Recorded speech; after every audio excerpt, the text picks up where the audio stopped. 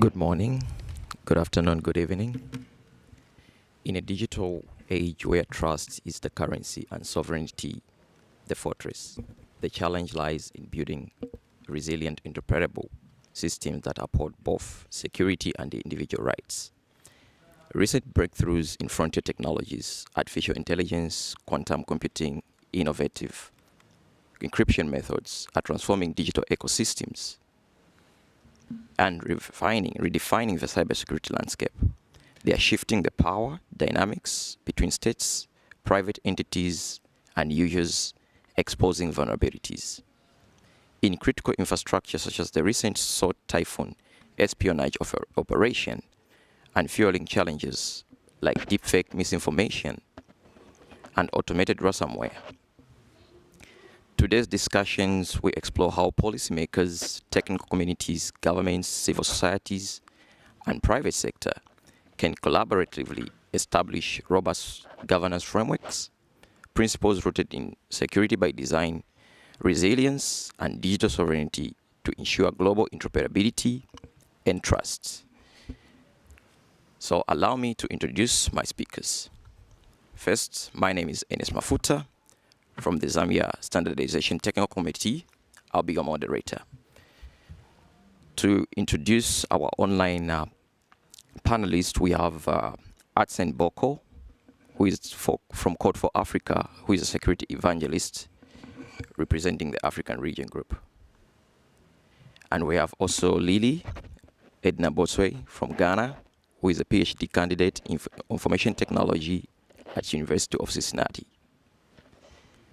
And we have our online moderator as well, Gabriel Kassan. I'm sure he's online.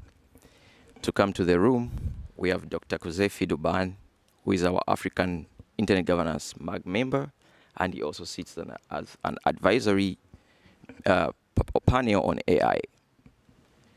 Then we have Bolutife Adisa, who is an information security. I've just seen him walk in. Please, you can join us. And he's also an MPOC communication chair at ICANN. Then we have our special lady here, Ihita, from India, who is a cybersecurity engineer and program manager at CloudSec Initiative. I'll go now to Osei Kega, who is our public technology interest specialist and from the Ghana Youth IGF. Last but not the least, we have Dr. Monojit, who is a cyber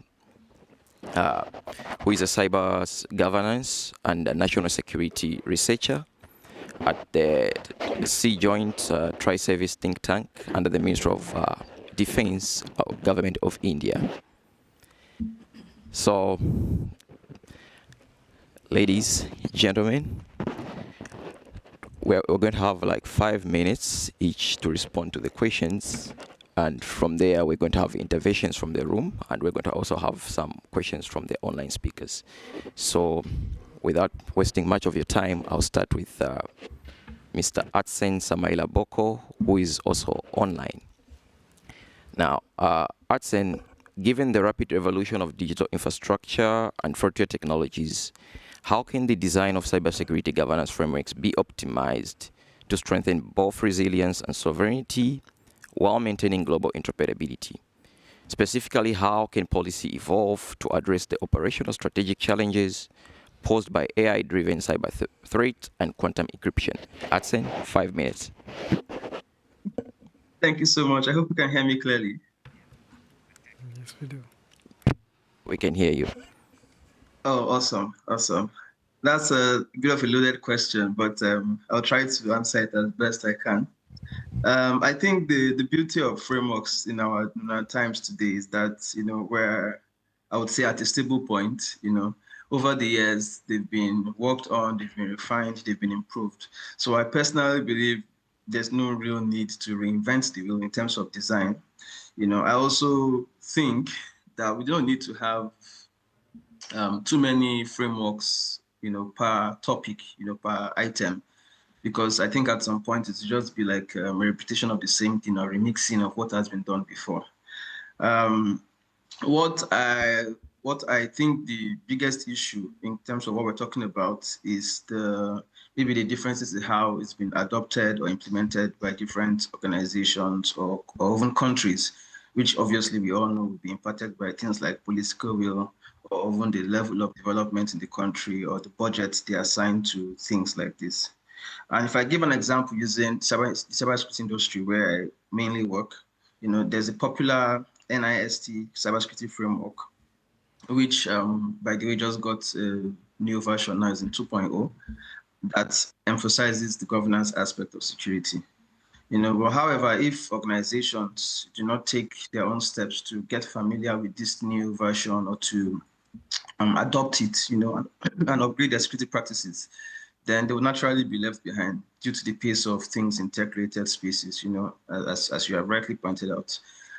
And so when talking about frontier technologies or emerging technologies, a critical approach would be to leverage standards, because standards are widely adopted and trusted if they are solid enough, that's created by people with the right expertise and endorsed by the right bodies.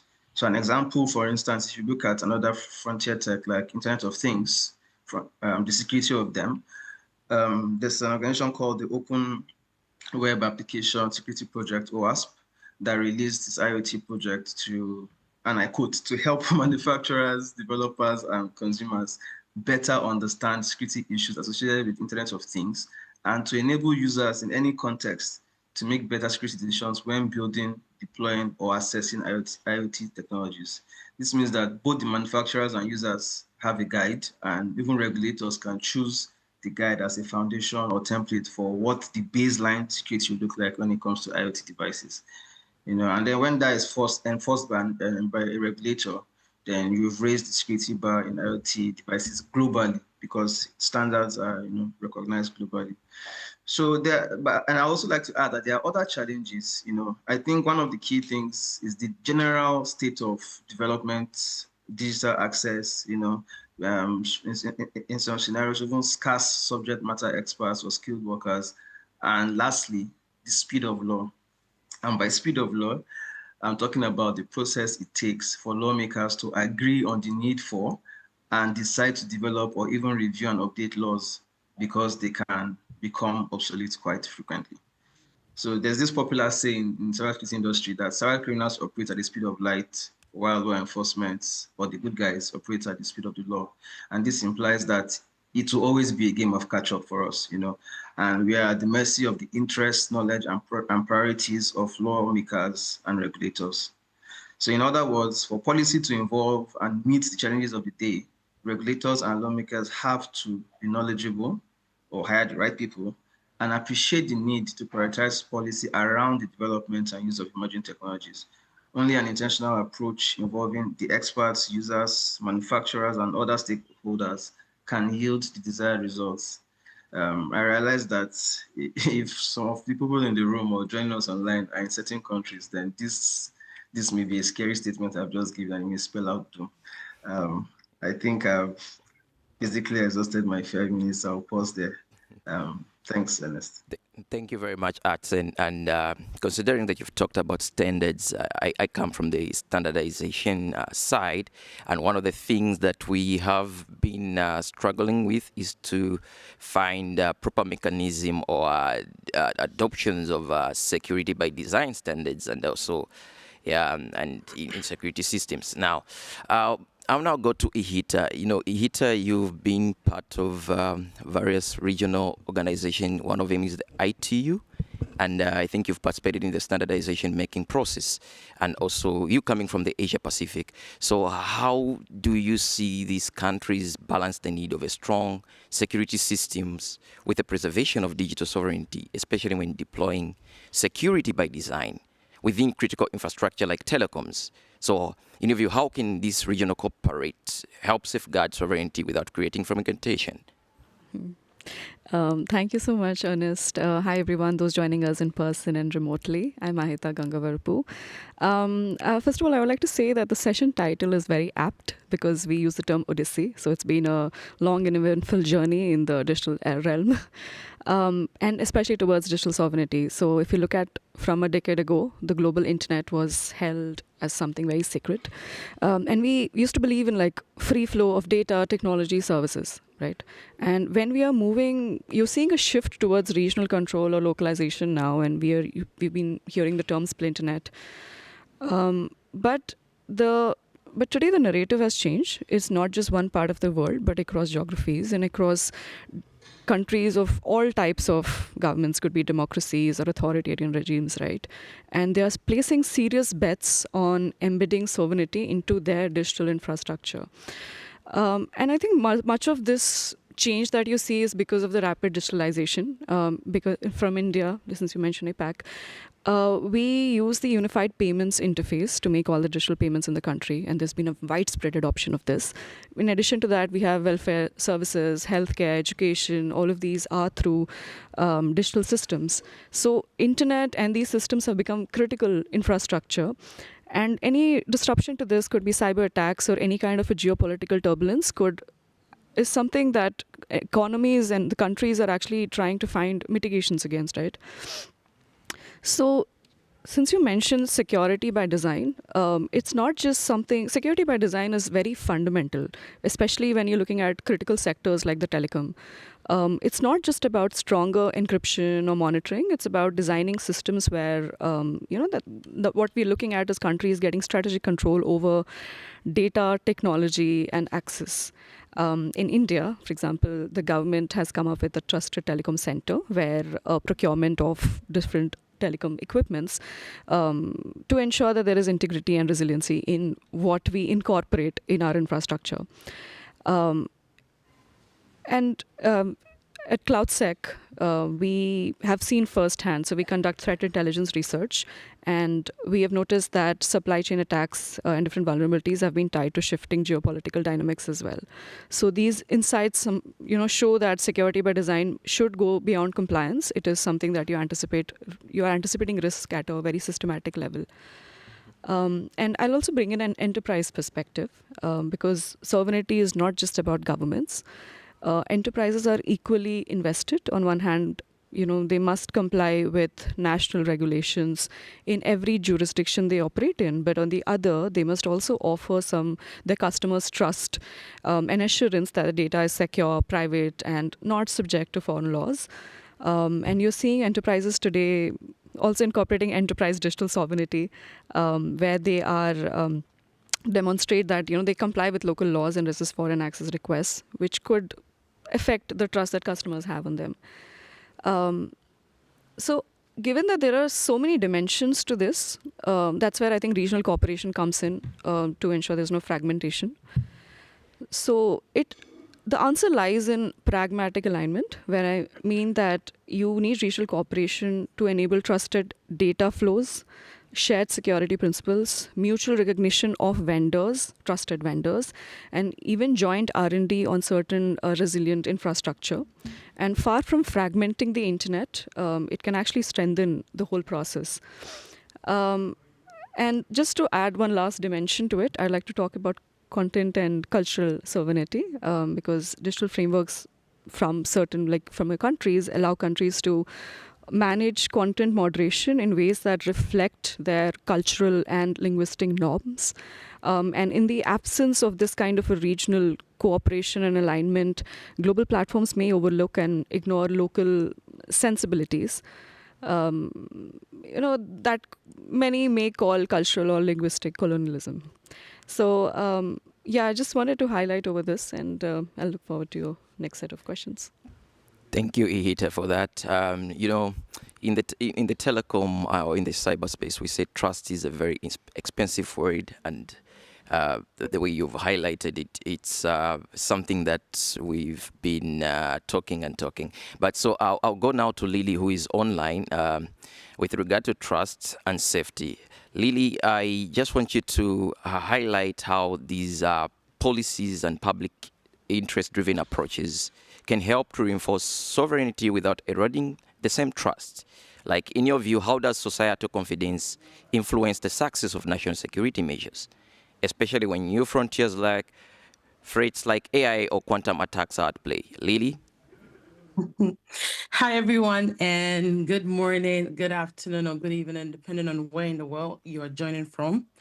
I usually will say that I'm so thankful for the gift of the internet. And today I'll say I'm thankful for the gift of time zone also, because it allows me to join online before work and also allows me to do this from miles away. So I'm joining you at 3:15 from Cincinnati, Ohio, and excited to join this conversation. And so I met a little bit of what Ahita was describing, but I'm just going to dive into the conversation, use examples from what we're seeing in research, just center humans, like make this whole process human-centric and drive home the points I have in mind. So thankful for the audience we have in person and those we also have online.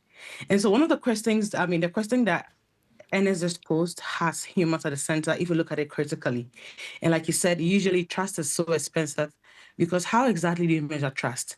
So in this question that he asked right now, we have a very complex variable, which is a human being. And if you've dealt with humans, you know humans would react to things differently based on how it appeals to them. Sometimes using emotions, sometimes using what they perceive as safety, sometimes even using what it is that favors them at one point. And then I currently do research with users when it comes to the privacy aspect, and which pretty much is linked with security. So I'm going to go through that aspect to break down what it is that would help us to be able to make sure that humans are actually at the forefront of all that we're talking about when it comes to digital sovereignty in a way that they trust the process to make sure that it works for them, and also to be people who accelerate this process. So one of the things that I'll start with is just a scenario. I was in a session where somebody spoke about community-based research, and the person threw out a question and said something along the lines of somebody had seen a cobweb. We all know what cobwebs are. So spiders weave cobwebs, right? And when they weave cobwebs, usually it's so pretty, they can stay for a couple of days and it can get broken down, or it can stay for as long as it's protected. Now, somebody has seen that a part of the cobweb was broken, right? And the person had seen before the spider weaving the cobweb, and the person went in to try to use thread and a special material to try to complete the cobweb because it was broken. And the next day, the spider came, and this person who was a researcher sat at the side waiting to see what the spider would do. And here is where the shocker happened. So the spider came in, and in your mind, you probably think maybe the spider will be happy and say, well, it was broken, so you held me, right? The spider came and destroyed the whole thing. Now, the person threw the question to us and asked, why did the spider behave that way?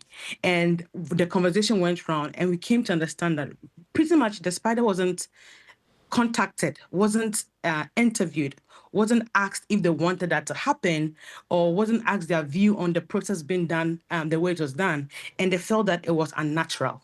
So that is what happens in this space of cybersecurity and this space of digital sovereignty, and I'll break it down as to the reason why it's so. Usually, when we talk about cybersecurity and tech, we usually would like to say that things like policies trail behind technology because technology is fast evolving. And then you build so much without usually thinking about the policies that reinforce and make this robust. And sometimes we find that it's trailing, and we do the catch-up game to try to make sure that all these systems are within a certain confine that is protecting humans. At the center of cybersecurity and technology is that key factor, which is the human factor.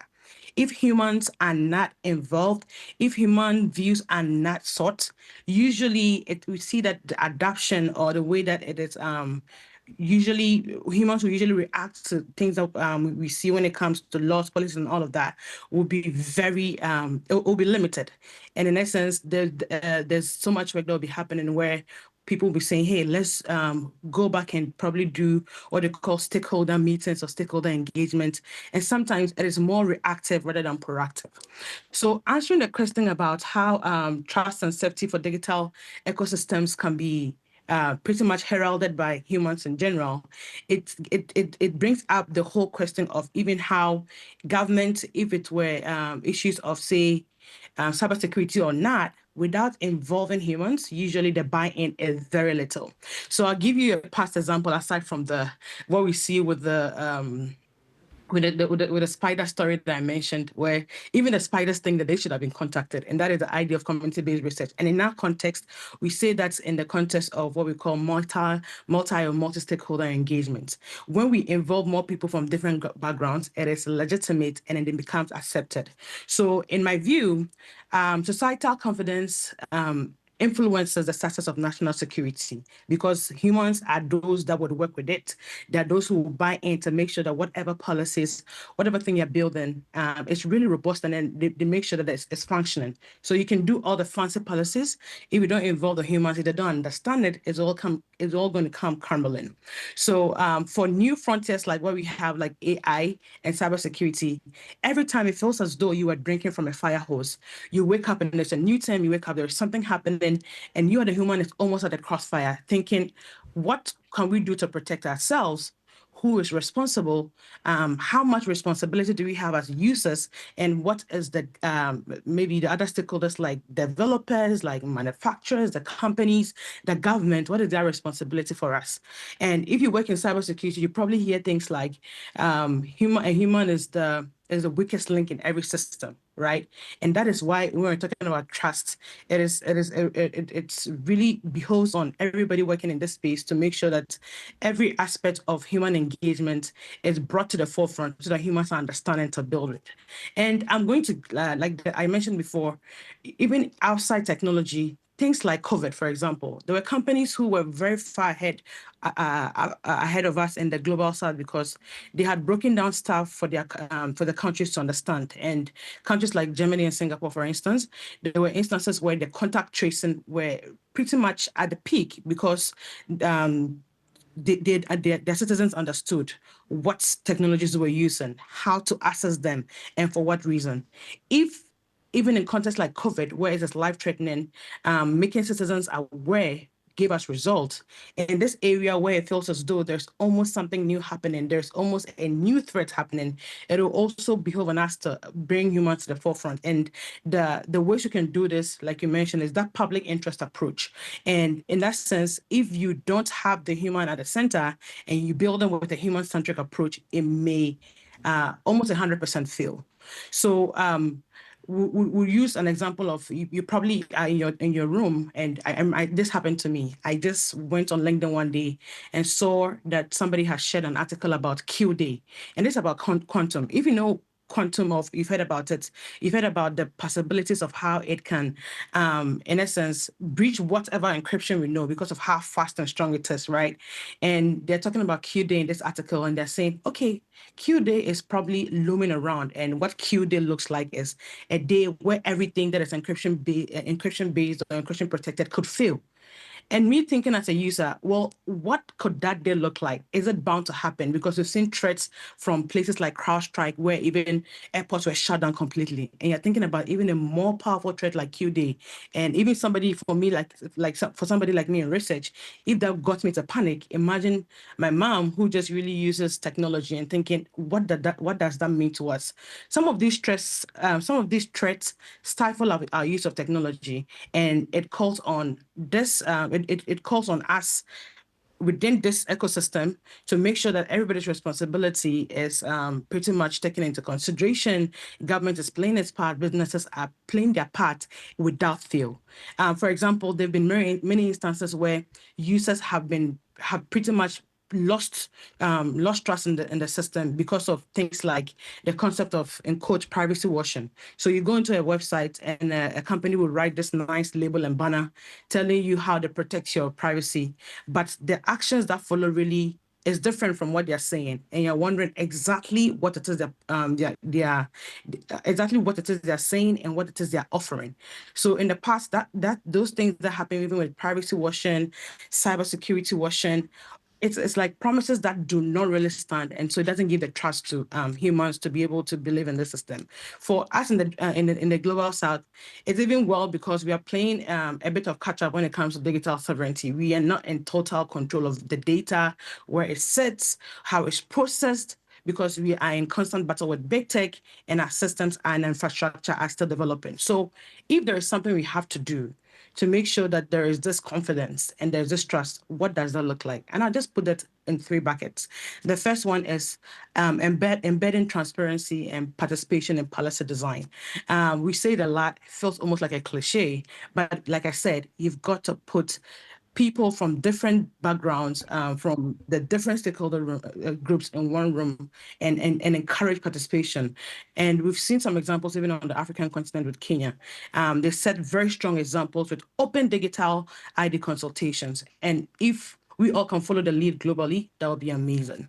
And another thing, aside from this, embedding transparency and participation in policy design, I'd also think about investing in civic digital literacy. Also, pretty common. Even the steps to do this is not really in the complexity of what it looks like, but civic and digital literacy is one of the big things. If, like I said, people don't understand the risks and the tools at play, whether it is AI, it is quantum or encryption, they can't trust or protect themselves. So aside from embedding trust and transparency, let's also push towards civic digital literacy. And I'll end with one thing about building cross-border trust frameworks. We cannot do it alone, and the effort shouldn't be in silos. Some of these frontiers and the innovation you're seeing is not only national, it's not within the national borders, and our response also shouldn't also be standalone in thinking only about national. We should look at how to coordinate a global approach in a way that's in our emerging regions. Lily, your 5 minutes is up. All right, sure. Thank you. I think I just landed on those 3. Thank you so much. Thank you for your intervention, Lily. And I like the fact that you've talked about policy design. Now, there's something that we've always say that to have a nice policy should be forward-looking and future-proof. Okay, so in terms of trust, we need policies that are forward-looking and future-proof. So now, when it comes to also policy, I have somebody here, Bolutife Adisa. You've been in the policy engagements, like you write policy for ICANN in your constituency, NPOC constituency, and you're a cybersecurity expert. So I just want you to talk about a bit about these policy measures that are needed to enhance trust and security in terms of digital infrastructure, and also against just these emerging frontiers threats like AI-driven attacks and quantum vulnerabilities, and also how can we make them adaptable to future challenges while maintaining stakeholder confidence. 5 minutes. Okay, thank you very much. Hello, everyone. I'm Bolutife Adisa for the record, and it's a pleasure to be here today. So because I have very limited time, I will just go straight into it. Thank you, Ernest. When we talk about trust and security, I would like to first say that these are not just technical challenges. They are more of social contracts that we need to really consider, because to reinforce trust and security, especially when it comes to AI and new digital technologies, I would say we need 3 foundational policy pillars. So I'm adopting this from a position of operating a critical infrastructure, because when we talk critical infrastructure, we don't just talk protection, we talk resilience. So in order to ensure resilience, first, we need to ensure zero trust by design for AI systems. What is zero trust by design? Zero trust is quite a common buzzword, but basically what it means is that we never trust and we always verify. So this is sort of a model that should be adopted, because it's mandatory to have multi-factor authentication on some of these systems, and to ensure that we don't have sort of a breakdown that eventually we end up regretting. It's also important to vet the systems, not just the systems, but the models as well as the data that feeds into the systems. And this also should not be a one-off thing. It's a continuous process, and then it should be done more regularly. And that's zero trust by design. Another one is that policy needs to mandate AI threat modeling, as well as red teaming for these AI systems. So in the critical infrastructure space, it's a regulatory requirement actually that you conduct red teaming continuously to check on the resilience of your systems. And this is very important because, like the earlier speaker said, the attackers are moving at the speed of light. So it's important that we constantly test the resilience. Even when you're not being attacked, you need to ensure that this is in place. And then lastly, someone talked about quantum computing, which is also quite important because right now it's a race against time. The current encryption we have in place, how does it stand against quantum computing or quantum power computers? And this also now brings the recommendation that we need to think more post-quantum cryptography to protect systems, especially like AI and other powerful systems that could be exploited. And also, as good as they are for humanity, we can also see the downside of it. So very quickly, the other part, which is how do we ensure that the policy remains multi-stakeholder, remains efficient. I think, first of all, we need to look at the UK and Singapore, what they have done in terms of sandboxing innovation. So you put innovators in a controlled environment to really test out and test the resilience of these AI systems. This is very important. It's also a way to ensure engagement of the required people. Second would be to have sunset clauses and policy APIs. So sunset clauses basically means that policy does not go forever. It gets to a point where it expires, and then you can do a review and see if these policies are still adaptable in this context. And also policy API is an important technology development, which we have machine readable policies such that these systems can spot violations by themselves. And this is also quite important. And lastly, like the IGF, we have the multi-stakeholder process. I think it's important that this is also still embedded in what we call AI governance or digital technology governance. I think my time is up, so I'd like to give the floor back to you. Thank you very much. Thank you very much, Bolitife, for that. And I like the fact that you've talked about the multi-stakeholder approach in this. And also talking about that, I would also frame it in the context of international cooperation. As you are aware that as new technologies evolve on the market, threats are also evolving. So there's need for international cooperations to ensure that we are in good standing and we are running at the same pace. So I'm going to give a floor to Dr. Kozefi Duban, who you are into the multiple organizations, and one of them is intergovernmental organizations like AI Policy Advisory, the AU, and UN. So, Dr. Kozefi, I just want you to give your perspective on how international cooperation can ensure that AI in cybersecurity respects sovereignty and human rights. And also, I just wanted to talk about what safeguards are needed to prevent fragmentation and also to build trust and align with these global standards while balancing national interests and collective security. 5 minutes. Thank you, moderator. Good morning to everyone. I'm very honored to speak here today, and I would like to thank the predecessor of this very interesting table. Yes, my name is Dr. Kozefi from Chad. I co-founded the Global Youth AI Advisory Body, coordinating also the AI and cyber diplomacy as well department, and then coordinating also the Chad Youth IGF and Africa IGF MAC member. In the face of emerging threats such as driven AI cyber attacks, deepfake disinformation, and quantum-enabled espionage, international cooperation must be grounded in mutual respect for sovereignty, while aligning with universal values of human rights and digital trust. As youth advisors, we have co-developed an AI for Humanity Code of Conduct, emphasizing AI for peace and security, freedom of expression, and responsible enforcement of international law. So this ethical framework can help guide cyber security cooperation globally, ensuring AI systems are not weaponized by states or corporations in ways that suppress civil liberties or undermine sovereign governance. So, in a perspective, in a local perspective from Chad, for instance, our Chad Youth IGF annual meeting we held last April 2025, we saw firsthand how the globalization of information throughout social media challenges local governance.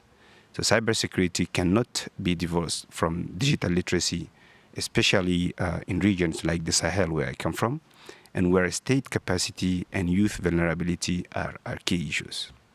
So we recommend regional capacity building initiatives that link local realities to global frameworks, such as the Global Digital Compact, through open consultation and public-private partnerships, academic as well. So in conclusion, to prevent fragmentation and foster interoperability, we need multilateral AI treaties, embedding human rights, safeguards by design, also intercontinental threat intelligence sharing, rooted in trust and inclusivity. And we need also to harmonize cyber norms that balance national digital sovereignty with collective global security. So finally, trust is built not only through technical protocols, but also throughout youth inclusion, cultural contextualizations, and transparent AI governance. Africa in general is not just a beneficiary, it is a co-architect of secure digital future. So let's commit to decentralized governance models that reflect these diverse voices and realities. Thank you, moderator. Thank you very much, Dr. Kuzefi, for that. So I'll now go to Dr. Monojit. Dr. Monojit, you've done quite a number of research in cyber governance and national security area, more especially in the geopolitics. So you have expertise in this thing. So my question to you would be, how should government prioritize cybersecurity policies to save their national interest in their in this competitive environment? What strategies should they adopt to balance immediate security needs with long-term digital resilience, especially considering the geopolitical tension around digital sovereignty and the enforcement of critical security measures? You have the floor. Oh, thank you, moderator. First of all, it becomes a bit challenging, when you have your predecessor already speaking everything, and you're coming inside and you have to add on something new. Let me add my bit, So, firstly, a disclaimer that although I'm associated with the think tank of the Ministry of Defense, but the views are my personal. And regarding to the views that you mentioned that about prioritizing the policies, I'll give you a very recent example that what the government has initiated in India. We have come up with an approach of a whole of nation approach. So here what we have tried is that we have introduced a future warfare course, and this is very much in open, it's not classified. And what we have tried to involve is that not just from the tri-services but also the other stakeholders who really, because you see today's time infrastructure is not solely residing with the government, and because in a democratic setup like India, undoubtedly the world's largest democracy, so we have to take care of the whole of nation approach as the first and foremost priority to address these type of issues. So what we have done is that we have brought in all the stakeholders, and this is one such a kind we are starting to go off. But my query, or rather I would submit here that the basic understanding here we have all we are giving our opinion, largely it remains same, if not contrasting, but sometimes contradicting as well. But we all remain united to the fact that there should be a central institution, or at least the platform UN that we are currently sitting and discussing. But with the given passage of time, we see somehow the relevance of the United Nations or the international body at large is shrinking. So we need to have a good discussion between government to government at a larger level, so that the platform remains significant. Like United Nations as such, if you see, has been I'll not say critique, but yes, its reality has been failed in some cases. So we should focus on building up and strengthening the central body. So here, when I mention that government to government, I don't certainly push for a multilateral forum here. That IGF should always be a multi-stakeholder discussion. But with this, there is a really strong need that we should come up beforehand, because you see, cyberspace is no more just a tool of communication. It's a frontier of warfare. After air, space, land, water, cyber is a frontier of warfare. Domain of warfare rather. So before the current scenario, what happens, every country is in the verge of making the first. So there is no threshold in terms of a cyber war or a cyber say.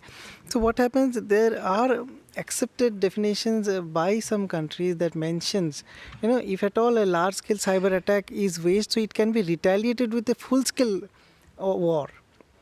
So what is the threshold? So, before a country decides its threshold and wages a full-time war or a full-fledged war, it is for us to decide. And for this, I believe we will still need a further discussion at the apex level and the centralized format under the UN, which I feel. And in addition to this, let me also take that since the convergence are more within the UN and the member countries, so it should always start off with something like which is a problem to everyone. Like, for example, tackling the fake news. So these are the common goals which every nation, whether they have a diverging views within the UN setup, but they do agree to the point that fake news is a challenge. So with this, I believe that that if at all we can start off with this convergence, slowly and steadily we can find out some more arenas for collaboration and cooperation that can always help us to form some effective policy that can ultimately pave the way. Because otherwise, every government has a different interest. For us, it may be different, and for countries which may be belligerent to us or which are neutral to us, will have a different strategy. And in cyber, you cannot trust anyone, because always, the cyber actors, we often trace it back to having a state-sponsored support mechanism in some way or the other. And since as my previous speaker has rightly mentioned, the lack of international law that governs, still, because we need someone or some architectural body that can actually oversee. Because you see, the existing mechanism, and if you see the International Court of Justice, or many such the case, International Criminal Court, but many countries do not, recognize that. If you see, so there should be some form of mechanism. So with this, I believe my time is close to end. So I hand over. Thank you. Thank you, Dr. Monijit. You've highlighted quite a number of very important things, and one of them that has stood out is about how these fake news, deepfakes are emerging. And I think governments are finding it challenging to combat these deepfakes and everything. And it's creating a different perception in the minds of users. And most of these deepfakes, when they are thrown out there, is that there is what we call reputation damage and everything. So it's a challenge. So I agree with you. We really need to move in that steps now. I want to bring it to the civil society perspective, because we know that civil society plays a key role in shaping accountable and transparent cybersecurity policies. So I'm going to invite Keja, or say, from your perspective, you've been in the civic space, and you're also a public technology interest specialist. So how do you see civil society organization influence the development of cybersecurity framework and to ensure that they uphold human rights and social inclusion, especially when governments are deploying measures to safeguard national security? So how can civil society contribute to a balanced approach that protects both sovereignty and individual freedoms? Thank you. Thank you very much. It seems the topic is very, very interesting, cybersecurity, or DC. And I'd like to ask ourselves the Odyssey, the synonyms, something like expedition, very long. And for the record, my name is Osei Keja, and I would like to also welcome everyone to this conversation. Such a very long journey. And if you are here, I would like to ask you, do you believe that the future of cybersecurity lies in civil society? Just shoot your hand up if you do believe. Good. 2 hands. 3. Awesome. It seems everything is being shelved to us, pushed to us. Oh, civil society, do this. Civil society, do this. And look at the topic. Very long expedition, cyber, and it's for the preserve of some people. I do acknowledge that civil society organizations play a very crucial role. They serve as the bulwark and indispensable counterweights in cybersecurity governance. But who should? The question is, who are the people there? Is it me and you, or the tech? Everyone is involved. So the term civil society organization should not be the preserve of everyone. I do believe everyone should be involved. That's my first argument. Then let's go into it. What have you been doing in terms of all this conversation? It's a lot, honestly. Maybe my 5 minutes may elapse from education to entirely awareness to everything is being pushed to us. Civil society, do this. Civil society, do this. But one thing which is quite critical is, demanding transparency and accountability. Many governments, I come from Ghana, and we have this RTI, where request for information bill, where you write to governments to demand certain information. I think we can liken that to the Freedom of Information Act in the US, where we request for transparency and all that. But as I mentioned, how many civil society organizations are there in certain marginalized even communities, or even has access to there? So in that regard, in that nuance, we need to activate something there. I do acknowledge it, we all can't be activists. We all can't be at the forefront of things. But how can you and I contribute in a little way in demanding accountability, policy accountability? Lady mentioned about human-centric approach. We'll come to that. Bolu mentioned about sunset clauses and all that. You're a lawyer here. In your individual capacity, what can you do to demand accountability? Have you written a letter to your Ministry of Communications demanding about surveillance? And with regard to the balance, which are legitimate powers and illegitimate powers, we need to activate something. How do we energize the base? So, secondly, co-creating right-centric standards, something civil society have been doing. And it's quite seen the case of the EU, most countries, where there's co-creation of impact assessment for critical infrastructure.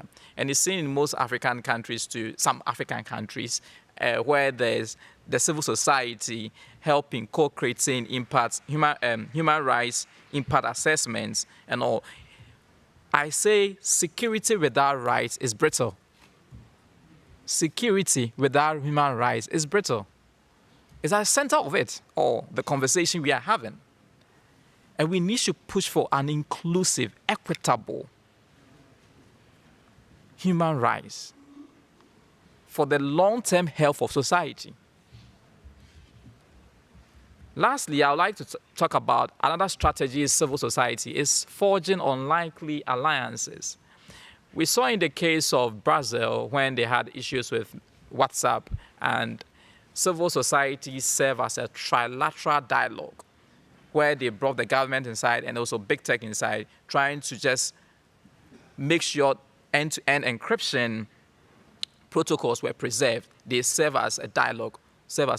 I know my 5 minutes may elapse, but I would like to end here that the definition of civil society should not be the preserve of a certain group. Public interest technology should not be a preserve of a certain group. We are all involved. Yes, we know we cannot be at the front, we cannot be front runners, but in our own small way, in education, creating awareness, we can cause effect. We can make things happen. So we must continue. I'll quote one of my favorite people. He said, we must continue with all our intellectual, spiritual, and spiritual energy to campaign for the emancipation of the productive forces And there's one African proverb I do love very much. It says, we cannot clap with one hand. So let's try if you can clap with one hand. It doesn't work. Collaboration. So let's collaborate. Thank you. Thank you very much, KJ. Yeah, we can all be activists, considering that we are all affected in one way or another. So let us be activists. Let's not leave it to civil society alone. I know technical communities. Let's also come together. Governments, everything. Yeah, all sectors. So now I'll open the floor to the room. We're going to have some questions from the room. We're going to have about maybe 10 minutes for questions from the room. Anyone want to take up some questions? Or comments. Or comments?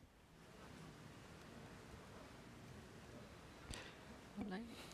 Yeah, there's a mic there.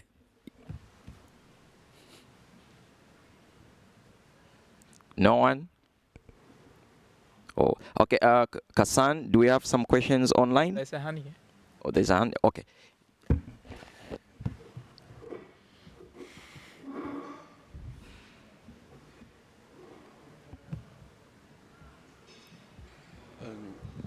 Question regarding my name is Eirik. I work for I've been working for various IT companies with security in Norway for many years. My question is, when you talk about trust, how can you expect trust if you don't have people making sure they have privacy? How do you make sure that how can you believe that the border control can be creating trust? Because you need to make sure that what is actually provided is secure. So providing the secure service would be providing the trust. How do you think about this? Anyone want to go first? Hita? Sure, I think I'd like, I think we've had a comment on trust from Lily. I'm not sure if she's still here in the conversation. Yeah. Yes. Yeah, I think I'll prefer this thing. But I just want to say, I think transparency, I'll just put in the keyword and I'll loop in after Lily. Okay, Lily, you can go. Okay, just I don't know if you can see me. I'm trying to get my video on, but I'll just start by answering. I mean, in essence, trust is, if you look at it, multifaceted. And when I say multifaceted, it requires many things to happen for it to really be achieved. And I give an example. Like I said, there's been the context of what is called privacy washing. Like you go onto a platform, you see a banner, it has a title that says, hey, we preserve your privacy, or we do whatever, we don't collect data, we don't share with people, we don't sell your data. In the end, it comes a week later, and then you're getting all of these emails from people wondering how exactly they got your details to be able to even reach out to you. The concept of privacy washing has become so much out there that people do not even trust what it is that they see online and the action that follows. So what he described is actually true. There is an offering that has to come from whoever is a provider for trust to really be actualized. It is in the doing, the action that you do to back the promise you've given to a user that would ensure that the user trusts in you. And many times we've seen that trust has been trashed in the face of users, and so users do not really trust that the system would even work. So for it to work, we usually would say do the advocacy, but it's also ways that people demand this. People are asking that, look, even online, for what it is that you put on there, we want to be able to understand. And then the concept of privacy nudging comes in. What you're putting out there, is it only to promise me, or you really are doing what you say you do? Is there a place I can see how long my data is held for what purpose? Is there a place I can see even who it goes to or who it's shared with? So they're looking for a way to even actualize what is known as situational awareness online, so that people can perceive whatever it is they see online by way of maybe pop-ups, all these banners. They can comprehend what they're saying, and they can also anticipate any future consequences. So I would say that what you said is true. there is a need for action to follow for people to trust it. Without the action and the service level agreement being fulfilled, usually users wouldn't feel the trust. And like I said, users will feel trust for different reasons. It can be that I accept that, yes, I've been treated fairly because my data wasn't shared, or I don't accept because I later on found that you were holding my data for whatever purpose. If what you said you would do, you are doing, it also just bolsters the trust of people, and people also can feel safe using your technology or using your platform. So that is what I'll say about it, and I hope that it's really helpful for you in the context that you were thinking. Thank you very much, Lily. I don't know. You want to go? Yeah, I think Lily's covered it Oh, already. but okay. yeah. Anyone wants to? Okay, Adisa? Yeah, so Bolutife Adisa for the record. In my opinion, I think in addition to what Lily has already said, I think security also goes side by side with trust. So if you have a secure platform, people are able to trust in what you're offering and they're able to use it more effectively, basically. So the trust also goes both ways. I think you mentioned rightly that whoever is the border control needs to ensure that whatever they provide is trustworthy. And I think that's extremely important. And it's also in line with what a lot of the speakers already mentioned. So yeah, I think ensuring that the platforms are transparent as well as secure is the major recipe for trust, especially for end users. Yeah. Thank you, Adisa. Josefi? Yeah, I would like just to add two words. I think before to talk about trust, we need to make sure that we have contain, control, and regulation. Whatever the language we use, I mean, users have to be sure that if they're online, they are, first of all, safe. What they use is also safe and controlled. And for that, we need like kind of national mechanisms that will allow us to control this process. It's very important. Yeah. Thank you very much, Josefi. Anyone else want to go? Okay, so we have another question from online. I think we take this first before we come back to the room again. The question is from Tracy Hackshaw. It says, do you think there can be a one-size-fits-all set of universal cybersecurity standards that will work across all countries? Or should there be another regional or even economical status focused approach?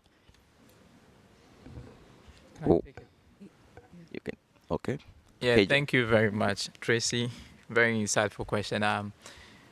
There's nothing like one size fits all, like a silver bullet when it comes to security or say cybersecurity issues. But I would say that, as I mentioned, security without human rights is brittle. Whatever we are designing, it must take into account of the people. They are at the center of it. What are we designing for them good? Are their rights respected? That should be the answer. Or policy harmonization may come in, it's effective, it's very good, but the core of it all must be the human-centric approach. And co-creation, it being inclusive, not designed for someone and being an afterthought. And we gather why stakeholder consultation, we throw it there. No, it doesn't work that way. Thank you. Thank you very much. Anyone wants to take that? Yeah, I think that's okay with you. It's actually, thanks Tracy for your question. So the thing about, although we say standards is something that should, applicable across, maybe could be for a specific industry or a sector or for countries, right? When you talk about countries, you're dealing with linguistic, cultural, economic diversities, and the resources that each country have to implement, let's say, complex standards vary a lot. It could be from a human standpoint, could be finances, it could be just the local adoption and different challenges across that, right? So that way I think that, and not just that, the kind of the levels and maturity levels across countries in terms of being digital varies. So the type of cyber threats that those countries could be facing would also vary drastically.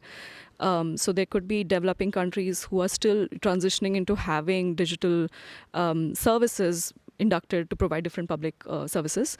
And there could be, countries like maybe the US or South Korea who are extremely digitized.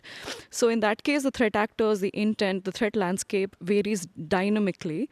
So I think that's where standardization that is fitting all countries collectively without having inputs from different, stakeholder groups, it's not going to work. This is what I think. Thank you very much, Hita, for that. And for me, just to add on, I think also it's very important for this international organization, international standardization, to be encouraging countries to follow these global norms that have been set. Because normally the challenge is that many countries are not following these global norms in their respective regions. So there's this cybersecurity gap which exists among countries because some take it as a national interest. So there are a lot of issues around that. So I won't take much of your time. I don't know if we have another question from the room before we conclude.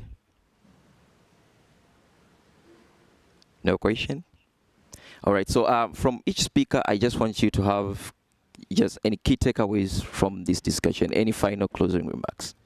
So who wants to go first? KJ? Oh, okay.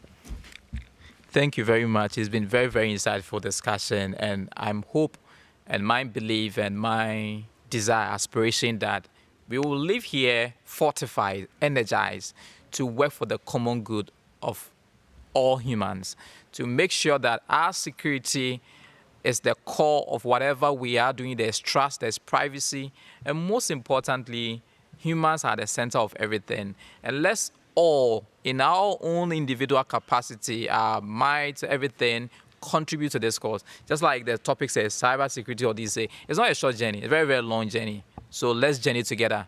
Life, they say, is better in company. So let's all co-pilot. Thank you. Okay, Hita? Yeah. So I thought it was from here. All right. So thank you so much, actually, for this opportunity today. What I understand of digital sovereignty is this as a concept cannot work in silos, and you need to have a very layered approach. And we spoke about how regional and national and even actually global cooperation is required in this realm. Then that's something, and I think we've been discussing even during WSIS and the GDC discussions as to how you need these kinds of policies and structures in place. And overall, when you look at the work that's been done in the cybersecurity space, it could be policy, regulations, standards, or any kind of activism that's also done. It has to be flexible, scalable, adaptable, adoptable by countries, organizations, and us as individuals. So I think I'll leave it to that. Yeah. Thank you. Before I go to Dr. Monojit, Lily, any final closing remarks? Then Atsen will follow. I think I tend to talk a lot, so I'll just end by saying this. Trust isn't a byproduct of strong policy. It is a foundation of it. Let's build with trust in mind and not think of it as an afterthought. Thank you. Thank you, Lily. Atsen? Yeah, Ernest. I just want to buttress that, we've spoken about a lot of things, like multiple interventions that are pushing things in the right direction. It's things like, AI for good or AI ethics or defense in depth, zero trust, separation of duties, principle of least privilege.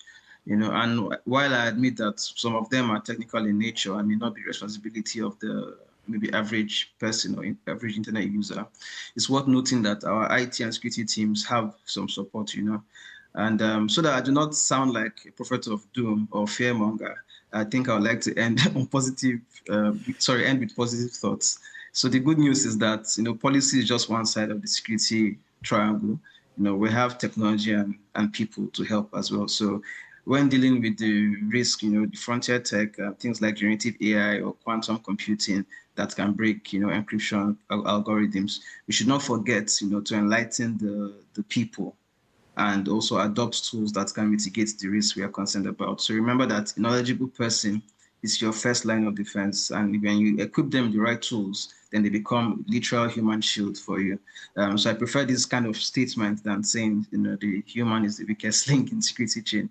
So regardless of your role or capacity, aim to learn more, understand how policies and regulations can be beneficial to you or your organization, and you'll definitely be playing your part. Thank you so much. Thank you very much, Atsen. Dr. Monajit, you can go next. Yeah. So when you talk about the term security, the biggest dilemma is that whether we will be building 10 schools or we'll be buying a few helicopters or ammunition. This is the standard dilemma that a country faces every time. And in terms of cyberspace, so it's either we are going to give the privacy or get the security, because privacy and security sometimes we find it don't come together. So with this, I'd love to mention that since my esteemed panelists are already working in multiple fields, so let us do something, that can really pave the way for future collaboration. Like, for example, in terms of tackling of the fake news, which is, I'll reiterate that it's a challenge for every country that faces. So, at least developing some portal, and like how you see Wikipedia came up, a few years back.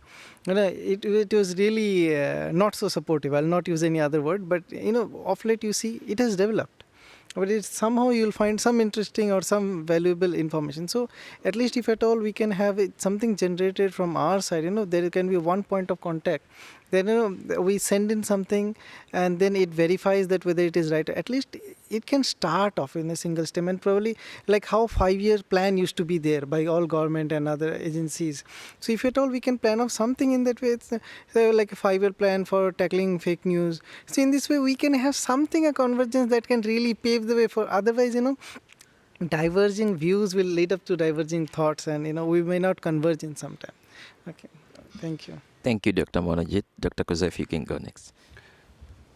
First of all, I would like to say thanks to the participant for being here to listen to us. There is no good or bad idea. It's always about discussions. I would like also to say thanks to my collaborators and friends here, panelists, and also to you, moderator, for coordinating this. I won't forget about Kazan also, who is online coordinating the platform. Thank you also, Kazan. In conclusion, let me highlight this. Securing our digital future in the age of frontier technologies demands more than just reactive policies. It calls for proactive, inclusive, and ethically grounded cooperation. From N'Djamena to Nairobi, from also to Jakarta, we must build a cybersecurity ecosystem rooted in trust, guided by human rights, and resilient by design. As youth, we are not just participants, we are co-creators of the digital compact. So let's together ensure that the AI serves humanities, respects sovereignty, and protects the dignity of all. Thank you very much. Thank you, Dr. Kozefi. Finally, Bolu. Okay, thank you very much, everyone, for listening to us today. I think the panelists have really spoken well. For me, at the end of the day, I think trust and security are essential tools in building the digital backbone for our next century.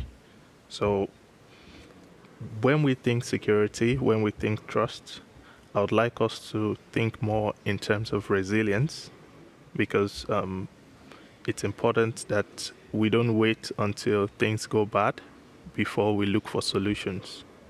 So in the security sense, it's important to always test, always discuss beforehand, always see if your system fails, see if AI probably would not work in certain aspects, so that we will not fall into a situation where humanity suffers from the product of innovation that we see today. So it's important that we test the resilience of this, and we keep talking, we keep pushing it, pushing the policies, pushing the necessary frameworks that are required to ensure that these systems work for our good and not for doom, like some people might think. Yeah.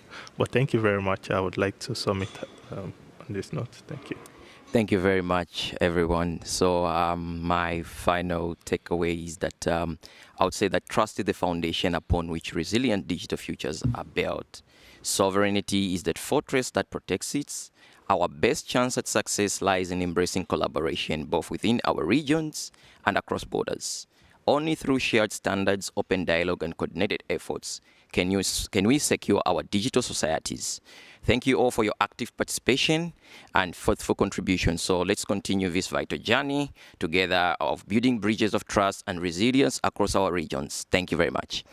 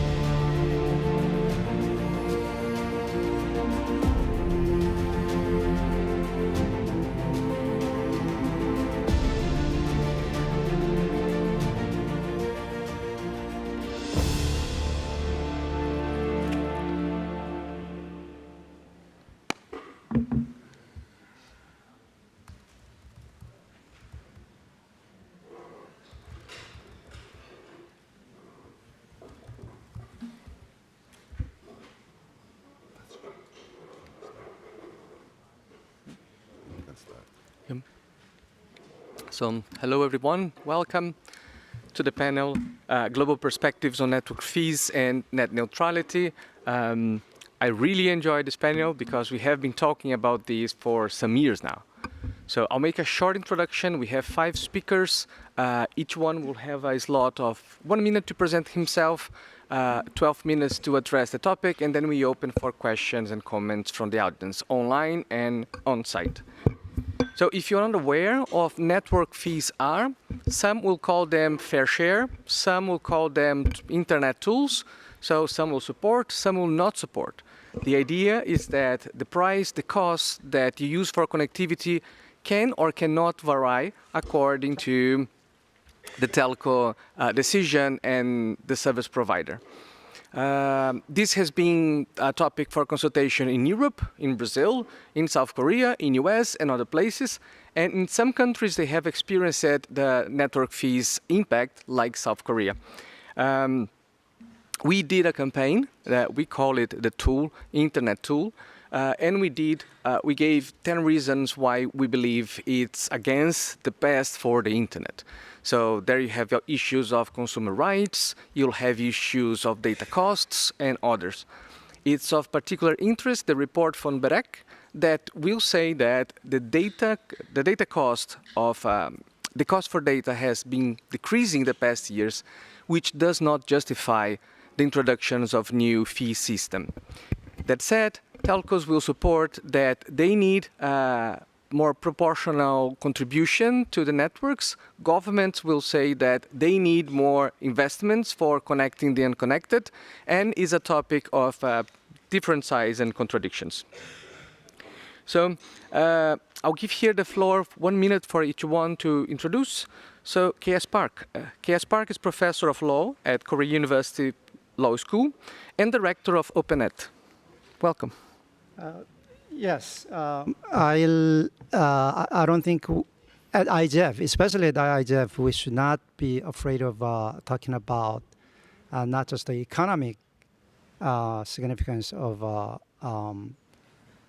net neutrality or other norms, practices by which we have financed the data delivery around the world to make the internet possible. I'll get into that, and I'll talk about how even a small departure from that golden rule, the golden practice, will cause disasters on the internet ecosystem as seen in South Korea. Thank you, K.S. We move now to Konstantinos Komatis, resident fellow with the Atlantic Council Democracy and Tech Initiative. Hi, hello everyone, good morning. So glad to see so many of you here interested in this topic. As Fabro said, my name is Konstantinos Komaitis. I am a resident senior fellow with the Democracy and Tech Initiative at the Atlantic Council. I have spent pretty much 20 years discussing this issue, so I can't believe that we're still discussing this issue, frankly. I was in Dubai when this was a thing in 2012. Then I was part of the conversations in Brussels when the open internet regulation was being discussed in 2015. And then since 2021, I believe, if I remember correctly, we have been discussing it again in Europe, and I have been engaging in those conversations as well, and also in some conversations that are happening in Brazil. So very much looking forward to this. Thank you, Konstantinos. So we move now online to Claudia Ximena Bustamante. She's Executive Director, Commissioner of the Communications Regulatory Commission, CRC, of the Government of Colombia. Welcome, Claudia. Hello, everyone. Thank you for having me in this space. I'm Claudia Ximena Bustamante, Executive Director and Commissioner of the Communications Regulatory Commission of Colombia. We have been studying this topic since last year and working on net neutrality more than a decade. It would be a pleasure to discuss with all the panelists today. Thank you, Claudia. So now we move to Tatiana Tropinem from Internet Society. Thank you very much for having me here. Tatiana Tropina, Internet Society. And at the Internet Society, we have been engaged with this debate very closely because various proposals, not only on network fees, I will speak later about how this debate has been shifting, taking different directions and different angles, but how ultimately there is no indication that there is any problem that actually needs to be solved. In fact, all these proposals on network fees are more solutions in search for a problem, and how they ultimately can fragment the internet, disadvantage consumers, and have quite a detrimental impact on net neutrality. Thank you. Thank you, Tatiana. And now we move to Thomas Wollner, Head of Global Content Delivery Policy at Netflix. Yeah, thank you, Fabro. And hi, everyone. It's great to have such a nice attendance early in the day. Hopefully, if we put on a good show, more people will also walk into the room. So thank you all for making it. So I'm Thomas Vollmer. I represent Netflix today and the so-called private sector. But it's been 20 years in this great community of IGF. We're all part of this multi-stakeholder process, and from event to event, sometimes we represent different organizations. And so I think I'll bring that perspective also as a practitioner of IP interconnection. I've been doing this for 15 years on the telecom side, and then on the hyperscale, on our content side. And yeah, I look forward to a great discussion. I'm a little bit intimidated because I see Professor Park has prepared a slide deck. So yeah, I'll just talk through the issue. Park always have good decks. We should all be intimidated. So I think there is a higher issue here. So we have been discussing network fees for a few years, but directly related to that is how do we govern, how do we regulate the internet? So in the past, we make distinctions between how we serve the internet and how we use the internet, two layers of the internet that we keep separate, at least in terms of regulation. In Brazil, for example, the telecom agency, it's allowed to rule the infrastructures of the internet, but not the application layers. In other countries, this happens as well, in EU and others, and this has been questioned. And this is directly related to the idea of network fees, so it's very good to discuss this, because beyond the idea of network fees per se, there is a discussion here on how we regulate the internet and how many people, how many agencies we have involved in that. So, KS, would you like to start? Yes. That's me. That's my contact information in case you want to take it down.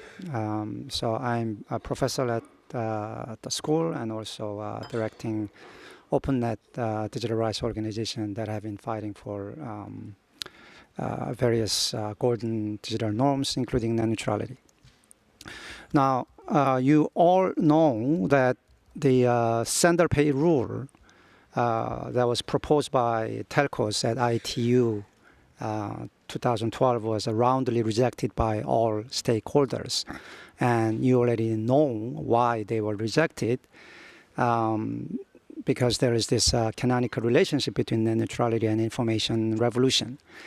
Under the net neutrality regime, where traffic is not discriminated for content, device, application, or whether the traffic was paid for. Under that regime, everyone has a chance to spread his or her message to everyone else without having to worry about the cost of data delivery.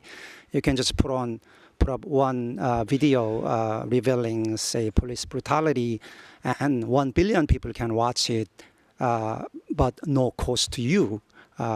So the photo that you see is the statue of democracy fighters who worked around the time of Gwangju massacre of 1980, which was a really important event in the history of Korean, modern history of Korea. They are risking their lives in printing leaflets, asking people to come out for demonstration, and passing those leaflets out, they'll have to risk their lives. Otherwise, risk of being caught by the police and being tortured. In these days, the protest organizers, they don't have to go through this risk. They can just put on one video, one message, and people will come out. And that's how you see the massive demonstrations in South Korea this past few decades. So fight for net neutrality is not just to fight to continue information revolution, but also not to regress back to the world of telephony or postage, where the sender, whoever is speaking, has to pay the cost of delivering their messages. The sender pay rule exactly undercuts this pro-democratic effect of the internet by taxing people for speaking online. Now, networking, so the internet was built on this idea that we can all crowdsource our connections with one another for free. Just like people lined up to put out a fire in a village, all the routers, as long as they stick to the rule of taking from their immediate neighbor and then giving to the other neighbor without any condition and without any payment, everyone can use the communication system without having to pay for delivery. As long as everyone pays for connection, as long as everyone pays for local connection, no one has to pay for the global delivery of data, no matter where you are. And sender pay rule undercuts that. So we have had this system where everybody is paying for local connection, but really don't have to pay anything for actual delivery of the data. Now, network fee proposal, which was revived a few years ago, is something different. It seems to apply only to the cross-border data traffic. It has nationalistic character to it. So what telcos are saying is that they're spending money to maintain the domestic network. So whoever is sending data into the network, thereby burdening the domestic network, needs to pay the telcos who are maintaining it. But what telcos are forgetting is that the traffic route of any internet communication has the overseas segment and the domestic segment, right? Who is paying for the overseas segment? Big techs are investing in subsea cables and content delivery networks. Now, telcos, they can charge their customers the monthly fees exactly because their customers can receive the data from overseas big techs delivered through these subsea cables and CDNs. So telcos are benefiting from the big techs' overseas infrastructure, as much as the big techs are benefiting from the domestic infra. So it is this mutual beneficial relationship. So internet communication has this beneficial relationship, and that's why the early internet framers, the early framers of the internet, decided not to charge one another, and that decision really made the information revolution possible. Actually, telcos already know this because telcos, when they receive the traffic through the hierarchical, the normal hierarchy, before the big techs began delivering the traffic at their doorstep through subsea cables, they actually paid money to the higher tier telcos. But now, by receiving traffic directly from the big techs, they are actually saving money, right? Again, a mutually beneficial relationship. Now, you know that under this, you already know that when there is this mutual benefit, usually peering takes place on settlement-free basis. Now, net neutrality does not require peering to be settlement-free. Peering can be paid for. And net neutrality does allow that. But the problem with the network fee law the fair share deal or network fee law in other countries, is that it mandates paid peering. Think about it. If the law requires one party to pay and the other party to get paid, what do you think will happen in that relationship? There will be abuse. The party entitled to payment will abuse the relationship to charge as much possible as much as possible, and the other side will have to succumb to whatever the demand is because why? Because they have legal obligation to make the payment. Now, how do I know this? You don't need a thought experiment to do this because the real experiment happened in South Korea in 2016. You'll see that even small departure from this mutual beneficence principle causes a huge problem. So in South Korea in 2016, the government instituted a partial sender pay rule. So under this rule, only among the telcos, only among the ISPs, the sender had to pay. What happened? Telcos, you can see the image, you can see the picture above. The telcos hosting popular contents like Facebook cache server or Naver, Korea's #1 platform, by definition, because they were popular to all the users of the internet, they became the net sender of the traffic, and they had to pay other telcos, which means hosting popular content became a burden for the telcos. So the competition among the ISPs to host popular contents disappeared. And because the competition disappeared, Korea became the only country that the transit prices, which is really the internet access fees on the supply side or data supply side, did not fall, unlike all other countries where the transit prices fell by at least 5 to 10% each year. Already in 2017, you can see that Korea's transit prices is 8.3 times Paris, 6.2 times London, 4-5 times New York and LA. And this trend continues to 2021 when the Korea prices became 8 times London and 10 times Frankfurt. And this, of course, makes the network environment toxic for Korean content providers, which explains why you don't see successful startups from Korea after Naver and Kakao.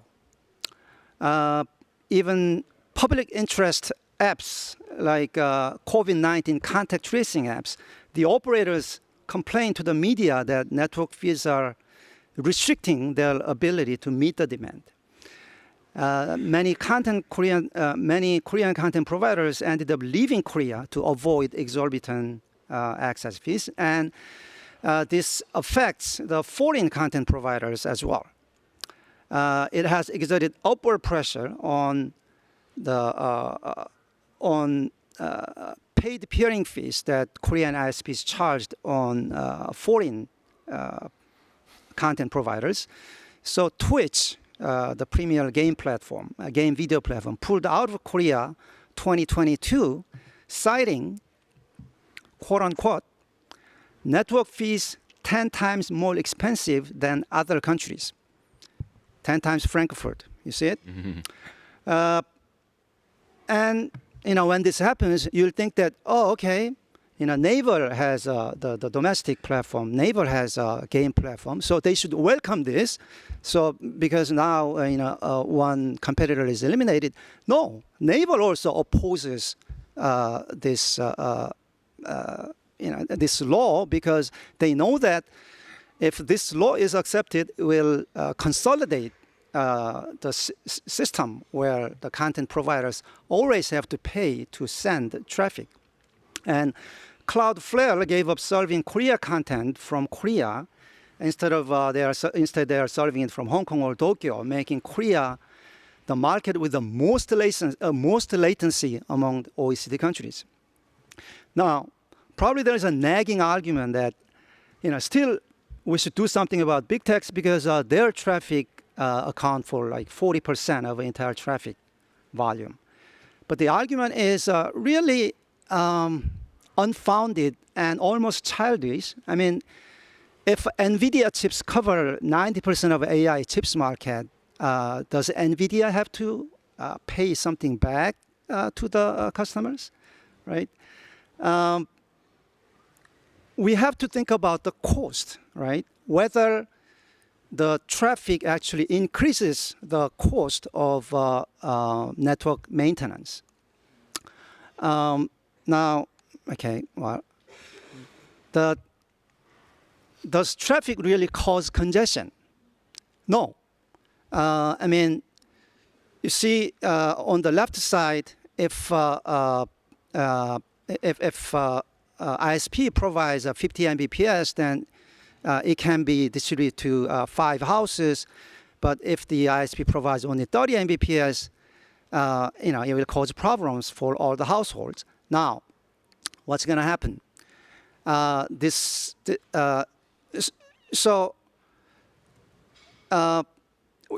means that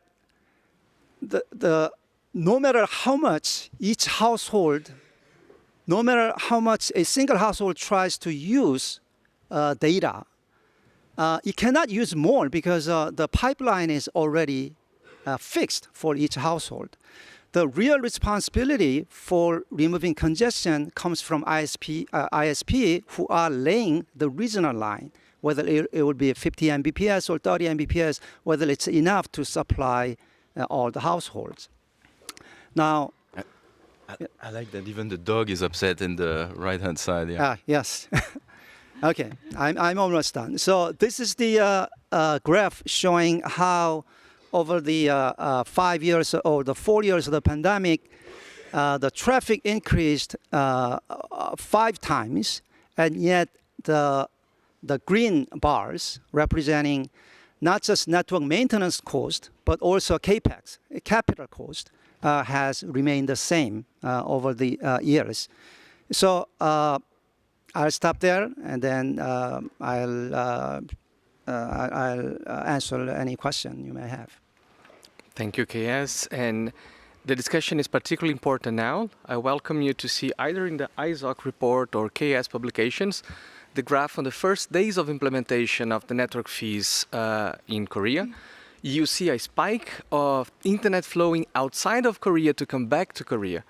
In the current state where we need kind of AI fabrics, we need data centers, we must remember that this kind of data flow is the Milky Way, is the basis of how we fund data centers.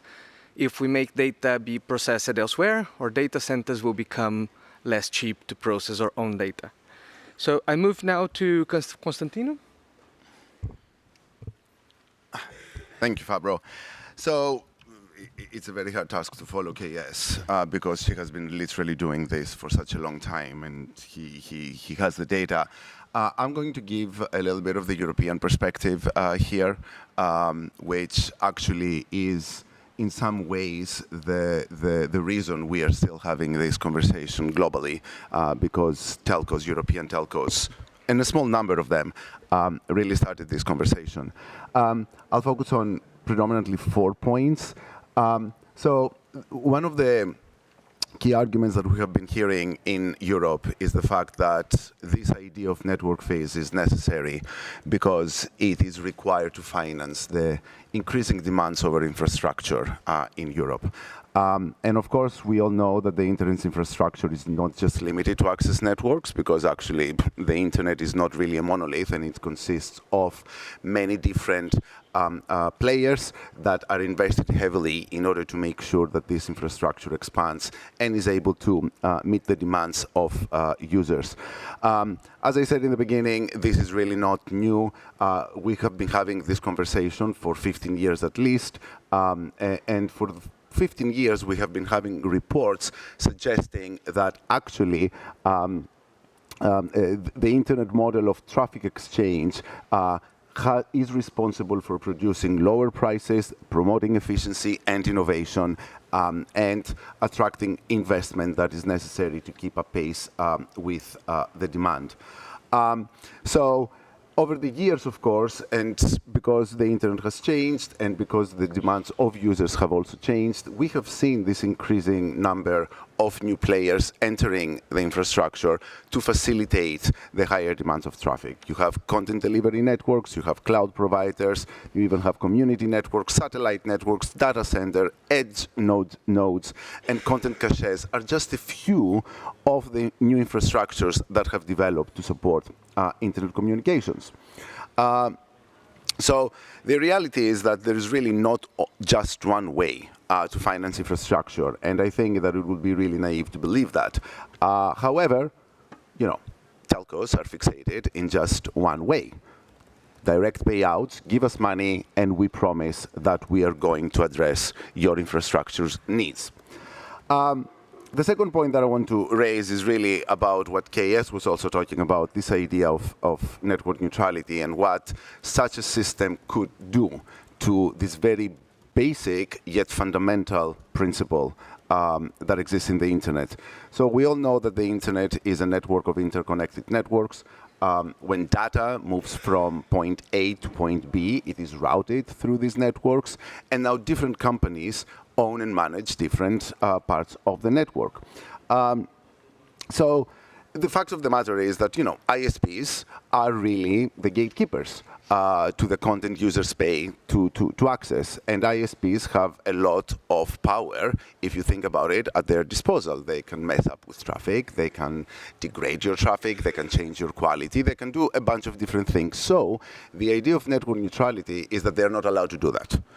And we need to make sure that this continues to happen, because if we give them any indication that the rules are a little bit flexible, they will be able to mess up with the way traffic is delivered and the experience that users end up having. So imagine an environment where telecom operators are able to negotiate deals for infrastructure development with certain companies within the internet's value chain. So logic dictates here that there must be some sort of a trade-off. We cannot expect money just to be handed out to telcos from Google or any other big company. So the possibility is, and that could happen, that a telco may end up prioritizing traffic or allowing content from certain companies, and that is a real issue. The other thing that needs to be pointed out, especially in the context of Europe, is that no one has ever proven that there was ever a market failure. Literally. I mean, there have been studies after studies after studies that actually say it is the contrary. There is no market failure in Europe. And when we have been asking for evidence that, why do we need this change in order to be able and support a market, we have not been getting that evidence. So, and this now is on top of a global pandemic where we saw a massive increase in traffic, right? If there was ever a period in time where we could have had market failure, that would be during that 1 year in Europe when we were all locked up in our houses and the only thing that we're doing was accessing the internet. So another point, moving money from one private actor to another is really not a good idea. It's actually a pretty lazy idea, if you think about it. So the internet is made up of independent networks, and each network joining the internet is responsible for their own policies, their maintenance, and upgrades.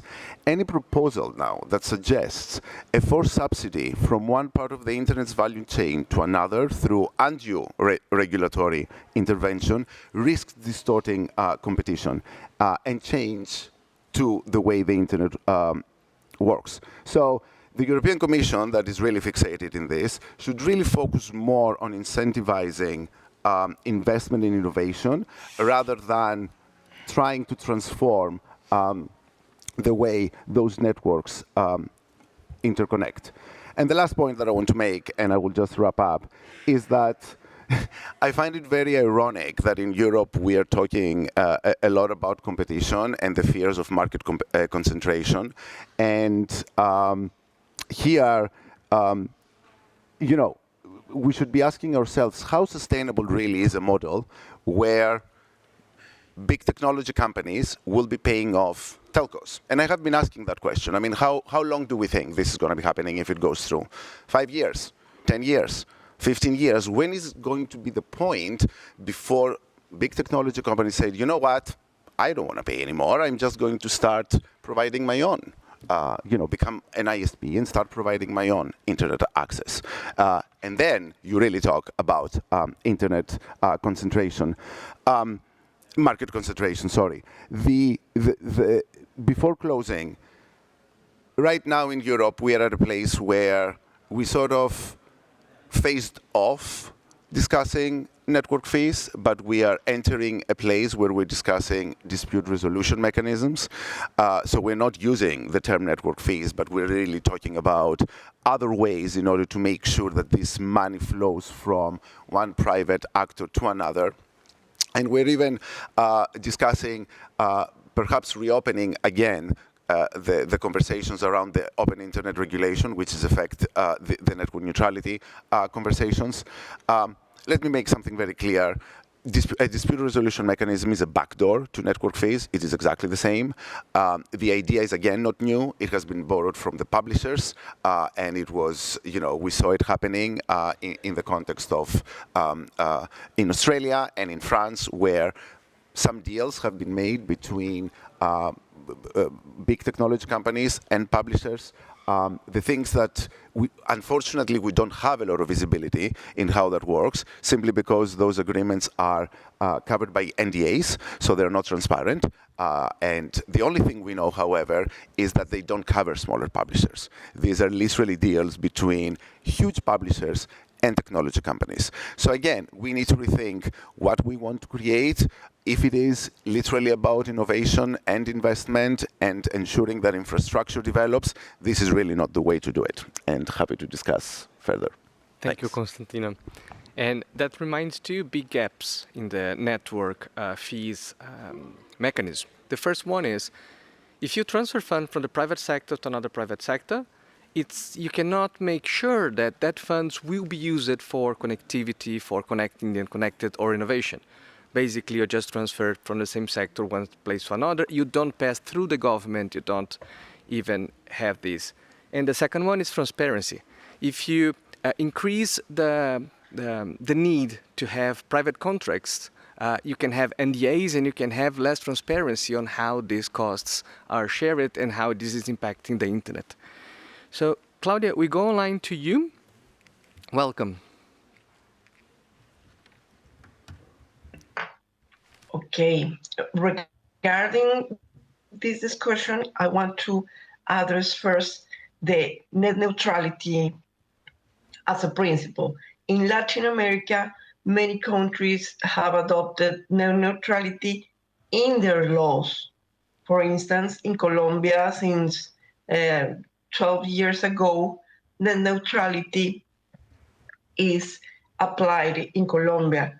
For that reason, we need to have an open internet without discrimination related to type of traffic or company or any sector. I think this helps to foster innovation and to continue evolution of the ecosystem.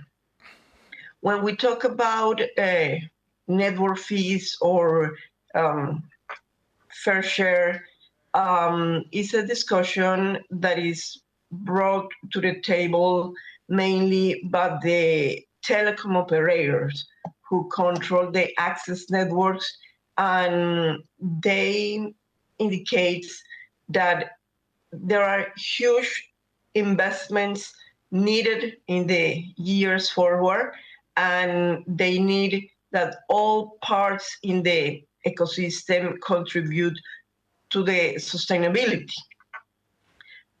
From the regulator perspective, we need first to identify if there is a problem, if there is a market failure. For the reason in Colombia, at the end of the last year, we opened a consultation to all the stakeholders, but not focus on fair share specifically, but in the whole ecosystem to understand better in Colombia how is the functioning between access networks, content networks, and all of the agents of the value chain of internet for mobile and for fixed telecom networks. In that consult, we asked for information about traffic evolution, ARPUs, infrastructure provided by the different actors, the content access providers and the telecom. And we are gathering this information to have a real diagnosis of what's happening here. Because as we heard before, the Europe and the South Korea approaches are very different, and we cannot only bring that experience directly to the Latin region. We need to understand what is happening in Latin America, having in mind that we have multinational companies also working here. In the first analysis that the CRC has been taken, we saw a growth of the traffic in 1.7 times in the last 2 years. We think this is a normal growth. There is no exponential growth of the traffic that in some times was mentioned by some actors. And we think this could be due to two main aspects. One of them is the distribution that has been made for the content. We have more CDNs and caching installed inside our country, and this helps to have the local or domestic traffic instead of overseas. And the other is the technical advances made in compression. Some content providers have been working on that, and in Latam region, we have news about agreements between big tech companies and big ISPs in different countries like Mexico, for instance. This will help to lower the need for traffic for networks, lower the pressure for the network that is handling that traffic. Of course, we understand that there's a great pressure for investment and for connecting users. We have now a lot of users that has not been reached by any network at the moment.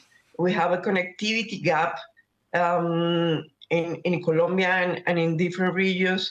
And as a strategy and as a public policy, we need to address that. In that aspect, different discussions has been taken.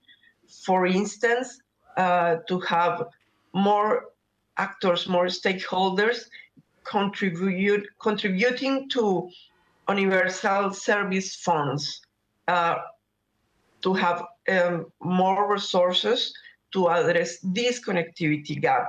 This is a topic that has been discussed by many policy government agencies around the region, and it's a way to have more services, more reach of the services for the users. But at this moment, we don't think there is a specific solution for this discussion that has been taken mainly in the last 2 years for Latin region. We know BEREC, like Constantino said before, has more years discussing this, and we know, we have studied their experiences about the conclusions of the functioning of the IP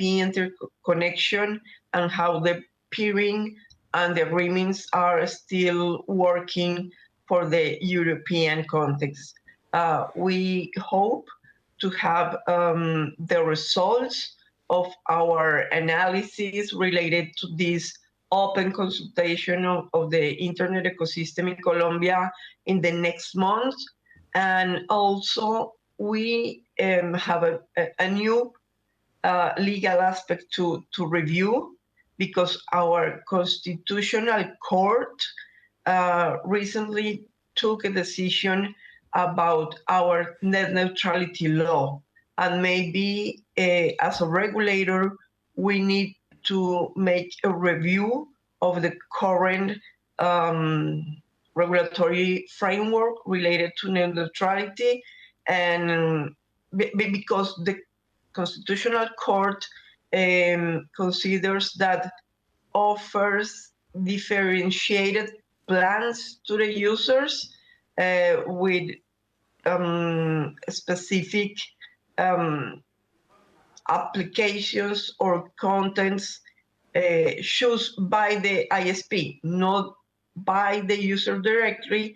It's against the neutrality principles. For that reason, we will have to study that decision when it's fully published in the coming month, and maybe we have in the next year an updated regulatory framework for the neutrality and for this discussion. Thank you very much, Claudia. It's very interesting that the results of the consultations are coming in the next month. Brazil has done a consultation twice. We have evaluated all contributions and split from those supporting network fees and rejecting network fees. Basically, big telcos are one side, the others are in the others, which reinforces an Internet Society report from 2 years ago that I think was named Telcos versus the World. So, Tatiana, please feel free. Thank you very, very much. And I just want to start with a very brief reflection that these debates are developing and there are some shifts. As Constantinos said, there is not one way to finance the infrastructure development. And there are certainly various and very creative ways on how big telcos push this idea of network fees through.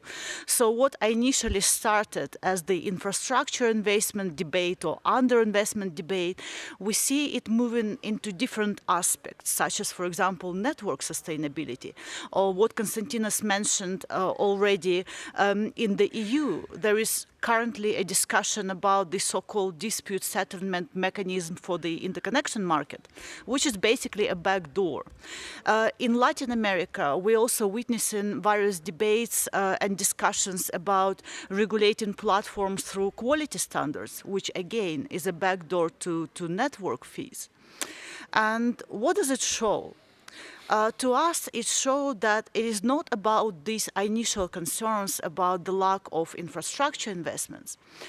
So far, we don't see any indication that there is a problem that needs to be solved with the network fees or fair share. As I said at the beginning, in fact, it's like a solution. Various solutions have been proposed in search for a problem. It is my understanding, of course, we'll look forward to see the outcomes of the consultation in Colombia, but various debates in Latin America found no market failure. The consultations in the European Union also failed to provide any evidence of a problem that needs any regulatory interventions like that. And even more, the European body of regulators for electronic communication, BEREC, already mentioned here, has concluded that Internet's interconnection ecosystem is a well-functioning market. It has very good dynamics with very balanced bargaining powers, and BEREC also said that the introduction of these cost-sharing mechanisms would in fact have very negative consequences on the Internet ecosystems. So it's basically all about the telecom operators generating revenues and wanting some easy solutions to get more. And to us, the reference to content providers being traffic generators is the flawed premise that BEREC has already debunked, at least in the EU. Following these developments and following these narratives in the EU, in Latin America, and also in South Korea, basically lets us witnessing how the big telecom operators are trying to break the net neutrality frameworks. And they're even saying it openly, that hello, hey, this is the time to review the net neutrality. And as I said already, the premise that content providers or platforms are traffic generators, that they generate the traffic, is fundamentally flawed. The traffic is not created by the online services. It is requested by internet users. It is this traffic that those very users already pay for in their internet subscription, and just as online service pays for their own internet access to send it.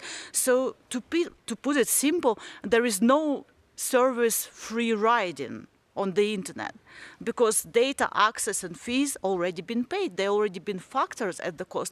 And in addition to telecom operators, for example, content generators have their own investments. I'm pretty sure Netflix could tell us how much they invest in this content creation. It's also millions.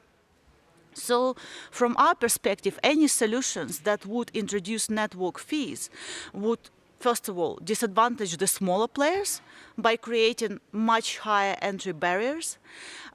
They will risk fragmenting the internet by conditioning this connectivity on prior contracting with the user's network.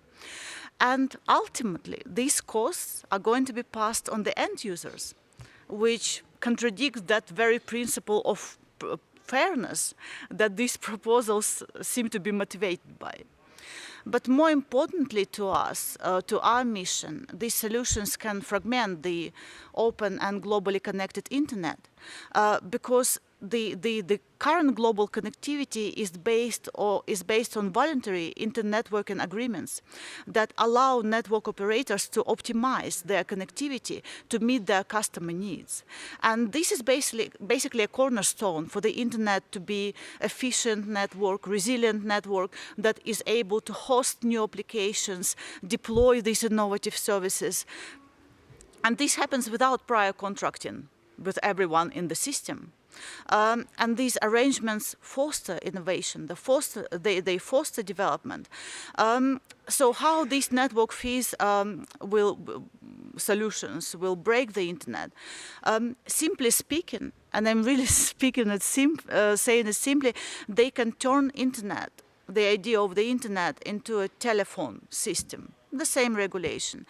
And again, talking about the development of this debate, as Fabio mentioned already, in Brazil there is a proposal to revoke the norm that clearly separates telecom services from value-added services as the internet. And this distinction allowed Brazilian internet to grow as decentralized, competitive ecosystem. We recently published an open letter for Brazilian lawmakers and regulators highlighting the threat that this proposal of separation creates, centralizing internet control, weakening market diversity, disrupting current governance model, which is based on public interest and multi-stakeholder input. So to sum up, if we stop treating the internet as technology neutral, general purpose network, we will just lose it. And we already witnessed the evidence, like, for example, when KC spoke about South Korea. And anecdotally also, but importantly for users and services, when you look at Korean markets, you see that teams playing big esports in Korea do not play from South Korea anymore. They move to other countries to avoid playing because of disadvantage in network latencies that are basically unbearable for their activity. And I know that for some regions it might be irrelevant, but in South Korea, it's a very big issue. And as I said before, the consultations in Latin America and the EU didn't find any market failures to justify such interventions in the traffic. And just to wrap up, if we continue these debates that connect the issue of investment to telecom infrastructure, to this flawed premise of traffic generators, we will always get nowhere. We will get stuck at best, and at worst we'll have fragmented internet. Exactly because the initial premise in this discussion is absolutely flawed. And in this context, any solution, if we think that, okay, maybe the investment in the infrastructure is a problem, but any solution that connects network infrastructure investment to traffic generator is not a proper solution, because it does not solve the root of the problem. Thank you. Thank you, Tatiana. And I think I can bring another topic to the table, which is freedom of expression. There is a big policy frameworks that we need a huge share of in the internet. The open and safe internet needs limits to be enforced, and then we need sheriffs. And network fees are not content neutral. They might imply on what is distributed and how. So let's say I have Netflix, a documentary in favor of myself, and I have a documentary against myself. If I can make a distinction on how both of them, each of them, reach the audience, there is a direct impact on freedom of expression amongst others. So, Thomas, moving to you. Yeah, I don't know if the documentary is for or against you, Fabro, so I haven't seen it yet, so maybe it will come soon. No, thanks. A lot has been said already, of course, so I'll try not to repeat what many of you have said. Maybe just to start looking at the evidence. Good policy is always grounded on evidence. The discussion, of course, has been rebooted in the past 2 years, but it's not been years, it's been decades. We have decades of perspective on internet traffic growth. And in the past, let's say 25 years since the internet has gone really commercial and mainstream, traffic has probably grown 500 or 1,000 times. Is this out of control? Is the internet breaking? No, it's thriving. It's doing great because that growth is absolutely sustainable. And the reason for that is that it's managed really well in a collaborative manner by the stakeholders, many of which are in the room today. In the interconnection space, what does that mean? That means that content providers, such as Netflix, and ISPs, large or small, work together to make the traffic flow in an efficient manner. It's in both of our interests, because our joint consumers, our customers, consumers, want access to great content and are willing to pay for good quality broadband to access great content. So what does it mean in practice? Netflix has invested over $1 billion in its own content delivery network, OpenConnect. We have over 6,000 server locations around the world, which means that when you press play on Netflix, you're actually streaming from right around the corner. It means no terabits of streaming over a long-distance network, no congestion of the long-distance backbone and unhappy dogs in the Korean households thanks to that. And to be clear, it's not Netflix doing it on our own. It is working with ISPs to do it. It's literally engineers sitting down in the same room, drinking coffee, sometimes drinking beer, and figuring out network planning together. And so it's that joint work of the community that has achieved this effectively lack of a problem to solve. I think BEREC was mentioned so many times, but I just wrote it down because the quote is just so, I couldn't have written it better myself, to be honest. Network usage has increased, but due to continuous technological development, as well as competitive pressure, marginal network costs are observed to have declined to the point that they outweigh any increased costs associated with increasing network use. That's the graph Professor Park showed, like traffic going up, up, up, up, up, up and to the right all the time. Cost, flat, flat, flat, flat, flat, all the time. BEREC reiterates that the internet has, since it was created, managed to cope with traffic growth and more accentuated traffic peaks, all of which reflect changes in usage patterns as well as increased diffusion of internet access throughout societies. BEREC considers that due to competition as well as technological progress, there is currently no indication that this is likely to change in the future. Okay, I think it's pretty self-explanatory. Just addressing the net neutrality point, I think if we boil it down very simply from a consumer perspective, net neutrality is about paying for one single broadband access and being able to access any content of your choice, whether it's on Netflix, any other service. And network fees directly turn this principle upside down, because if there's a toll at the entrance of your ISP network, then you don't have the choice of the content. You can only access the content that has a special deal with your ISP. So the user is not in control anymore. The gatekeeper is in control. That's the fundamental contradiction. And by the way, in the entertainment world, we know exactly what it looks like when there's no such neutrality. It's called cable, and it sucks. That means that you're buying a cable broadband and you're subject to carriage disputes. Oh, the carriage provider don't get along, you don't have this channel or that channel. On the internet, it's simple. You pay for your broadband, you pay for your Netflix or your Disney or anything else, and you have the choice. I think it's a much better system. And so in our engineering discussions, between ISPs and content to figure out the servers and the interconnection, yes, there's one moment at the end of the meeting, you figured the plan out, you drank all the coffee, and there's, oh, by the way, my boss says you need to pay for this interconnection. And maybe the other side will be, well, we think maybe you should pay for the interconnection and access the content. Is that a good model? Yeah, no, that's not a good model. All right, let's move on. That's hardly a market failure. It's just the way the business is done. Now, I wanted to address, I think Claudia mentioned a lot of interesting points, right? I don't mean to say that everything is fine on the internet, there's no issue to resolve. I think, we're gathering at IGF every year because there are still very interesting questions to resolve. And I want to mention a few of them, right? Websites are still being throttled today, even including in developed nations. There's a net neutrality case in Germany happening at the moment. We still have unconnected people, billions of people around the world that are still not connected to the internet. And geopolitical risk is creating risk of splinternet. Those are the real issues, not the network fees, right? And so the good news is that there are existing good solutions that work for many of those problems. I'll mention some of them. The first one is the most obvious. First, do no harm, right? I'm often asked, like, well, yeah, but isn't there a compromise to be found in this fair share deal, right? Let me be crystal clear. If you are looking to solve a problem that does not exist, there's no compromise to be made. That's a fake. That's a solution in search of a problem, right?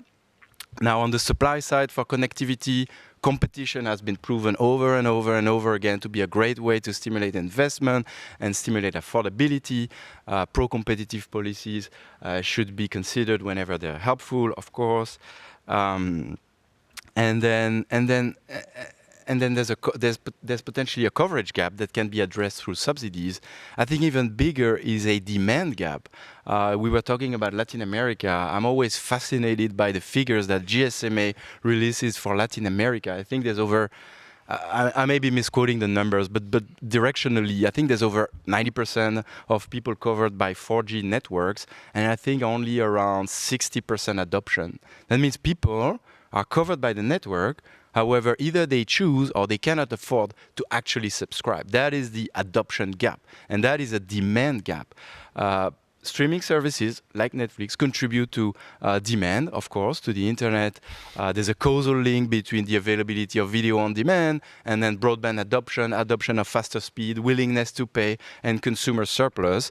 So that is a way to address the demand gap. Of course, that is not the only way, because as you well know, it's not just about entertainment on the internet. It's also about access to information, access to public, critical infrastructure, and so on and so forth.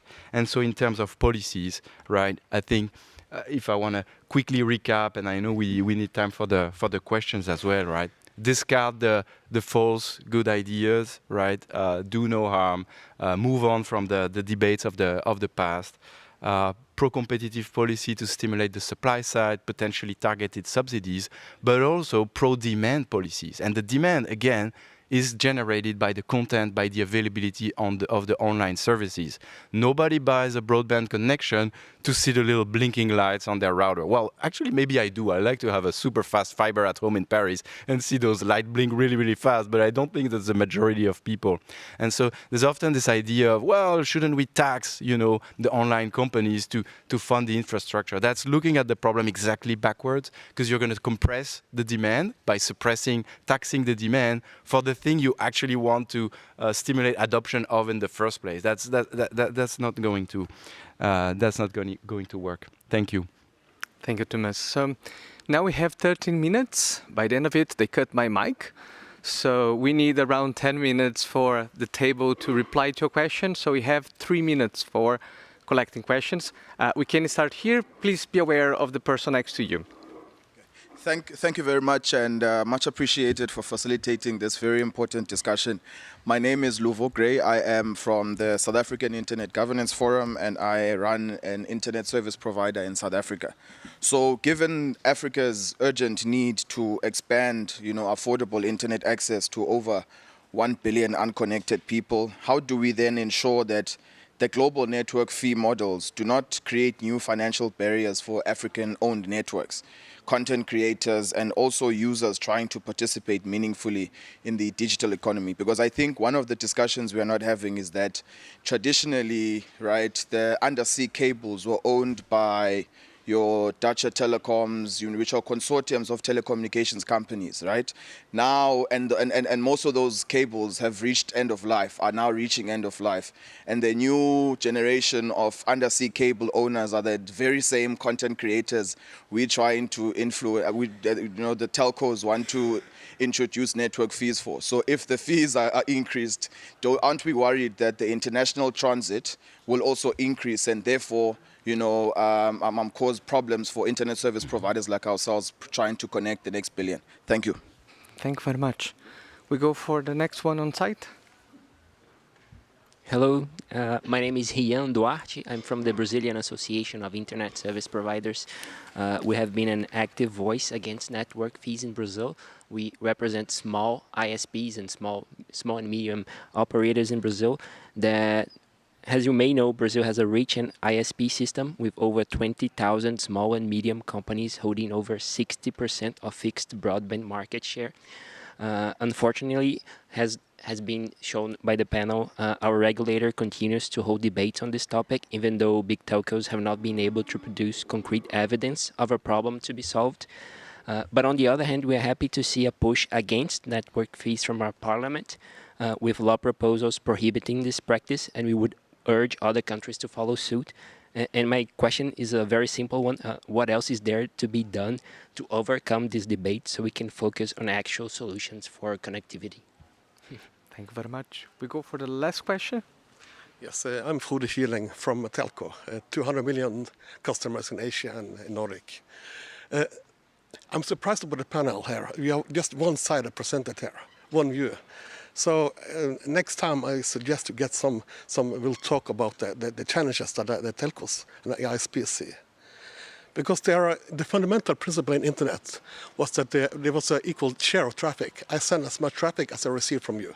And that was the founding principle. Today, it's about maybe 70-80% of the traffic I've seen in some of the operations that comes from a few handful big CDNs, Netflix, Google, and some others. So it's very unbalanced. But the thing here is the revenues for the telcos is sinking. And that is the perceived challenge that the telcos experience.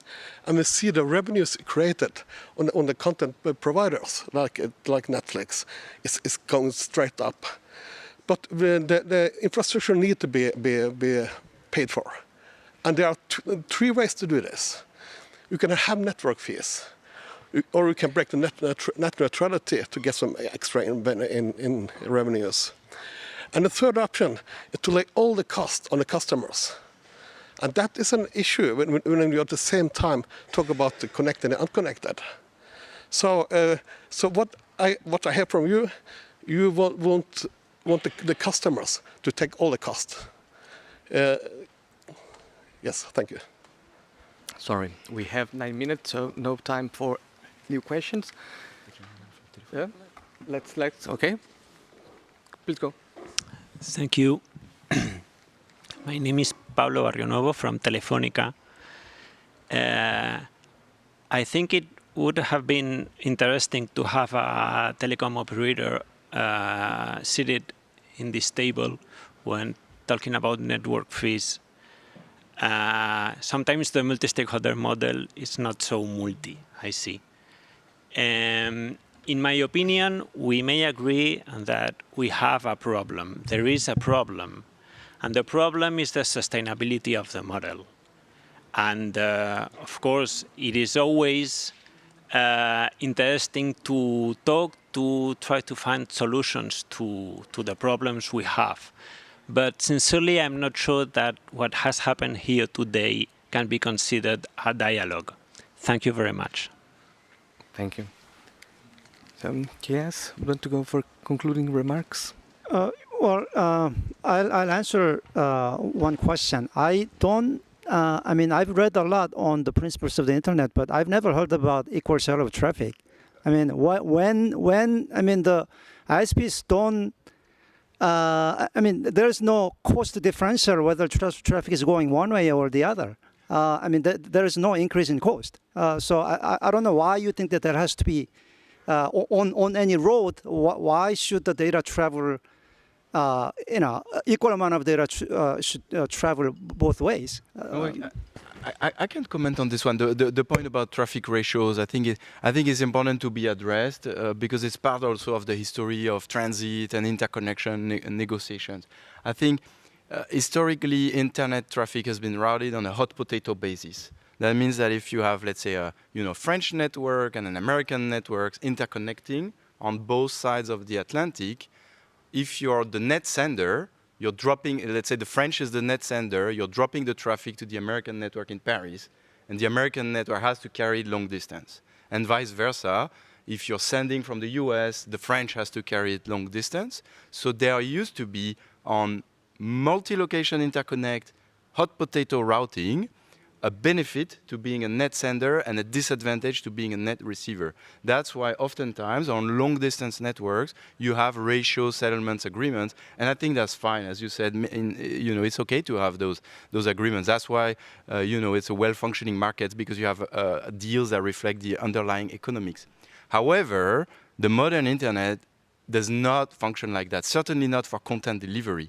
What we do with Open Connect, for example, is the opposite of hot potato routing. It is actually the equivalent of cold potato routing, meaning that we bring the traffic all the way next to the user to those 6,000 Open Connect locations around the world. And so when you're on a cold potato routing, whether the traffic flows in and out locally to Oslo does not make a difference. And this is why for such agreements typically between CDNs and operators, there's no ratio concerns, and they're just, the bits flow freely on a settlement-free basis. But to your point, long distance, backbone network, tier one networks, they typically would enforce ratio agreements. But if it comes from a terminating ISP, wanting to charge CDNs on the basis of ratio, then you almost always know that this is a fake argument and more like a network fee type of, hey, I want to exploit my termination monopoly and violate net neutrality doing it. Thank you. So we have Claudia online. We go to Costas and then to Claudia. just very quickly, and Thomas just literally talked about, and KS responded to the traffic question. One of the things that really surprises me in this conversation is, especially when I hear about the traffic, is that we're talking, yes, there is a change in traffic, but then no one continues to say, oh, but, you know, some companies have actually built data centers and content delivery networks to ensure that actually, you know, this traffic does not become burdensome for ISPs. And the other point, we are literally, both in Europe and in Brazil, we are hearing small ISPs telling large telco operators that they don't want this, that this system is going to disadvantage them. And we continue to beat the same drum. There are 5 companies in Europe that continue to beat the same drum, saying, oh my God, but yes, we used to be so big, and right now we're not as big as other companies. Well, I'm sorry, they had 20 years to invest. They had 20 years to innovate, and we have not seen that. Literally, we have not seen that. And I still cannot understand why we need to be excusing the lack of innovation and start moving money around just because we have telcos being extremely unhappy with not being as big as they used to be. Thank you, Costas. Claudia, online? Yes. Regarding the questions, I want to address first that the sustainability issues that the telco operator has can be addressed in different ways. In the different spaces that we share with them here in Latam region, they indicate that there are different ways that could help them to grow the networks and to have better solutions for the users. For instance, reducing spectrum licensing fees, reducing the taxes that they are being charged by different laws, and reducing or adjusting the obligations for specific coverage in far and difficult access regions. Those are measures that the government could take to help them grow and to have more focused services and investments in the region. For the reason there is no one specific answer to the discussion that we are having with them.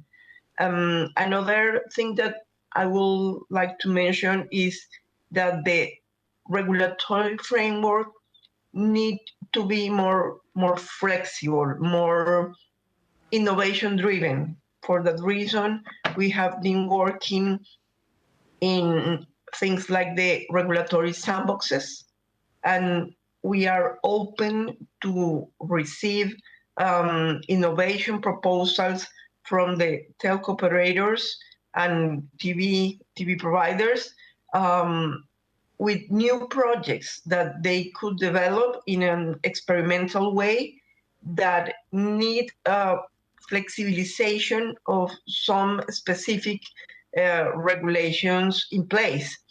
In that context, we could help them and to develop new services, new process, to have a better quality of service, and adjust and change our regulatory framework if it's needed.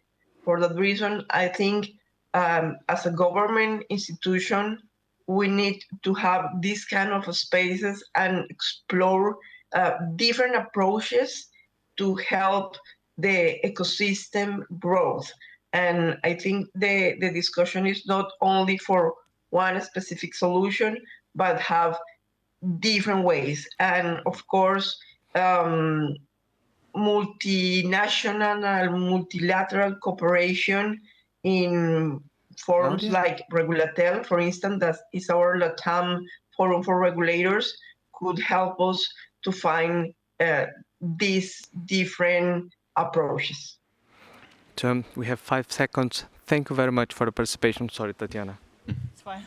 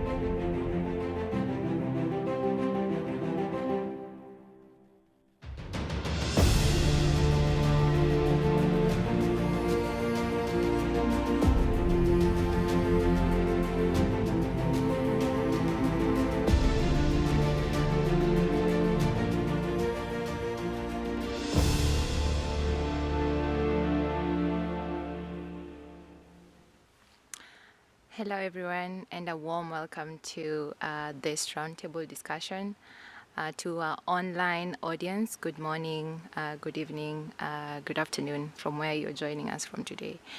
It has been an enriching and insightful week participating at the Internet Governance Forum 2025 here in Norway. My name is Rispa Arose.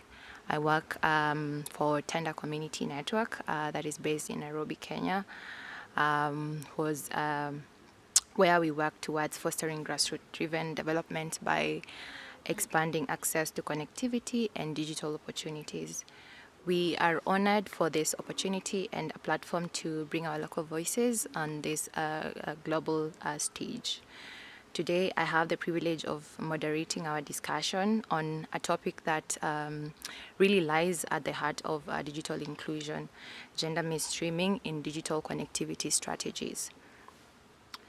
Many of you, if not all of you, are aware of that we have 2.6 billion people that are still offline. That's a huge number, and that's a big challenge. And as we know, digital connectivity is no longer a luxury. It's really a critical enabler of socio-economic participation. Despite global efforts to close this digital gender gap, women continue to face significant barriers in accessing financial, educational, social, and health resources in this digital age. And while some governments have introduced policies to address this divide, gender mainstreaming in ICT policy and regulation remains limited or sometimes even absent. According to different frameworks, such as according to the ITU, gender is explicitly referenced in only half of national ICT policies or master plans, and the frameworks such as WIS's Action Plus 20, the Global Digital Compact, and Sustainable Development Goal SDG number 5 collectively advocate for an inclusive infrastructure and digital rights. However, without intentional gender mainstreaming in digital strategies, millions of women and girls worldwide will remain excluded from the benefits of the digital economy.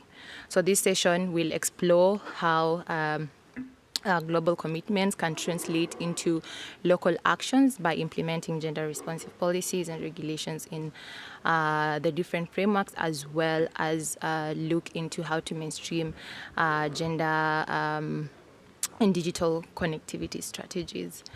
I'm thrilled to have a distinguished panel of experts and practitioners with us today, both here in person as well as online.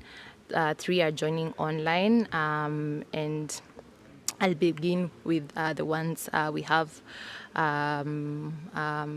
here.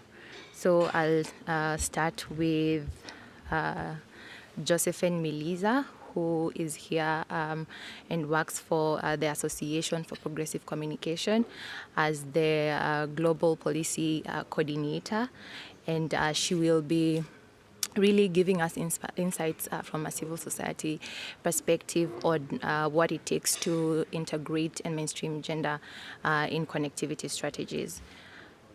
We also have Lilian Chamorro from Colnodo, who is also part of supporting community-centered connectivity in the Latin America region, and will also be really sharing from her experience working with this community-centered connectivity, what it means to support women and ensure that there's gender inclusion in grassroots community-centered connectivity initiatives. Online, I'm joined with Dr. Emma Otieno, who is a digital inclusivity champion and serves as RIFEN, which is Réseau International des Femmes Expertise du Numérique. And she is the Kenya country coordinator, championing for digital gender inclusivity and promoting women leadership in the digital technology space globally. Previously, she has served in other capacities as Deputy Director for the Universal Service Fund and also the Manager for Strategy Development and Fund Mobilization Manager.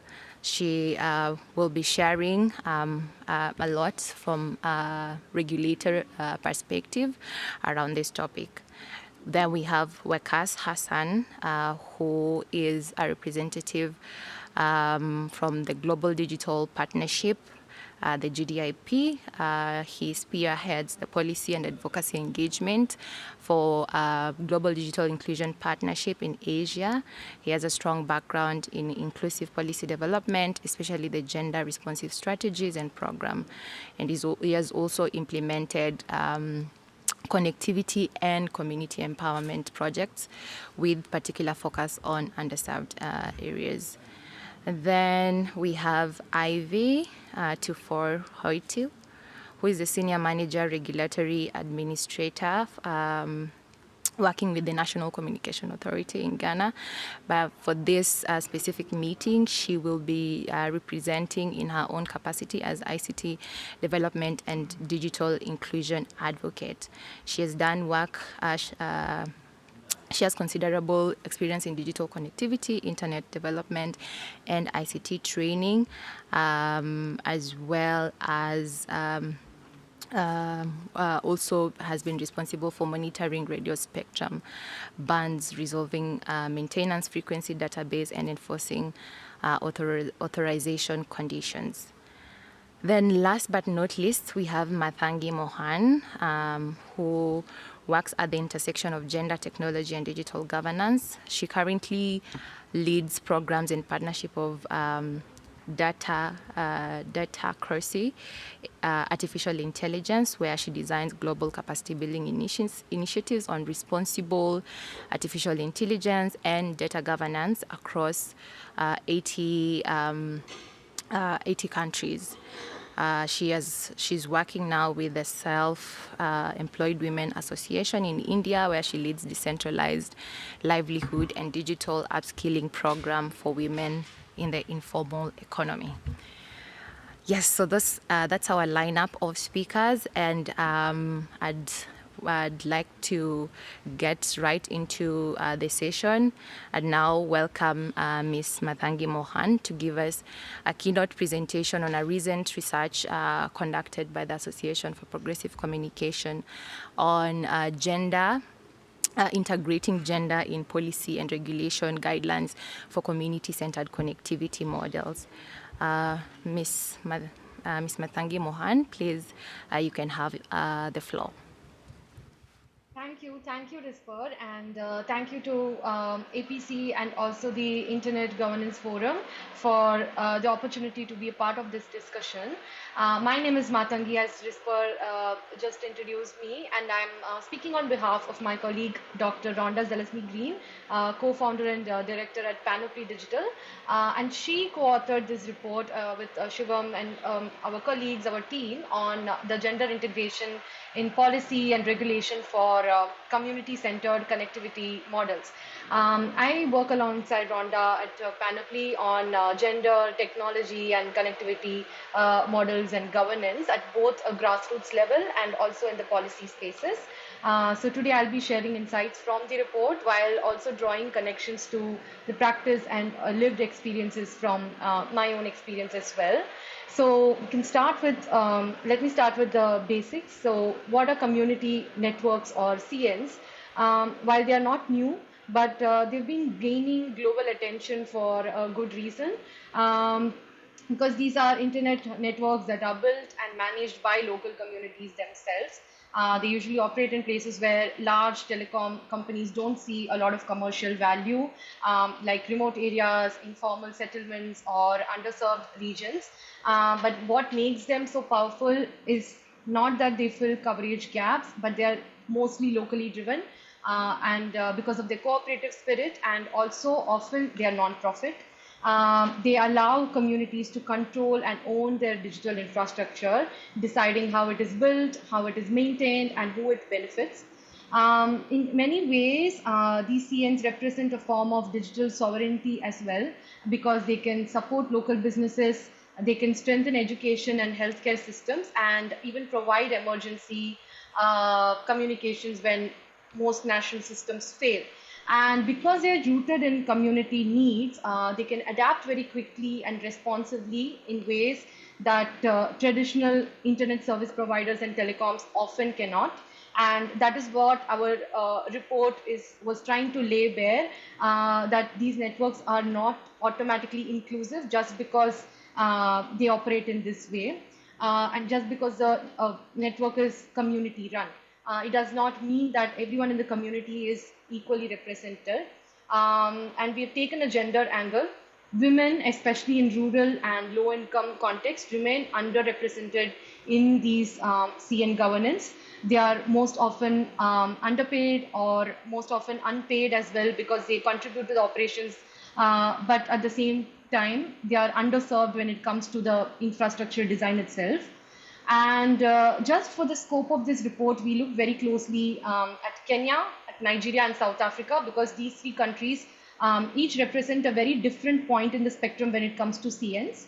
Because in Kenya, community network license was introduced 4 years ago in 2021, and the country also has a very mature national gender policy that touches on digital inclusion specifically. So there is definitely a policy movement, but when it came to CN specifically, what was going on was gender was not really a concern, because access and inclusion were the concerns. So women weren't exclusively included in the licensing or in the governance models. While by contrast, if we took Nigeria, CNs are not formally recognized even today by policy, and that makes any gender-focused intervention very difficult, because they are not recognized in the first place. Civil society is very active, but the regulatory space is quite closed. And when we take South Africa, CN licensing is currently under review. But again, what was going on was gender hasn't been systematically considered in the process.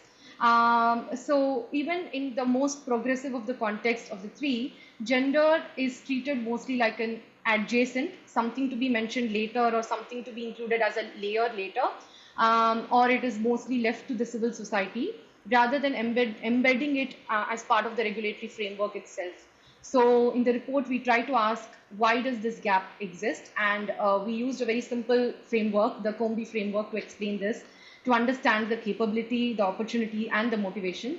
And what came out was that the policymakers often don't have the data, they don't have the information, they don't have the training or the frameworks to understand how gender shows up in connectivity, or why it should show up in the connectivity.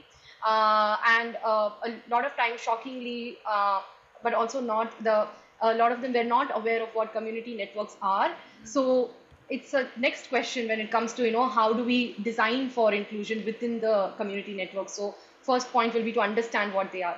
And secondly, about opportunity, even when they are motivated, what is the direction? They don't always know what's within their power when it has to change. Where do gender even fit when it comes to licensing, when it comes to funding, when it comes to public consultations? Like, where does opportunity exist? And thirdly, about motivation, very unfortunately, gender is still seen as a soft issue, right? It's not something that sits at the core when you think of telecoms regulation or when you think of internet governance. It's treated as a secondary or even an optional layer, like we saw earlier. So this, using the three-part framework, we have tried and understood like what kind of recommendations will work for the ministries. Nothing to assign blame, but more in the sense of, how do we offer a more realistic and constructive way forward. So when we try and understand what gender exclusion looks like, in South Africa, for example, one of the most well-known CNs is the Zenzeleni network. It's in the Eastern Cape.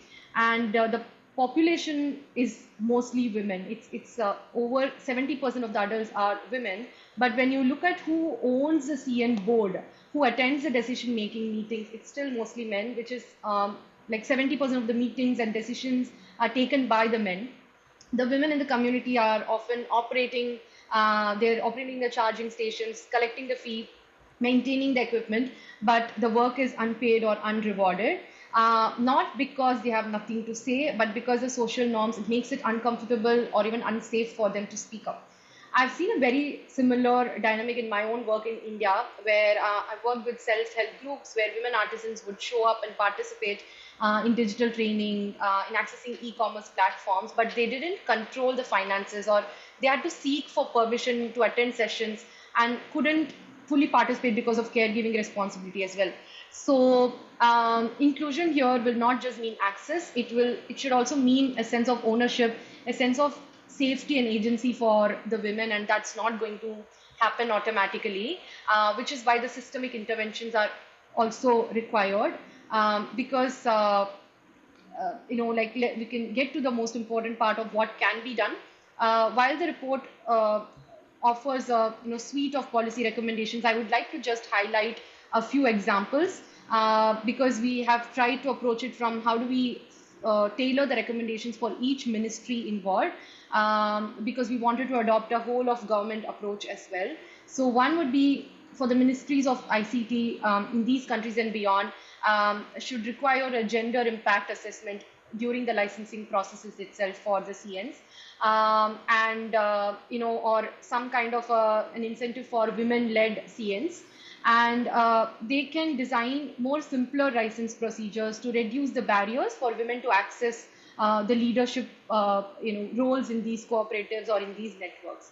And when it comes to the gender ministries itself, they can introduce quotas for women in the CN governance, fund women-only training spaces when it comes to community networks or access cooperatives, and also campaign against online gender-based violence, because that is also a major deterrent, which is keeping women offline. And to the finance ministries, they can, of course, offer subsidies for smartphones or for connectivity for low-income women, or provide tax breaks, consider providing tax breaks to the CNs with strong gender inclusion or women-led CNs. And finally, for education ministries, to mandate that public ICT training programs include a minimum percentage of women, so that they end up funding digital literacy for women in rural and under-connected areas through the CN hubs itself. While this is not an exhaustive list, but I just wanted to share some highlights. And through this, we hope that we don't treat gender as a checkbox, but more like embedded within the design principles itself. And to close, I would like to iterate what Risper earlier said, that we often want to say that we want to bridge the digital divide, but if we don't address or even consider the gendered digital divide, then we're not really closing the gap, but more like building the infrastructure on top of the inequality and marginalization that is already existing. And community networks they give us an opportunity to do things differently, to make things right. And we definitely need to take the opportunity up and design for it and regulate in it and invest more in these networks. And with that, I want to say thank you, and I look forward to the discussion as well. Thank you so much, Ms. Mathangi, for really giving us a grounding on what community networks are, what community networks bring towards bridging the digital divide, as well as speaking to some of the challenges that exist with regards to thinking of connectivity, not thinking of gender. When thinking about connectivity, having gender not as an afterthought, but thinking through it even at the inception stage, at the design stage. And this is, as you've correctly said, is the opportunity that community networks bring in connectivity strategies. Now, this really gives us a good segue to the next speaker, who will touch on some of the challenges that women face when trying to build and sustain this community network infrastructure. Lillian, who has not only worked with community networks but also supported the ecosystem, will share her experience on what are some of the specific challenges that women face when trying to build this infrastructure, this community-centered connectivity infrastructure. Lillian, over to you. Okay, thank you very much for the invitation to participate in this panel and also for the question. Okay, from the experience of accompanying this type of initiatives, we can mention some of the challenges for women. One of them is the care work that women must assume makes it difficult for them to participate in the different activities involved in the implementation, but also in the maintenance of the network. Often they must assume a double working day when this care work falls almost exclusively in women. Other challenges for some women, especially in rural areas, have low self-confidence, as they do not feel capable of appropriating technologies and technological knowledge and access to the technological knowledge. So they prefer to stay away from the processes, or they feel shame to be present in these kind of processes. There are some stereotypes in the community and in the women themselves to participate in technological processes. Roles associated with the low ability of women in technology are normalized, but also around their low participation in decision-making and leadership. Then positive actions are required, but also appropriate methodologies that provide women with confidence in approaching and appropriating these issues. All these result in more difficult to be part of workshops or participate in training processes, and in many occasions there are difficulties to leave the home and participate in these kind of spaces. Finally, I can mention lower access to technological devices, since other expenses are privileged and there are not appropriate technological tools to assume certain tasks. Thank you so much, Lillian, for sharing some of the challenges that women face when trying to build and sustain connectivity infrastructure.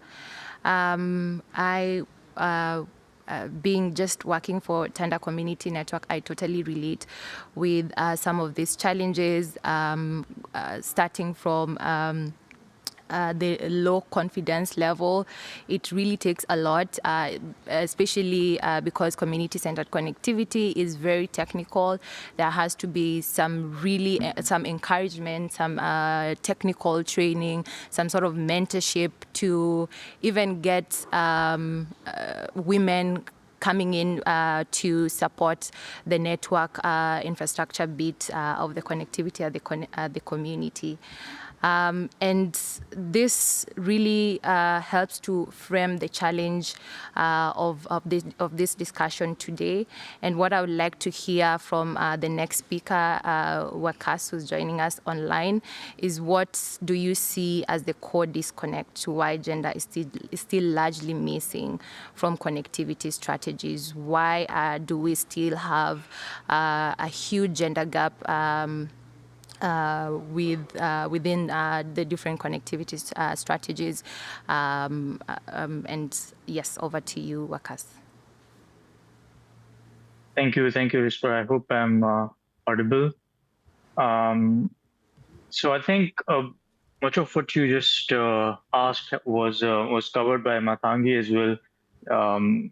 But if you see it from a holistic level, there are, of course, several factors which are dependent on geographical profile and the level of ICT development and things like that, and lack of data awareness capacity of the government itself to understand and then act on the problem.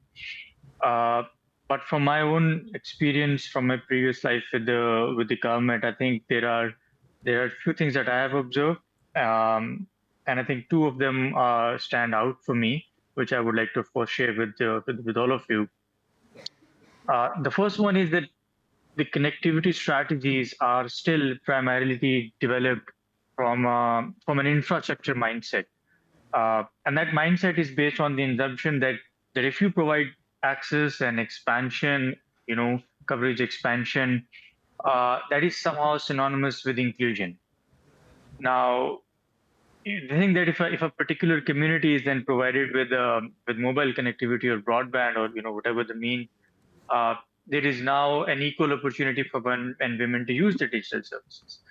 But I think what they need to realize is that irrespective of how much technological innovation we bring about, infrastructure development does not mean equitable access. There are inherent barriers of affordability, scale, societal norm, online safety and security. These are the challenges and the structural inequalities that the women face throughout the whole ecosystem that prevent them from using the internet, despite having access. So I think this is the first thing that I observed, having this change in mindset where they have to look at access as just a means, not an end. It's a means to an end, but the end is different from what access can provide to the community. And secondly, I think this digital gender empowerment is still considered as a social issue. That requires a cost to be solved. But it is never just a social issue. It is a socio-economic issue, and there is undeniable evidence around that. Our own research, GDIP's research, it proves that that the exclusion of women from the digital economy in the developing countries has caused about $1 trillion in the loss of GDP over the last decade. And if it continues, another $500 billion could be lost over the next 5 years. So I think this realization and this advocacy angle that we also pursue as GDIP when we talk to the governments is that it is not just an women empowerment issue or a social issue. It is actually an economic crisis that we want to avert here, all of us together. So I think I'll just end with saying that this is the realization that needs to be be propagated through our interactions with the governments, that they have to integrate gender in the connectivity policies and then take concrete actions on it. Not just mention it like we see in many of the policies, like the IT policies or the broadband policies. Gender is somewhere mentioned in those kind of instruments, but never really the essence of those policies. So I'll just stop there. Looking forward to the discussion. Thank you. Thank you so much, Okas, and thank you for bringing in such heaviness on the consequences or the grief loss that we face when we are not inclusive in our strategies, when some agenda is left behind in promoting or in, for example, connectivity strategies. Then it means not only social loss, but it goes to even economic loss at the global, from a global perspective. And with that in mind, I want to move to the next speakers, who are the regulators. Dr. Emma from Kenya and Miss Ivy from Ghana. From a regulatory perspective, why is it important to integrate gender in digital connectivity strategies? And building on what Wakas has just mentioned, as some of the losses that we are having because of the gender gap. What do you think is at stake if we don't mainstream gender in these digital connectivity strategies? I'll start with Dr. Emma, and then we'll move to Ivy, Miss Ivy. Okay, thank you very much, Rispa, and I really want to thank the speakers who have gone before me. Can you hear me? Yes. Okay, so I just want to start by looking at the question you've asked. Why? Why should we really worry, or why should we really prioritize this subject of gender inclusivity? And my simple answer would be that we have contracted both at the global level and at national levels and agreed generally that we will not leave anyone behind.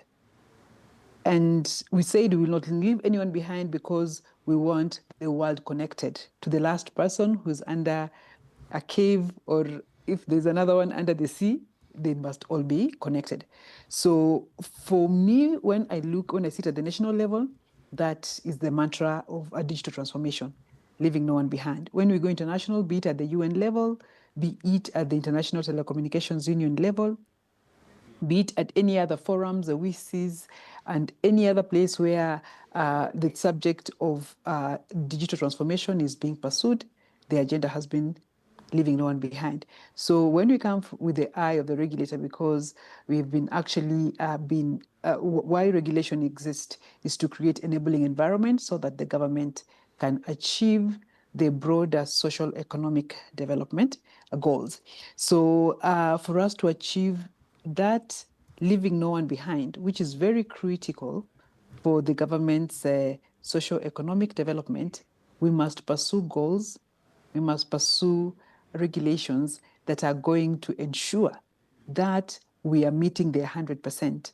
Right now, when we look at the statistics in terms of coverage or how we are reaching out people, we have now two categories of connectivity, that is a coverage gap, and we have the usage gap, which is actually becoming even a bigger menace.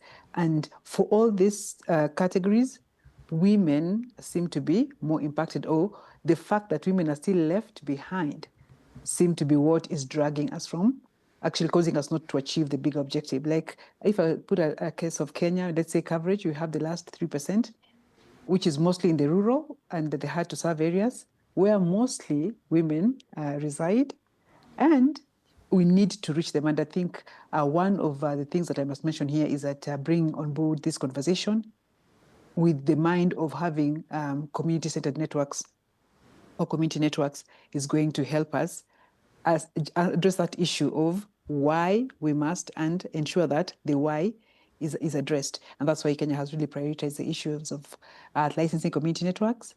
And we're going out to support women so that we can address that issues of why. Because what is at stake is the globe will not meet its SDGs, which translates to not meeting our socioeconomic development agenda. I'll leave it at that, Rispa, so that I can give a chance to my other colleague. Thank you. Thank you so much, Dr. Emma. Over to you, Ivy. Yes, thank you. And am I audible? Yes, we can hear you. Okay, good morning from my location. So one of the blind spots I would touch on is most of the time we perceive technology as gender neutral, and policies are made that technology will benefit everyone equally. But we have diverse needs. And so one thing we are lacking or is that our blind spot is equitable access and distribution of technology as against gender neutrality of technology. It is assumed that technology or digital policies are inherently gender neutral and will benefit everyone equally, which is not the case. Most of the time, the focus had been on overall connectivity metrics without disaggregating data or considering how societal gender inequalities translate into digital disparities. And this is largely due to data deficiencies in gender disaggregated data on digital access, usage patterns, and online experiences. Voices had been promoting gathering of ICT indicators and all that, but the in-country, the countries, how often do we disaggregate these data? Even if we have to analyze them, do we analyze them based on the gender-specific needs? And here, gender, I'm talking about going even beyond women. The gender definition cuts across children, the physically challenged, the elderly, and women, which most of these people are mostly underrepresented. And policies or regulations usually does not affect their specific needs. And it's all because the data we collect or we gather, we collect them holistically without disaggregating them. So policies are made generally instead of maybe equitable basis. And it makes it difficult to identify these specific needs. So this is one of the blind spots that we are lacking. And I believe if it's addressed holistically, it can address and target the needs of all these specific genders. Most of the time, yes, it's women, but there are also even the elderly. We are saying inclusivity, connecting everyone everywhere. I saw go. But how can we reach out to these people if we don't understand their specific needs? If we make regulations or laws equally, that whatever we have in place will benefit everyone equally, it cannot. My height, I am short. Someone is shorter or someone is taller. You cannot give us the same level of a tree to climb or something. One of them will need a ladder to be able to climb the tree. The other will not need a ladder. So we need to disaggregate the data we collect, okay, make specific indicators based on the specific gender needs. And I believe it will address these blind spots. Thank you. Thank you so much, Ms. Ivy. Thank you so much, Dr. Emma, for bringing in the regulatory perspective to this conversation. Before we move into the next segment, which will be looking at now, we've talked about the challenges, we've talked about the problems, the gaps that exist, and what is at stake. Before we move to some of the solutions, I'd like to see if there's any question or any comment online or in person. If you have any question, you can just move to the round table. We can take it. Yes, we can have that question and then move to the next segment. For your presentation, my name is Kweku Entry from the Ghana IGF. There's something so organic of what you're talking about in terms of community network, which is speaking about collaboration and being able to provide solutions to the problem. One of the things that I always see as being helpful in some of this is more about what I'll call our community businesses. And again, this is gender-based or women-led, especially in Africa. I don't know about Lillian's experience in Latin America and the rest. And what you would find, I think there was a report about a year or two ago from MasterCard Foundation, which found that most businesses in Africa are run by women, small, medium enterprises. That's what I mean. And I think one of the things and the challenges and opportunities in thinking about how we'll go, I don't know how the next conversation is going to be, is one, what I would like to call synthesizing or having organic technologies or solutions in terms of connectivity, where you'd see that most of our local businesses, the small, medium enterprises, are small businesses. But how do we get them digital or being able to do? An aspect about the work we do in community networks is about imparting digital skills. And I always give this keynote. Coming from Africa, we are multilingual. And most of the things that we do needs to be owned by the people who can be able to speak their own language or interpret it. So my point is this. the skills impartation and things that we do, we need to be able to translate into our local languages. And I'm giving this for free. I've been doing this for 5 years. Let's try and translate things into our local languages, and the best people to be able to do that are language teachers or retired language teachers. That's what I'll say. That's inclusivity in gender. Second part is including our medium-sized businesses to get them digital, to teach them the skills, and also give them their business experience and create that business environment which gives opportunities to give value to our connected. And you'll be surprised. You probably might be getting financing from some of these local business. So that's what I'd like to contribute. Thank you. Thank you so much for that contribution.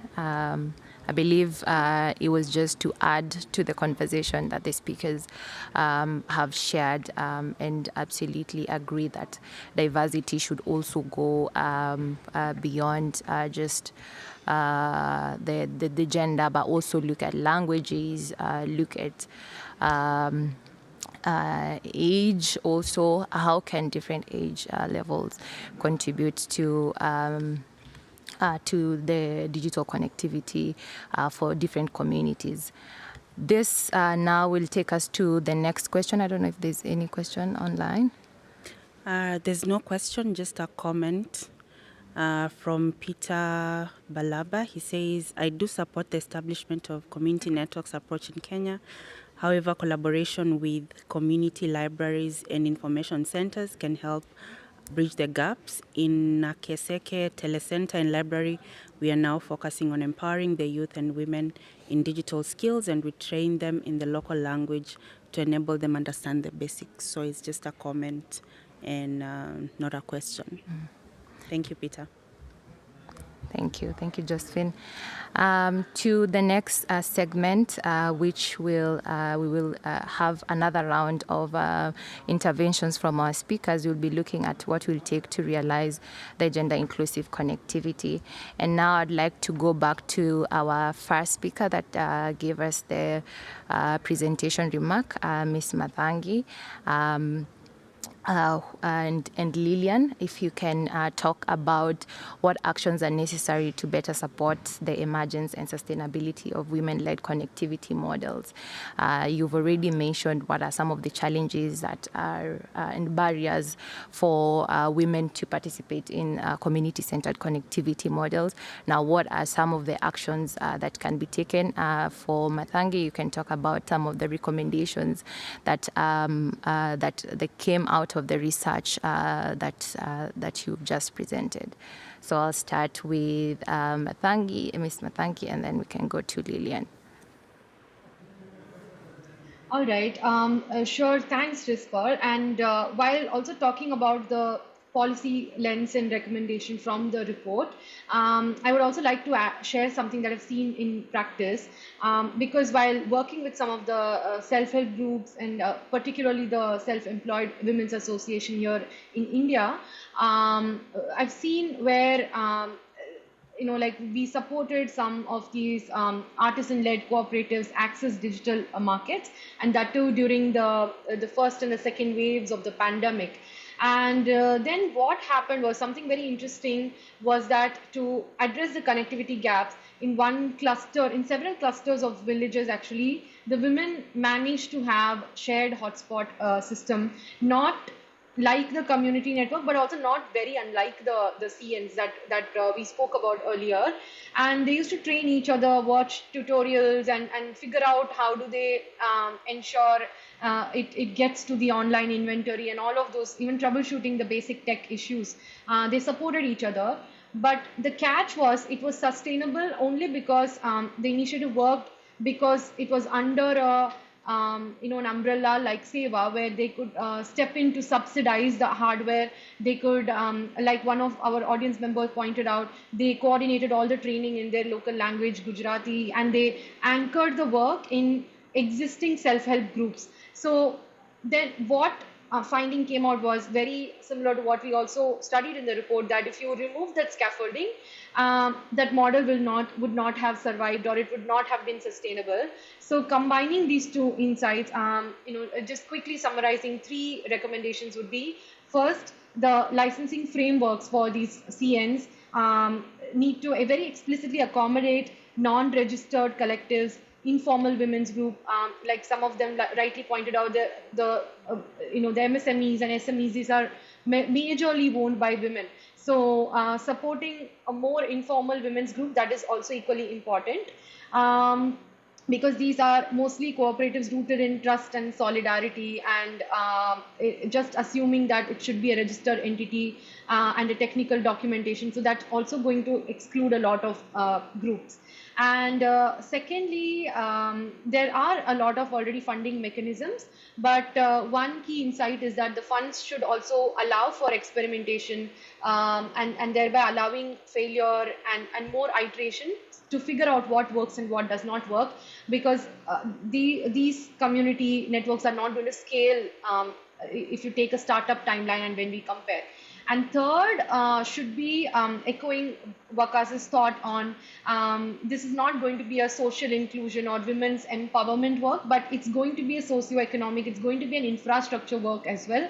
And it's time that we recognize that.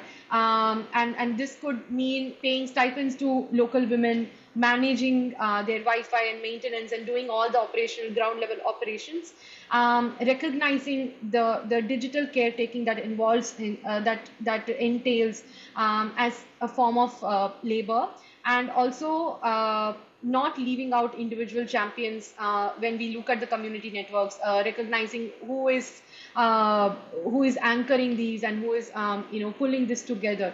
So it's not just going to be what they are doing well, or just if the access is there, but also go beyond it and see as an infrastructure work. Yeah, so these are 3 recommendations that I would like to add. Thank you so much. Lilian, anything to add? Well, thank you. Yes, I have a few a few actions that we think could improve women's participation. And okay, one of them is establish financing funds, both for technology but also for training with special conditions for women's participation. For example, in closing the gaps in the basic use of technological devices and technological literacy, and facilitate access to devices. Also adapting methodologies that transcend the technical approach for the community networks, and also consider other women's interests and needs related to the care and the support of the community. This diversification of roles in technical, administrative, and communicative areas. The communities should promote the participation of women in technical areas such as installation and support, and also men should be involved in the administrative and financial aspects of sustainability. Also promote the participation of women in leadership roles in the communities without neglecting the recognition of the importance of the care work. We think it's important to recognize the importance, because sometimes the women, for example, in our case, when we were working on establishment of community networks, of antennas, of that kind of things, many women are caring of us, are working on the food, working on the care of the people and this work is not recognized. Then we need to recognize that.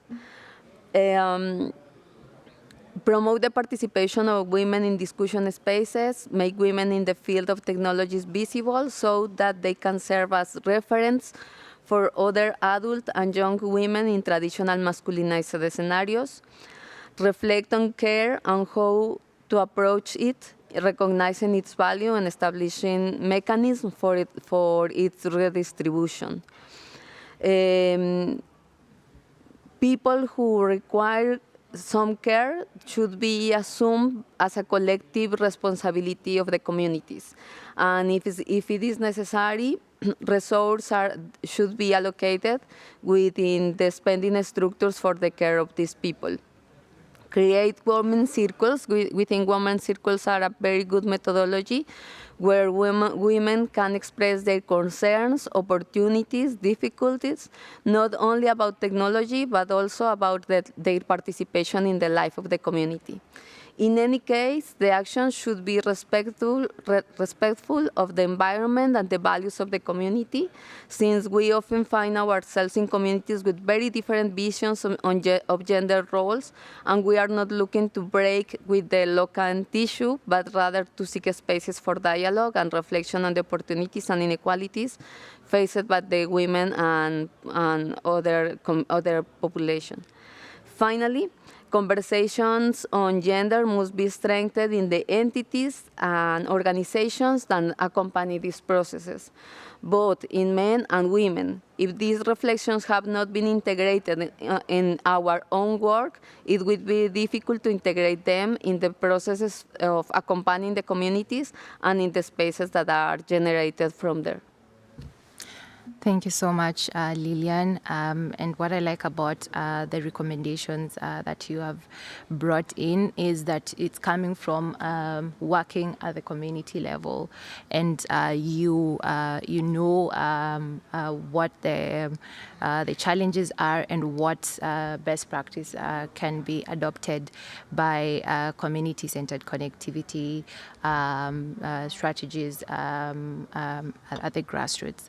And that really fits in also very well with what Matangi has just presented, coming from a research report that she conducted in different countries within Africa, Latin America, and Asia.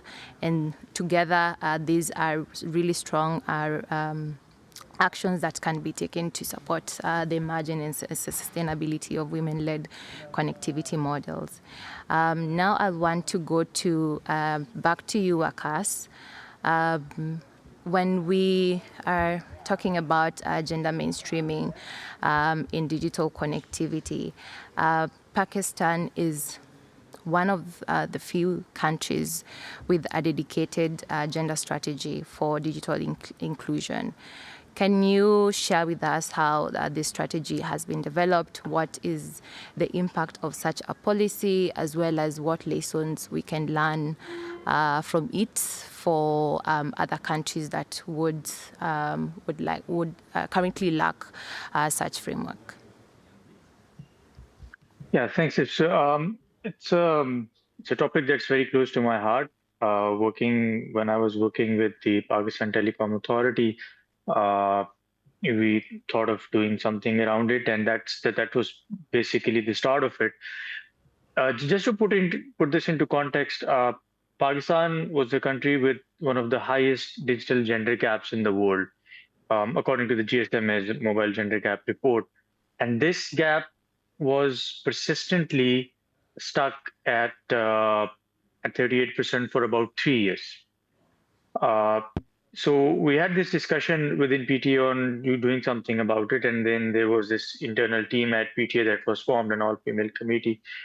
And GDIP at that time was also one of the key supporters of the strategy development process, along with some other partners.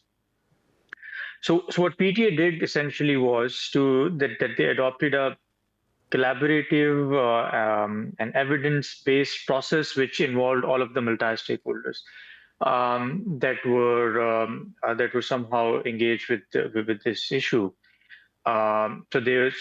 So following that all-inclusive policy development process that we usually talk about in the internet governance circles, there were stakeholder workshops, there were expert interviews, and there was this primary data from multiple sources. There was a public perception survey. There was, I think, an IVR survey from around 100,000 respondents using with the help of the mobile operators. So when all of that was put into context, and then this strategy was being developed, it shaped up into the form of a strategy where there is, at the top level, there is this high-level steering committee, which consists of the institutional heads and led by the IT minister. And under that steering committee are 6 working groups. groups like access, research and data, affordability, safety and security, digital literacy, inclusion. And in between these groups, each of the group has its own chair, by the way, is the implementation body, which is PTA, and now GDIP has joined PTA as the joint coordinators for the strategy implementation. So with this whole framework that you can see that there was this whole of government approach that was adopted, but for the implementation itself, it is now essentially a whole of society approach that has been adopted, because all of the working groups have representation not only from the public sector, from the private sector, and also from civil society, from telecom operators, from national statistical organizations, you name it, and you'll probably find a body in one of the working groups contributing to one of the working groups. And one unique feature about this strategy is the support it extends to community networks. The working group on access, it is mentioned in the strategy as one of the TORs of the access working group that it will adopt policies around around community networks, and it also mandates the establishment of at least 15 community networks across Pakistan.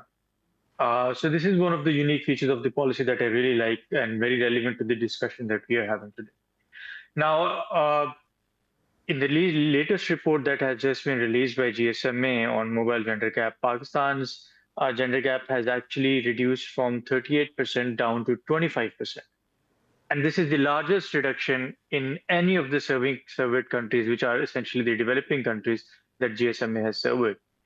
So I think in terms of lessons for any policymakers out there, I think we would recommend that, first of all, please follow the inclusive policy-making process. Make sure that all of the stakeholders are on board if you want to develop this kind of a strategy.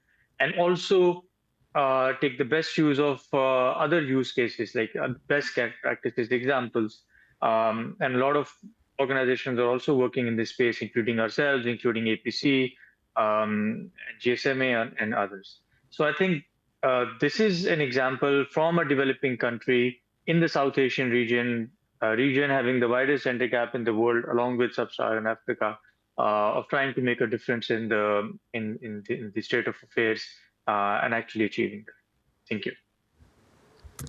Thank you so much, Wakas, for those great points, and really, it's good to know that this can be done, and it has been done from Pakistan. And also, thank you for sharing some of the things that we can be in consideration of when thinking about a dedicated gender strategy for digital inclusion. Now I'd want to go back to Dr. Emma and Ms. Ivy, who are online as well. If you could propose one policy or practice shift to improve gender integration in digital connectivity, what will that be, and why? Okay, thank you very much, Rispa, and I really thank Wakaz, Samaranji, and Lillian for the insights that they've provided, which really link very well to what I'll provide as an answer. And I like the Pakistan example and the way they have actually gone ahead. So if I would just make it short and say, which is this one thing that we can actually do, be it at policy or as an initiative to make this improve or work better. I'll go back to this, the statement that Mathangi gave during the first session of the presentation, and cited Kenya as even having a national gender policy, which is true. But we have the policy, and the policy has been there for quite a number of years. And it also speaks about issues of digital inclusivity on matters gender. But why are we looking at the report that Wakas has talked about? We're still at about 39% gender inclusivity gap. We are where Pakistan was years ago. So it is because of something, I think, which we're not doing, and that is what's going to be my answer to your question, Rispa, is that we have not been intentional in terms of putting in these clauses in the policy, regulation, strategies. We are putting them in as aspects of satisfying the social or compliance aspects, but not meaningfully and intentionally putting them. And after we have also inserted and we've ticked the box of we have a policy or we have a framework, we have a guideline, what has lacked completely is measurement, the intentional and meaningful tracking, measurement, so that we can see what are the outputs out of these policies or this policy clause that we have put in to promote digital inclusivity. What is the outcome? What is the impact? And then how can we sustain or how can we improve, and which are the areas that are paining? So when we ask anybody, even in the area of policy or in the area of regulation or in any other space, we don't have that information. And Ivy said it very well. Lack of even having disaggregated data to the extent that we know exactly at the point that we stand, what is the pain point and how do we move from here to the next step? So for me, in terms of just having frameworks, most African countries are doing well because we are really complying with issues of SDG 5 of equality in terms of having those policies, but meaningfully measuring them and looking at them as contributors to socio-economic development is what has been lacking. So to summarize that answer is that we must actually start to implement things like the gender intentional digital infrastructure designs in terms of intentionally measuring, tracking, monitoring impact, and feeding back through so that we sustainably improve to ensure that we are going back to closing all the gaps and, of course, my first answer, leaving no one behind. There's also an aspect of how can this be supported? Somebody mentioned that, as I think the gentleman from the audience. PPPs, bring together partnerships and collaborations, because we cannot achieve this as government alone or as regulators alone or as the private sector alone. We must bring on board the financials. We must bring on board the people who are volunteering to say that they can actually translate into the local languages. We must bring along the people who can cause devices to be cheap, connectivity to be cheap, access issues. So those partnerships become the base of ensuring that actually we are making the progress in this regard. So two things, measurement and collaboration and partnership so that we achieve these aspects. Thank you very much, Rispa, sorry. Thank you so much, Dr. Emma. Very, very important to consider. Well said on the two critical aspects that we could be cognizant of while thinking about gender mainstreaming. I'd like to now hand it over to Ivy, Miss Ivy.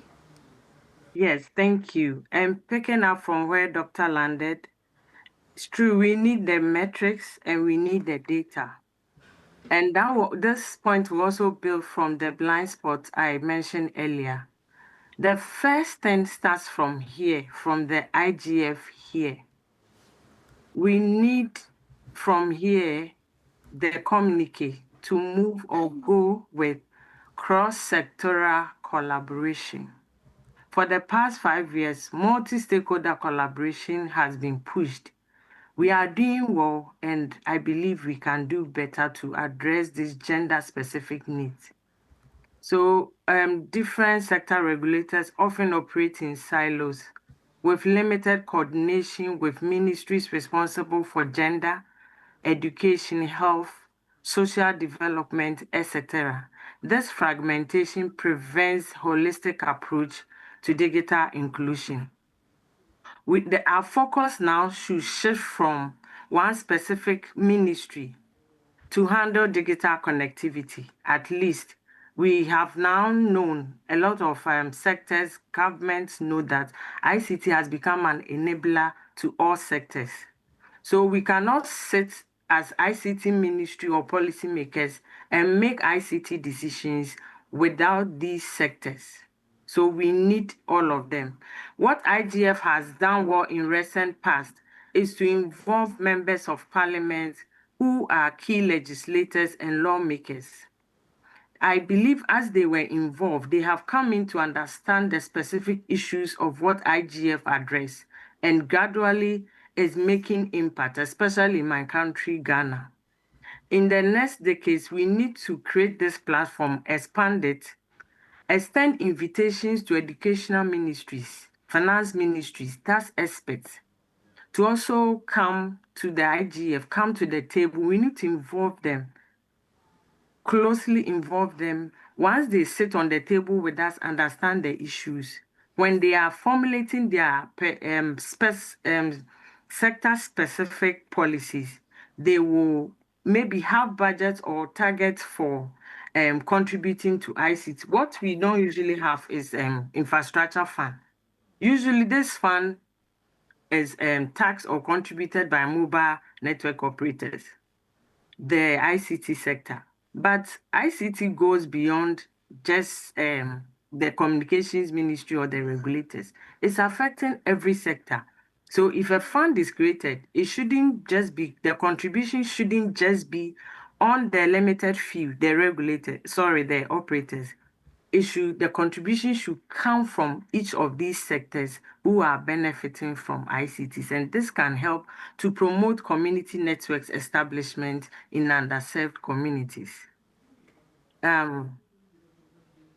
Lastly, one other thing we can do in formulating ICT policies is that stakeholder engagement.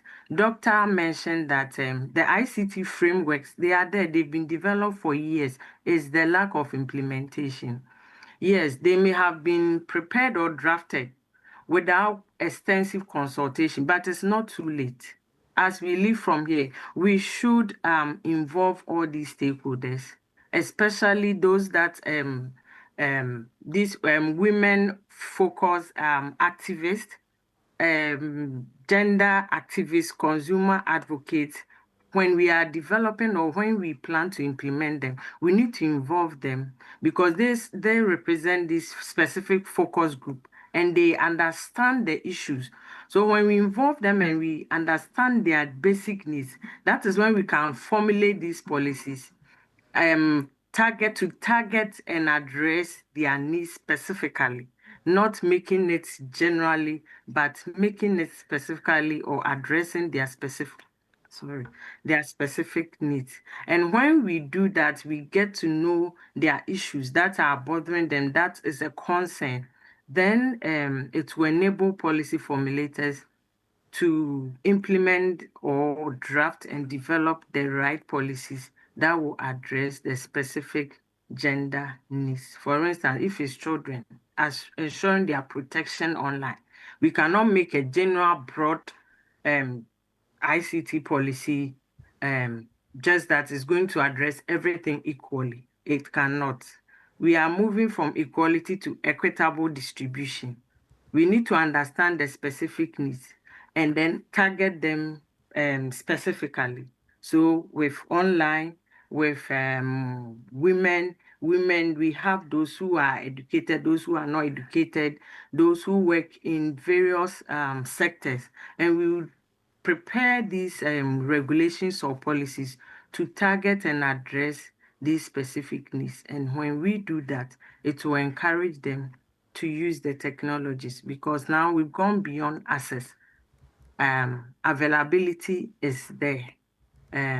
There's availability, it's access that we are struggling to. Someone mentioned meaningful connection and access, which is key.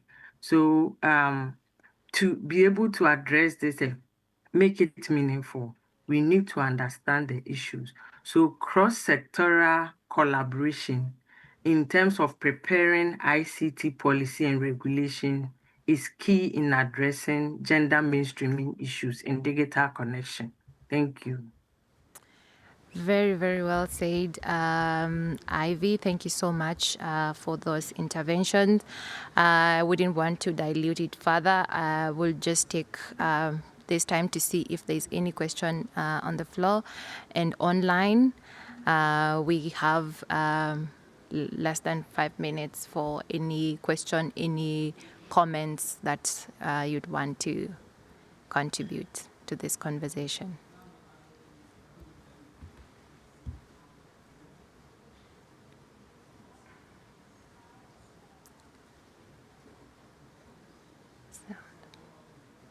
There's no question online. Also, just a comment that women are the backbone of every society. There are fewer women taking part in the digital connectivity strategy. All they need is motivation, guidance, and support to get a lot of them in the space to make better policy. And this is from the IGF Ghana Hub. Thank you. Thank you so much. I would really want to extend our gratitude to our panelists and speakers for your honesty, your clarity, as well as your valuable contribution to this discussion. I would say that we cannot tire to talk about inclusivity because it's towards the goal of connecting the unconnected as well as bridging the digital gap. So it's important to always think about inclusivity at all aspects of connectivity as we implement in our different countries. We are really grateful for the time that the regulators have put aside to come and share about some of the experiences and insights. Thank you from the communities for sharing what are some of the challenges as well as best practice that can be adopted further. Today's session has really reminded us that gender mainstreaming is not just about ticking a box. It's not an afterthought. It's about shifting power as well as shifting policy and practice to ensure that, as Dr. Emma has correctly said, no one is left behind. And as we continue this conversation throughout the week, the remaining few days here, let's remain intentional in asking who is missing, why are they missing, and how can we redesign systems so that they are truly inclusive by design and by default. Thank you all for being here, and thank you, Josephine, for online moderation, and also thank you, the IGF team, for making this hybrid exchange possible. Yes, once again, thank you all, and I look forward to seeing you in other spaces.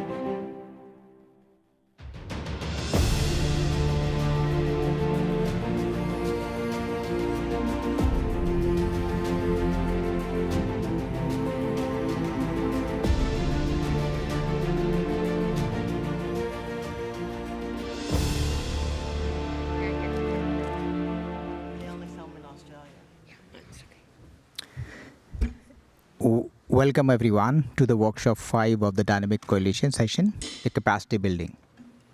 We know that without capacity building, there would be no digital economy. This is the core of what we do. And I'm very lucky to have a distinguished panel of experts representing Dynamic Coalitions with me.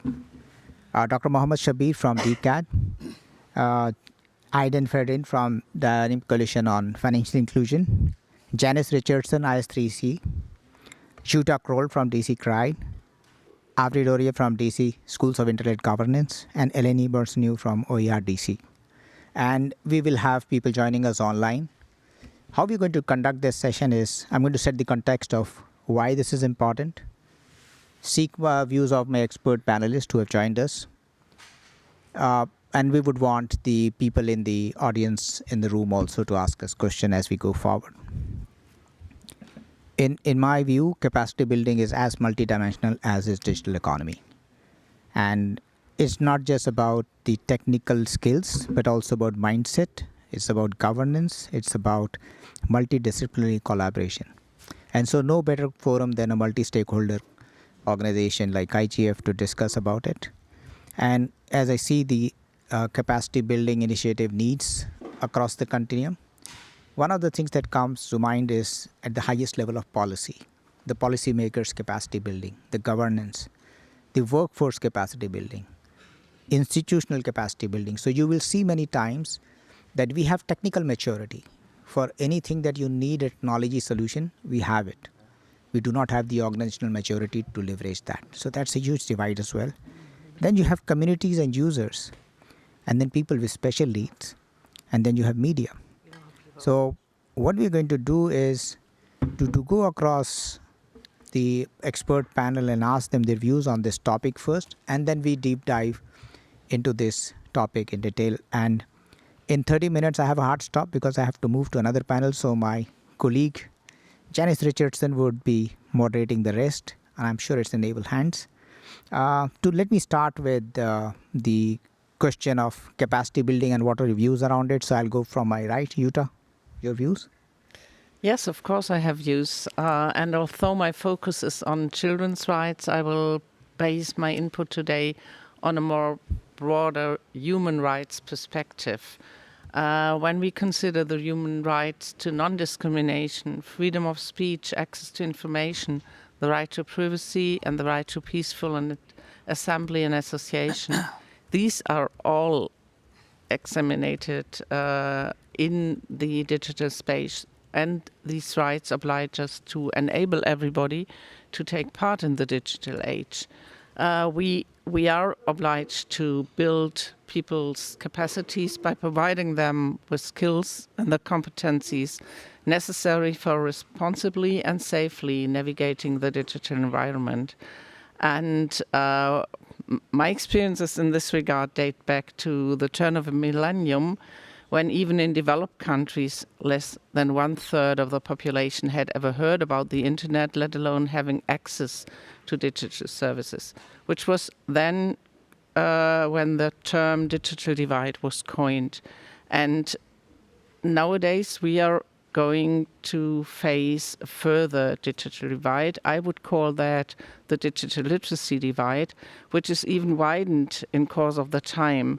Eventually, we need to keep in mind that lessons we are teaching today to address this literacy divide, they will be outdated tomorrow, though we really need, in capacity building, we need to keep pace and to be up to date. I've just been attending a session on AI literacy, and I will get back to capacity building in regard of AI and also in regard of a potential digital AI divide. Thank you.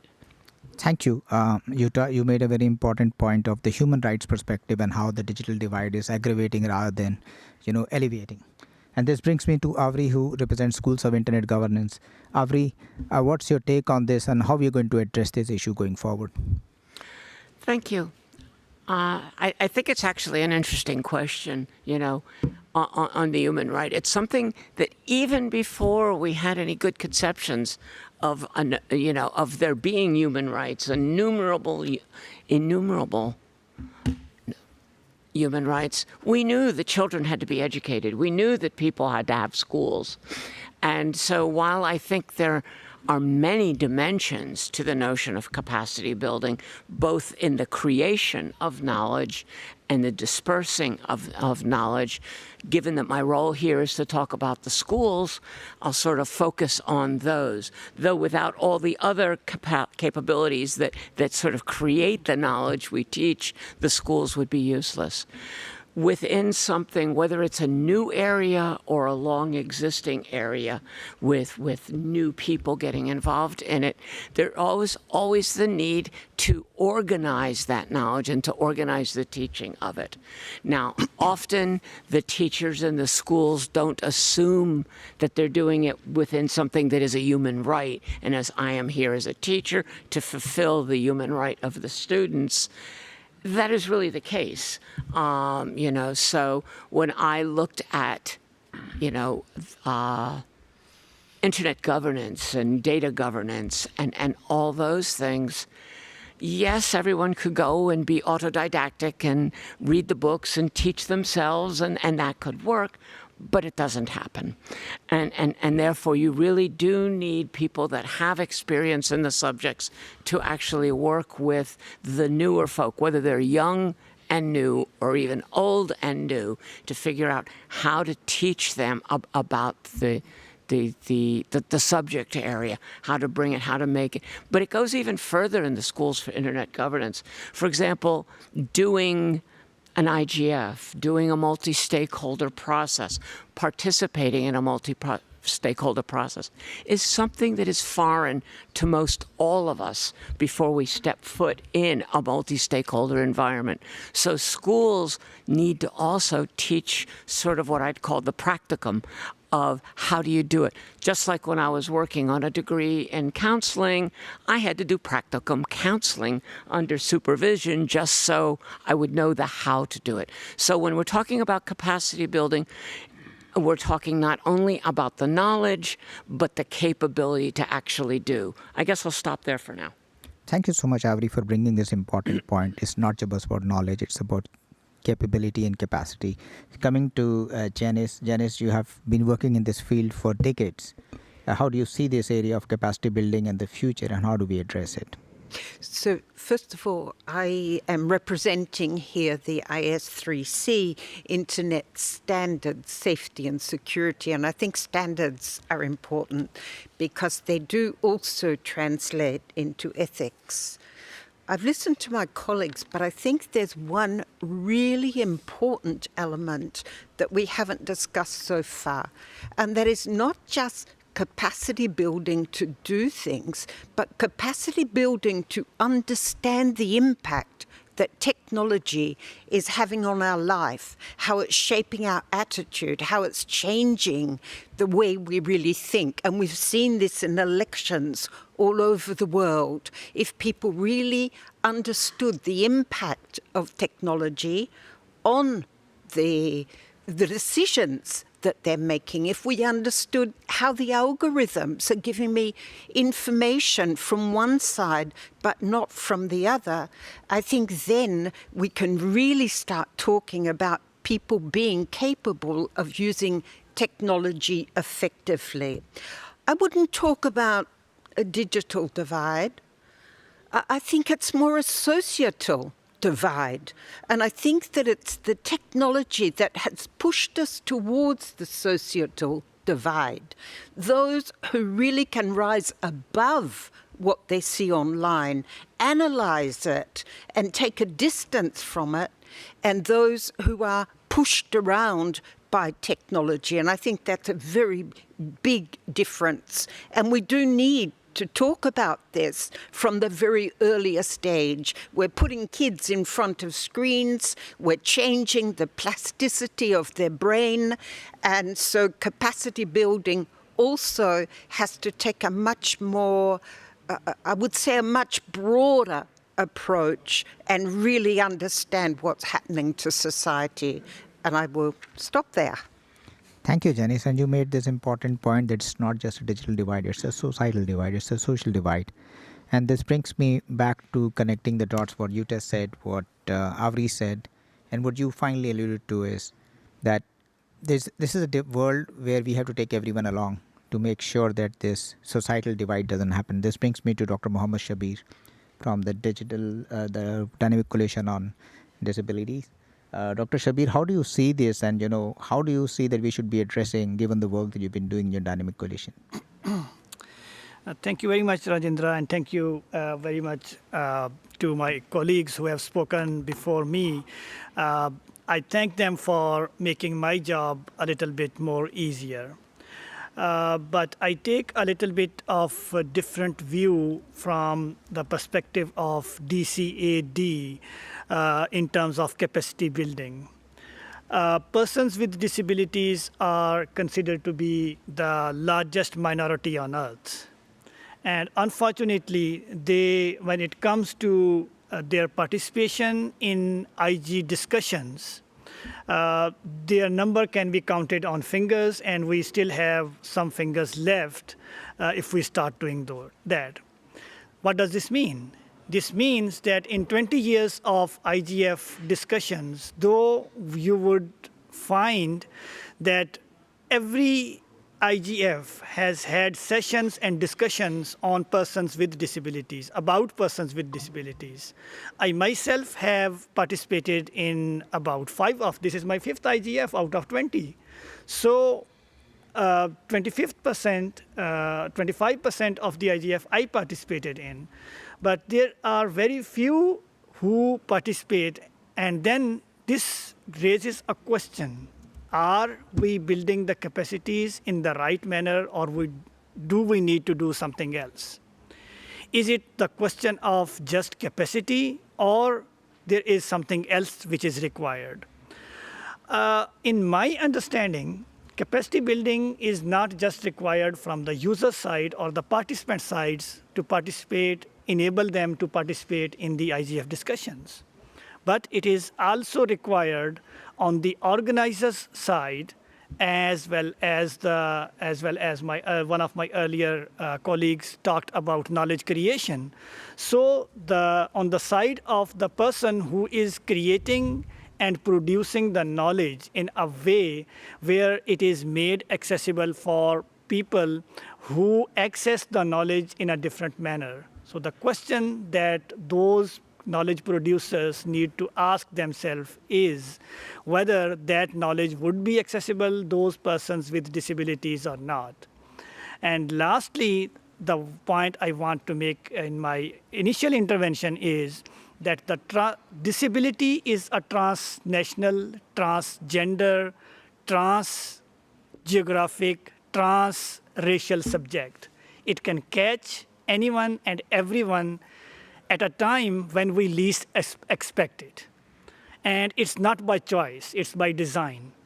So everyone working in the places of decision making, be that knowledge production, be that capacity building, or website production, or whatever else, they need to think whether can I make this accessible? If not, then sometime, someday, you yourself might need it and may find it inaccessible for yourself. I stop there. Thank you. Thank you so much, Dr. Shabir. And you made this important point about knowledge being accessible or not. Now, this brings me to a very important point that we are talking of capacity building, and we're living in a digital era. So everything from financial products to education to health, everything has moved digital. This brings me to Aidan, who represents the Dynamic Coalition on Financial Inclusion.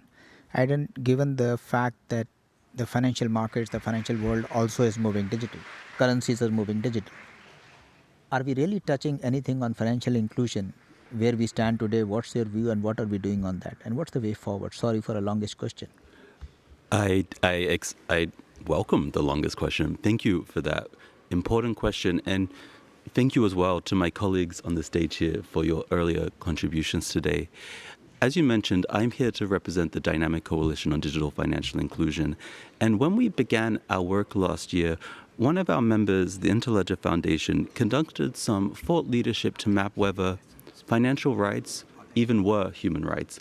And that was one of the conversations that we've had to have ourselves to really understand, because there is not per se a human right to finance, from what human rights do financial rights derive? And for us, it became clear that financial rights derive from and enable rights including the right to an adequate standard of living, the right to social protection, the right to work and to economic participation, and in digital context, the right to non-discrimination, to data protection and privacy, though privacy is not always a human right, and access to financial services. And to also really link back to the question that you're asking around capacity building, we have come to believe that to be able to meaningfully exercise these rights, individuals do need to have the capability to access and to use financial systems, especially as these systems become digitized. And even if the individual themselves is not digitally participating in systems, these systems are digital and they are impacting people, whether they use them in an electronic form or not. So even someone who is using, for lack of a better word, analog financial services is in some way being impacted by digital financial services, because the likelihood is that the financial service provider is in some way using electronic systems. And so in that way, digital financial inclusion is not just a technical or a development issue, but it is clearly a fundamental right. And so when we speak about capacities and competencies that are required for our digital future, we think that we need to begin by recognizing that digital participation is no longer optional. It is foundational to realizing human rights. It is happening to you whether you opt to participate or not. And we think that it's one of the most overlooked yet essential components of participation, that ability to access, to use, to control financial services. And really, when we're talking about the ability of individuals to exercise agency, when we're talking about the ability to be able to make meaningful choices in an increasingly digitized society, that does include the ability to transact, to save, to borrow, to be able to participate in economic life. Because without these capacities, the other rights that I've heard people on the stage identify, the right to education, the right to health, the right to have services as an individual who requires services, and even the right to political participation are undermined. And so to answer the question at a high but unhelpful level, yes, we do need capacity building because we do need agency to be able to ensure that more and more people are able to participate in today's digital society. But these issues are very much cross-cutting, and we cannot merely address financial inclusion alone. We have to work in tandem with everyone else on this stage to try to bring together a better path forward. Thanks. Thank you, Aidan. And I believe that we have Eleni online. Can we hear your views on this, please, Eleni? Yes, hello. Can you hear me, everyone? Yes, perfectly. Hello, good afternoon, and thank you for giving me the floor. I'm very pleased to share some reflections from the OER Dynamic Coalition on how OER can help build more inclusive knowledge societies.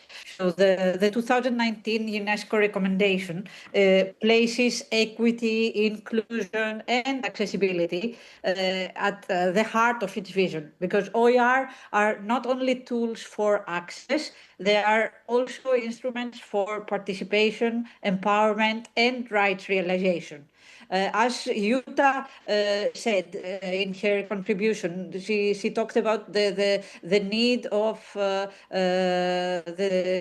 critical need of digital literacy. OER can play a huge role in ensuring that everyone has the tools and the right to learn and contribute to knowledge creation. So to achieve this, we must go further than basic ICT skills. The OER recommendation emphasizes the need for critical digital literacy, so users can confidently share and adapt resources. including how to evaluate online information and AI systems. Then everything that goes with open licensing literacy. Third, a rights-based understanding of digital engagement, including privacy and non-discrimination. And fourth, assistive technology skills for learners with disabilities. And these competencies are foundational for inclusive digital development as outlined in the Global Digital Compact. Lack of digital capacity is itself a form of discrimination. The OER recommendation section area 3 calls for inclusive, well-resourced capacity building so that all stakeholders, especially those in vulnerable situations, can participate meaningfully. So we work with, as OERDC, we work with member states, with teachers, with schools, but also in the decision-making level and in the policy development level. And we hope that we are creating impact, because we need agile and inclusive OER ecosystems as a whole. So I'll finish with that for now. And thank you, Eleni.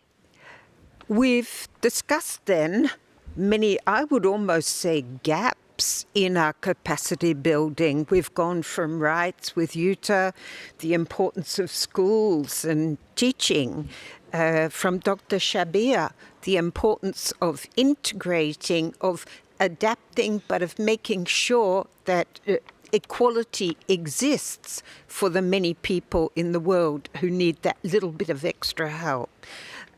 From Aidan, we talked about finance. And finally, from Alan, and sorry, I've broken that down very much.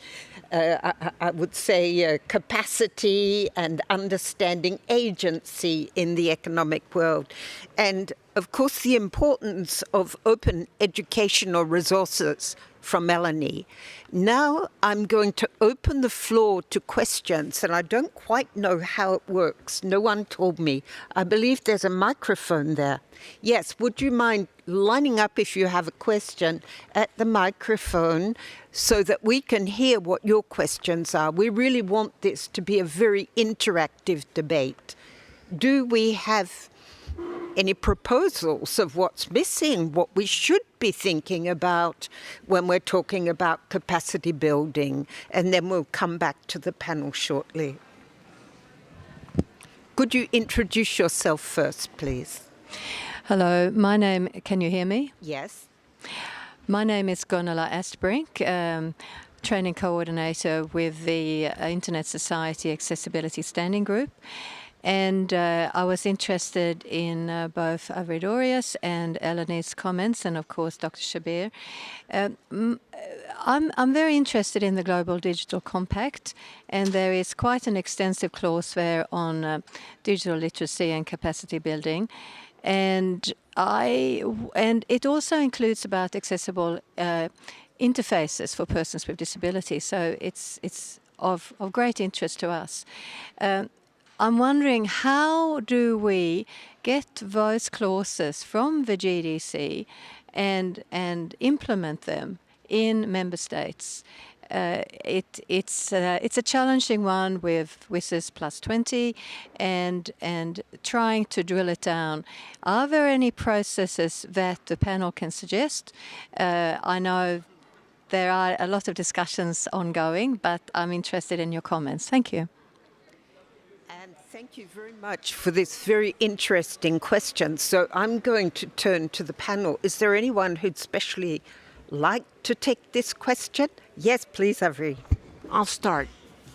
I guess there's two things in your question. One is we can't count on just governments to do it. So the notion of how do we get governments to do it, yes, this is an important one. The government should probably do it, but that's sort of might happen, might not happen. It depends on politics, government priorities.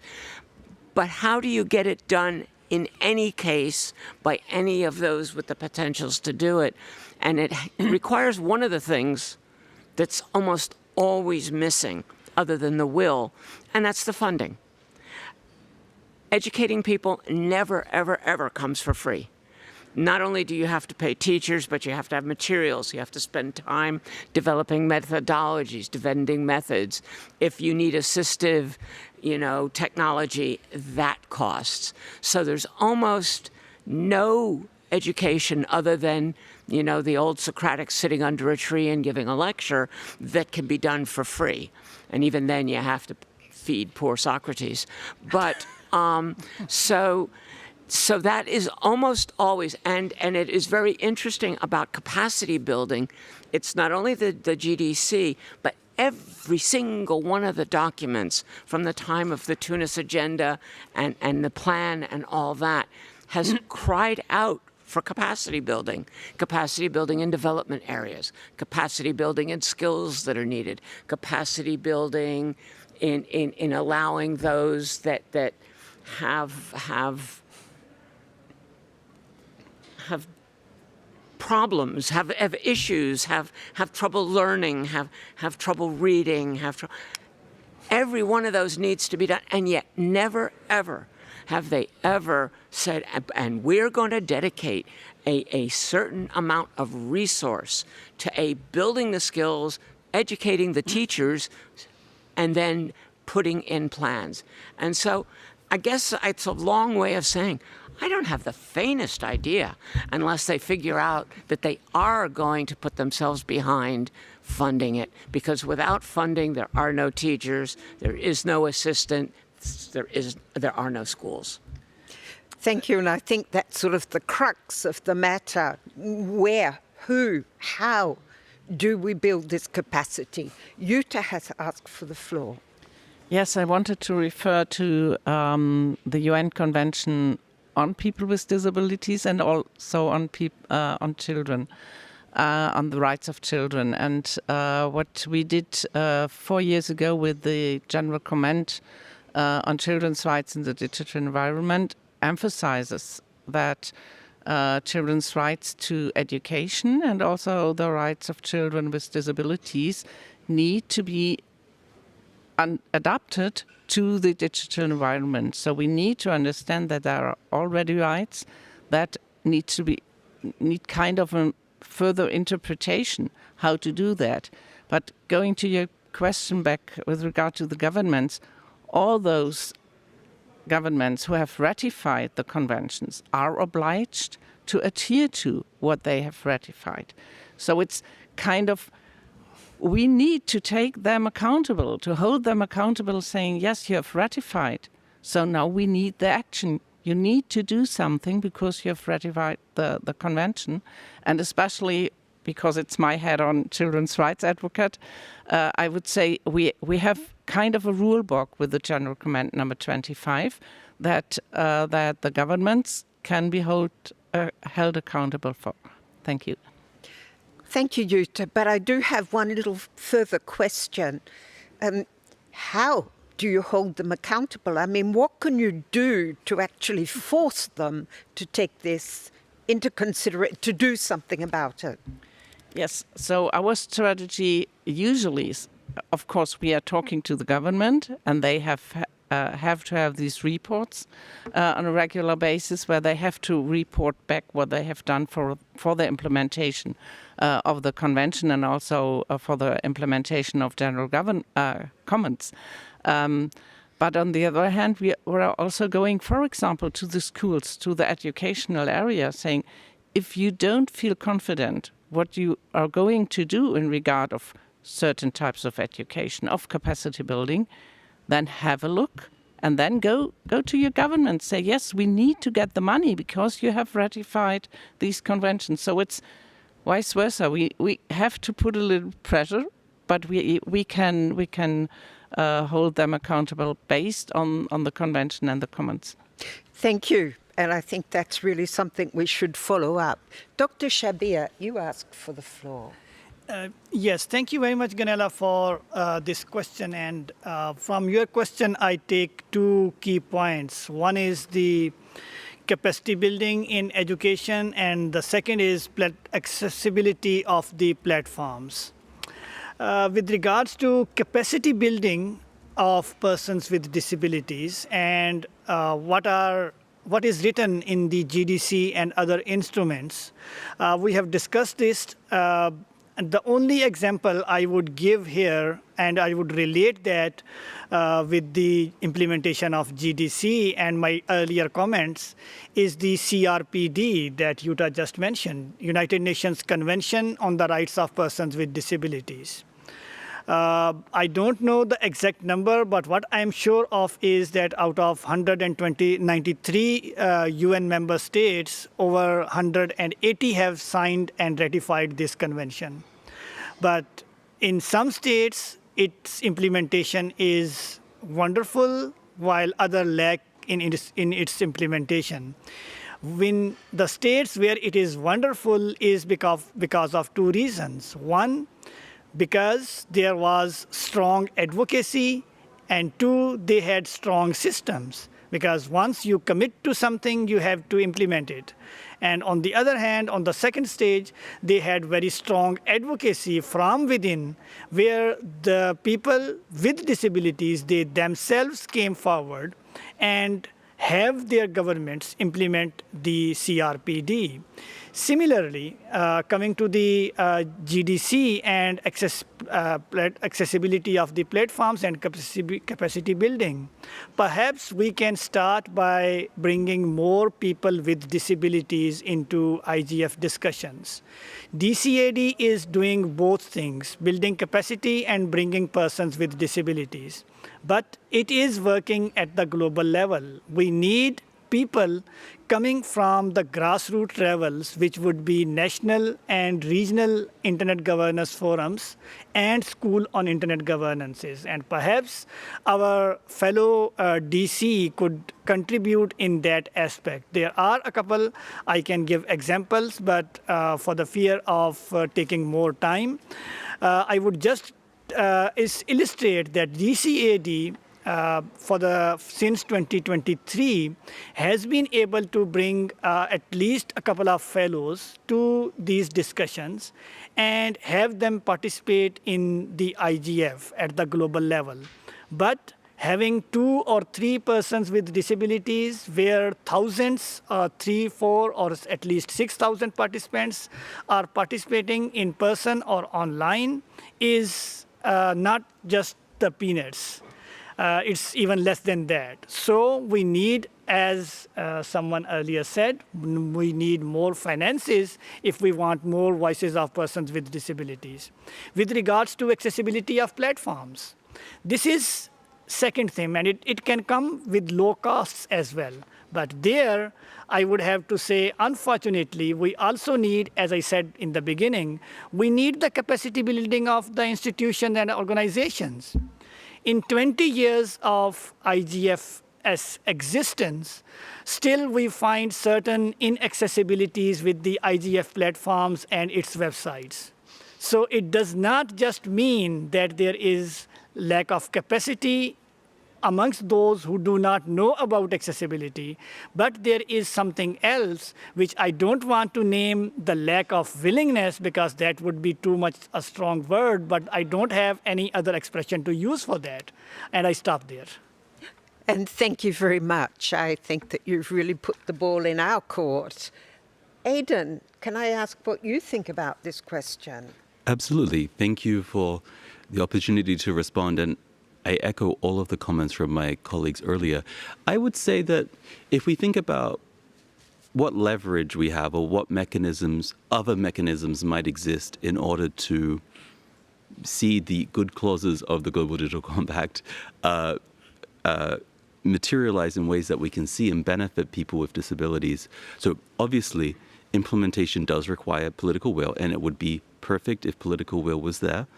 But where does political will come from? Political will comes from collaboration and pressure that is put on from different actors who work together and form coalitions to put that pressure onto government. So one instrument that we have is to name and shame.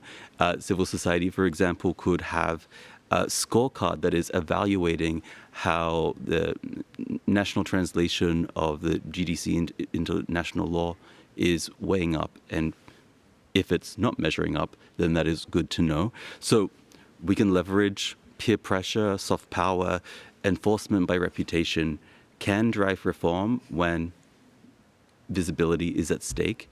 You can also, as I can't remember, I believe it was Yuta might have mentioned this, but tying funding as well. And it doesn't just need to be, it can also be funding from private philanthropy, from donors, from development banks. They can become enforcers by conditionality.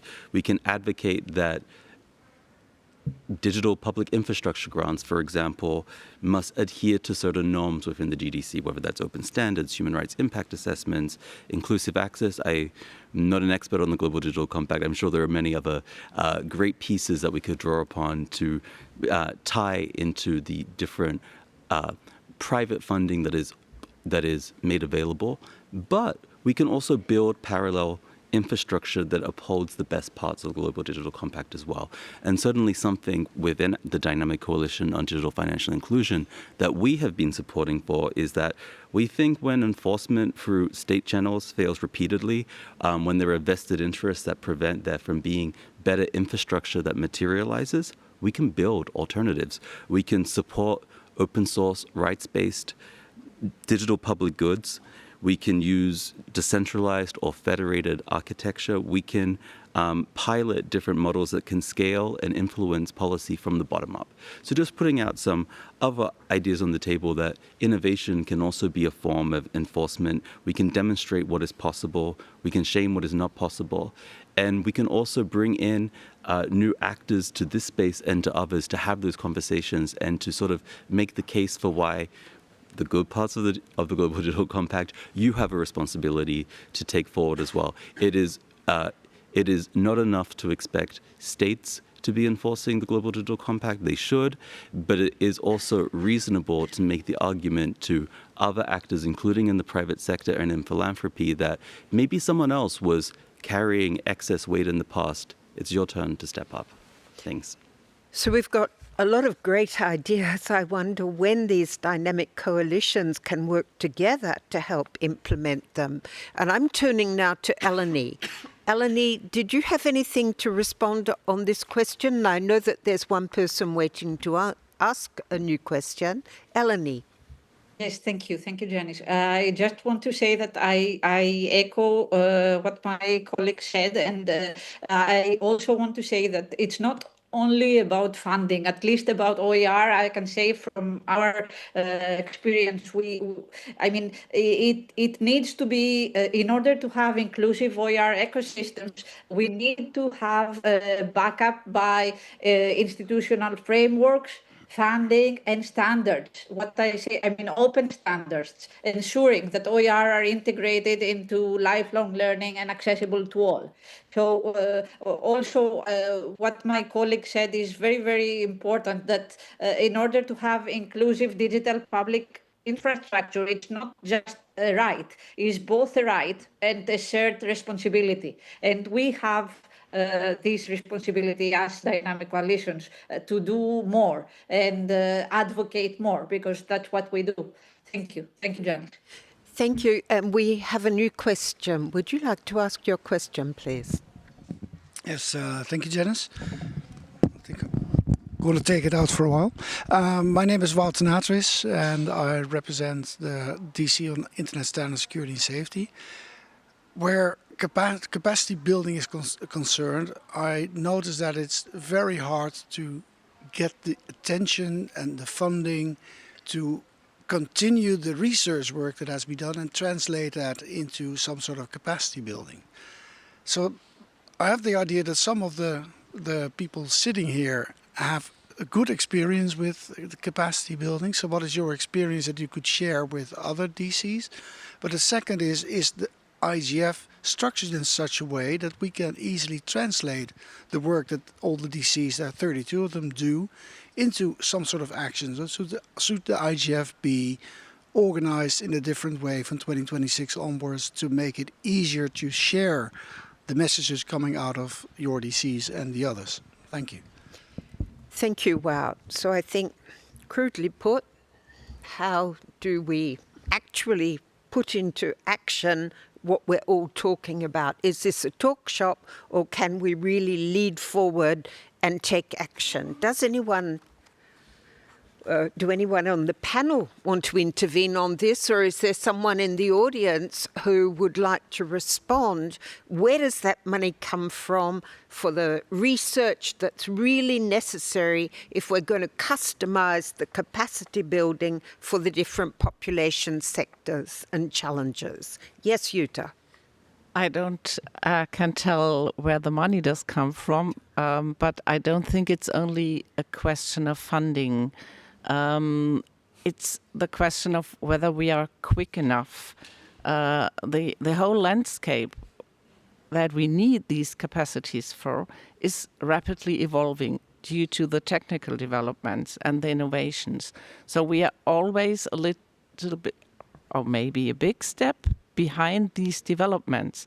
So when we are going for funding, that takes time.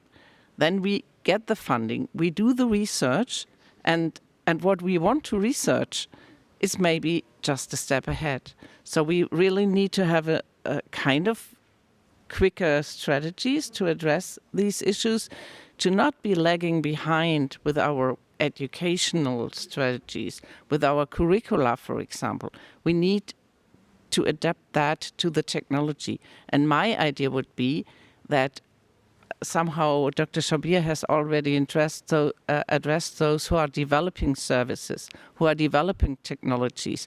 They should also consider from the beginning what capacities, what skills, what competencies would people need when they use these services. So not that we are stepping behind that and then develop a curriculum for a technology that was there for a time, or having in between research, how do we address these competencies, the trainings, the curricula in schools. It needs to go in parallel, because otherwise we are just not quick enough in these innovative times.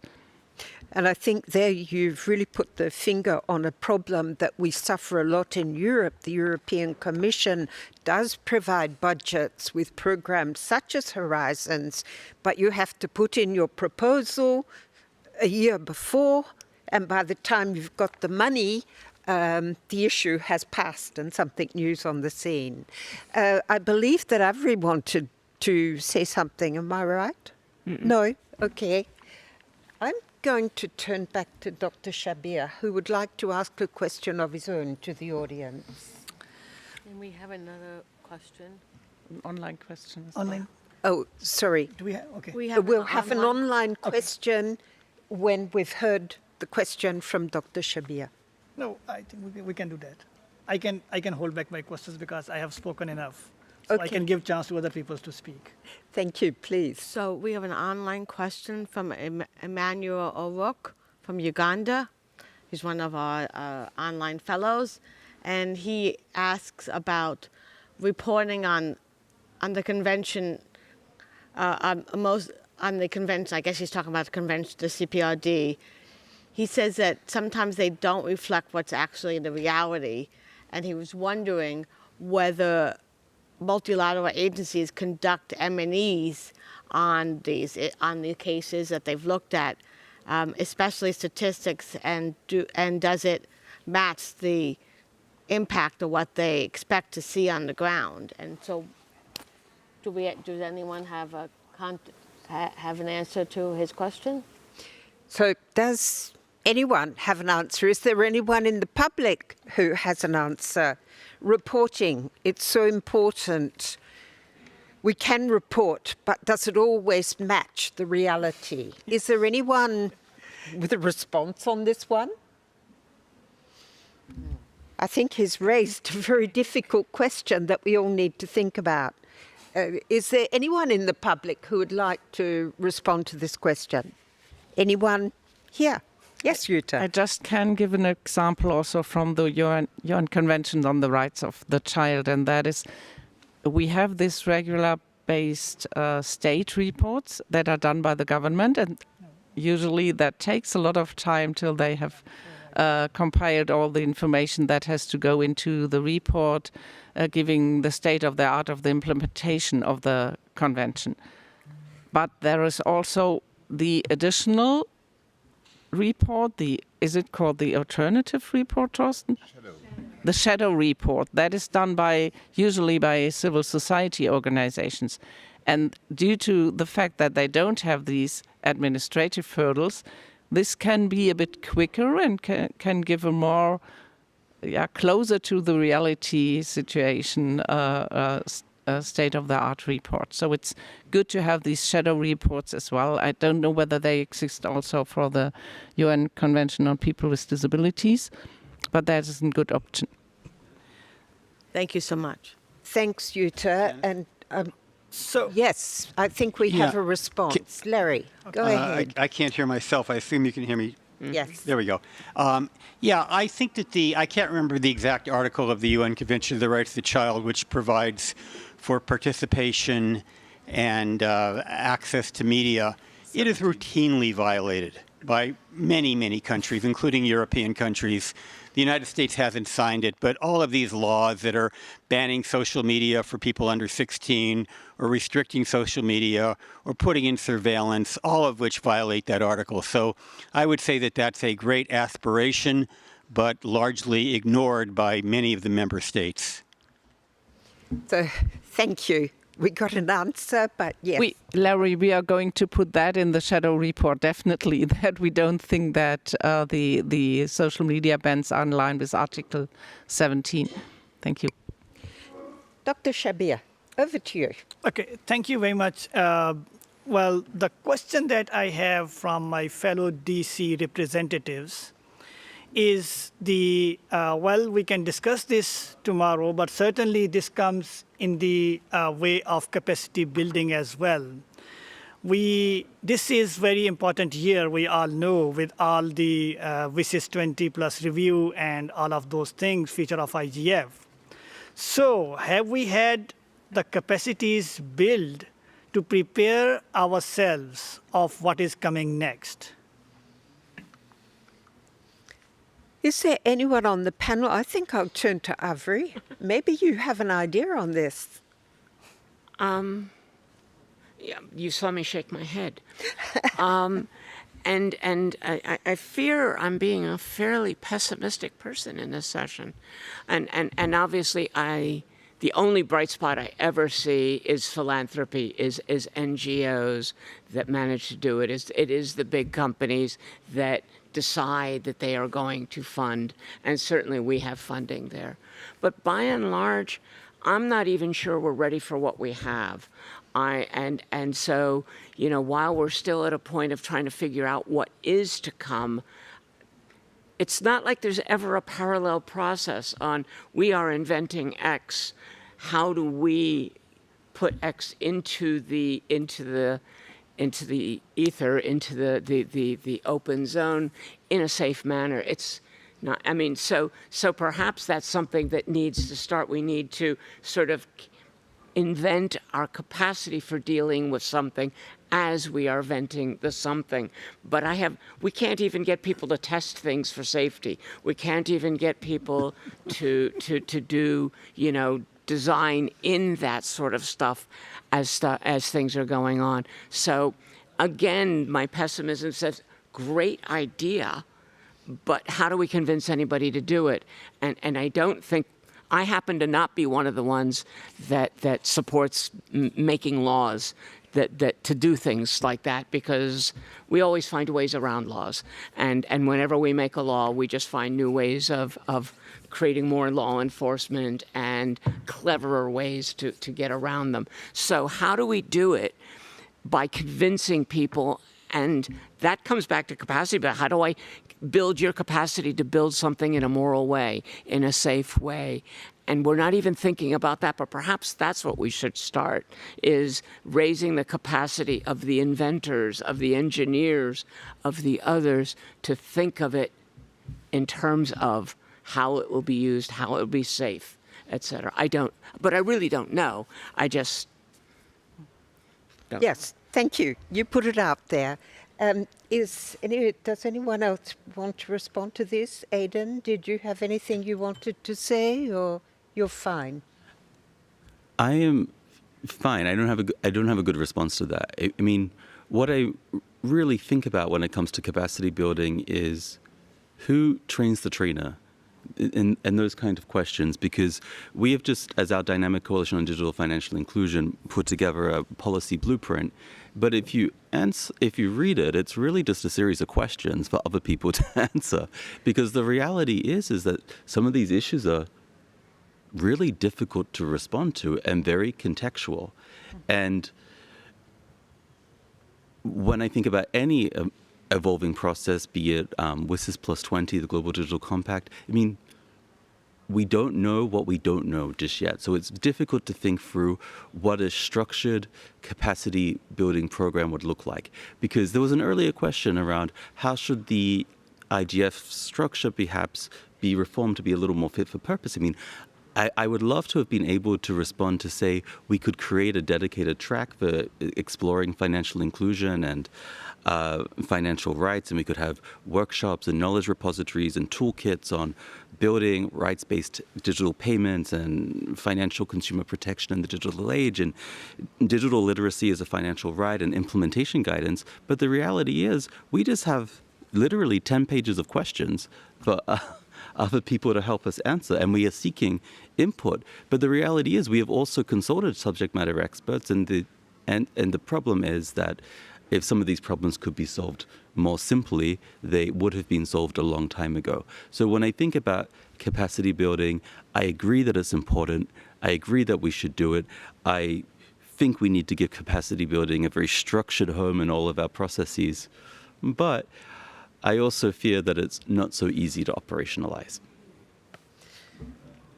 Thank you. And would Eleni like to come in on this?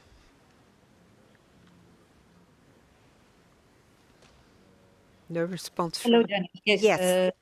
I don't have any comments on this. Right. Is there any questions online? No. No. Dr. Gupta asked me a specific question. He would like to know, how do we change mindsets? According to him, and I think many of us agree, it's the mindset. People don't understand the importance of capacity building, which may be why it's not sufficiently funded. So I'm going to ask you all this question. How do we change the mindset so that people really understand the importance of capacity building, and therefore we can do our research, we can fund our research, we can structure? How do we change mindsets? And from the audience also, if you have something to say, please go to the microphone. Yes, Jutta. Yes, I would say, first of all, we need to understand, I don't think we have all the same mindset. We have cultural differences in regard of the mindset of capacity building. We have differences across the globe, what the mindset is towards capacity building. We have different educational infrastructures. We have different situations in regard of train the trainer, what Aidan has brought up. So I don't think we can have a strategy to change the mindset in a way that works everywhere around the globe. What brought to my mind the reference to the train the trainers is we also need to discuss whether we have quality standards for training the trainers. When we maybe we have come a step further with defining what capacities, what skills, what competencies we are talking about, but we have not been talking about what quality standards we would have for these trainings. And if the trainers don't have the same quality standards, probably all these educated people, if we have them, then would not have got the same quality of education.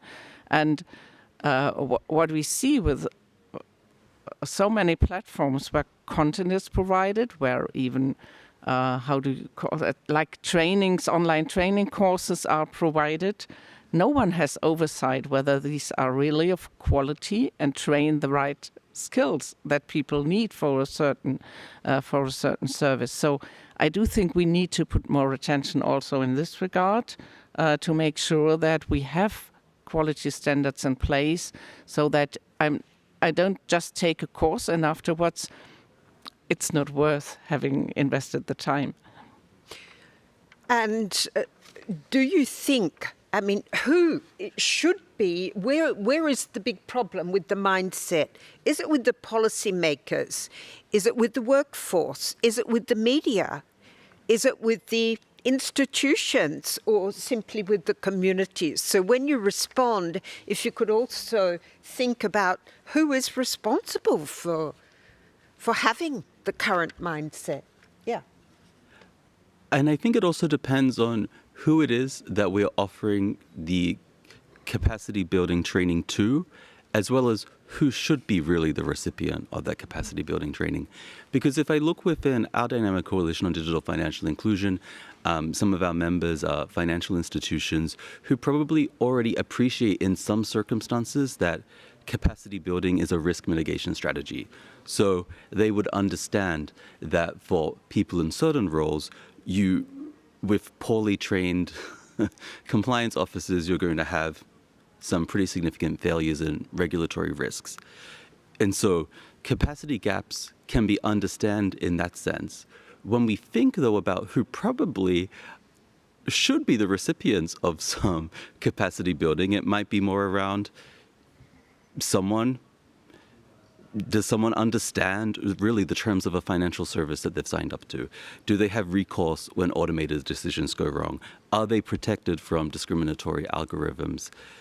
Do they have the connectivity or the identification or the confidence that is needed to use a financial service or product? And so there's two different things here. There is the implications for the end user, the historically excluded communities, and those who have the most to lose potentially from lack of capacity building. And then there are the capacity building that can be offered as an argument that it is a risk mitigation strategy. So who is it that is receiving the training and who should receive the training? Because then the arguments around who is responsible are different and the incentives are different. Because obviously for some cases, the economic case can be made very powerfully. For others, well, maybe we need to quantify the gap and benchmark progress in order to understand why certain individuals are being harmed and why we may have an obligation for other actors to step forward to offer some assistance. So if I understand from Aidan, there are many mindsets, well, from both of you, there are many mindsets, and the approach must be different for each. Can I call on you now, please, Dr. Shabir? Yes. So I would just echo the statements that my colleagues made. And I would substantiate with the examples that in the disability field, and what is the motto of DCAD fellowship program is that we do not set any limitations on the fellowship. Of course, we cannot provide moon or business class tickets if they are required, but certainly within reasonable limits, we try to meet the individual's needs. So each individual as human have different requirements and needs. We can apply the case study as with the persons with disabilities, since they have different needs. So those needs have to be met when you want to make the system or policy or platform accessible. Same is the case with the capacity building. You cannot have set checkboxes, or if you want to make a list, it would be a long one that would give you some indicators that who, when, and where to target. For instance, there are a number of capacity building online courses that train people with regards to different aspects of the internet governance. Many of the organizations run those courses.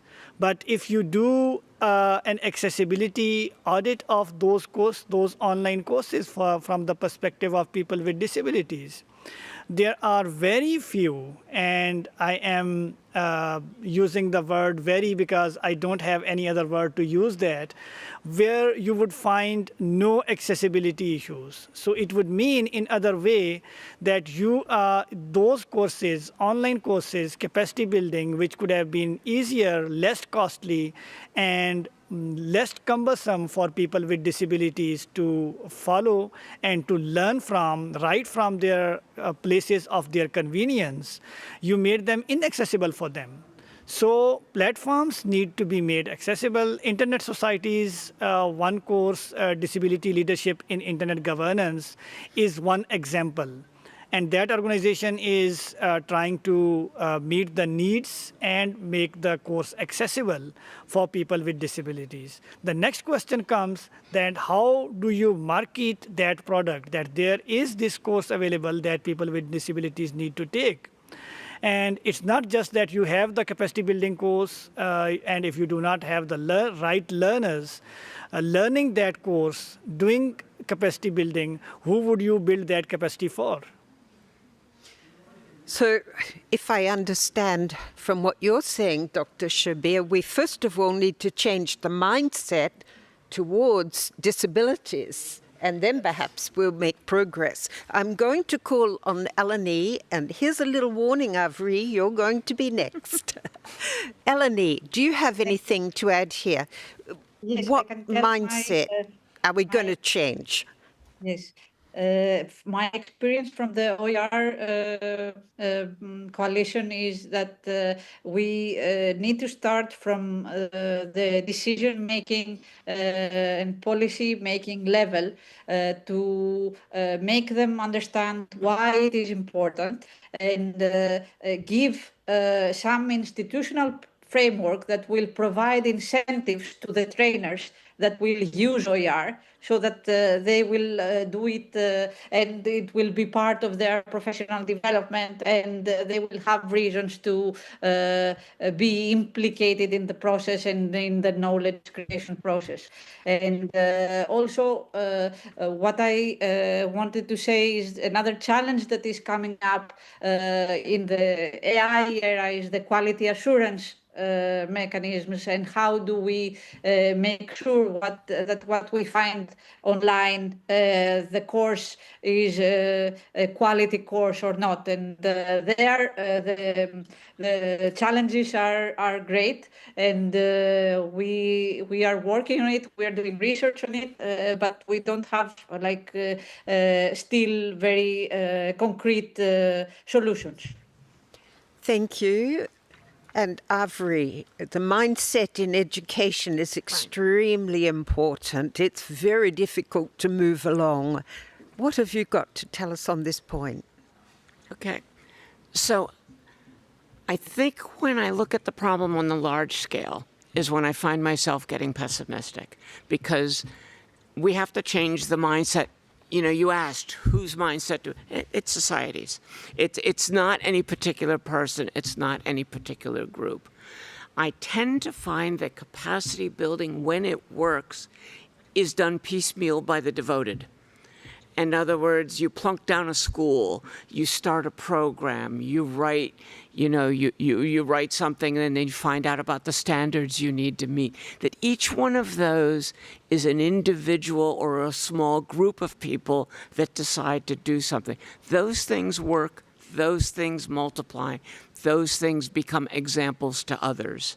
So whenever I start sitting in one of these and looking at, from a large scale, how can we do it? It seems an intractable problem. But when you start looking at the problem in the small steps, the what step can each of us take, the what step can our group of educators take, from what steps can et cetera take, then it starts to be tractable. I have to drink some water so I can speak.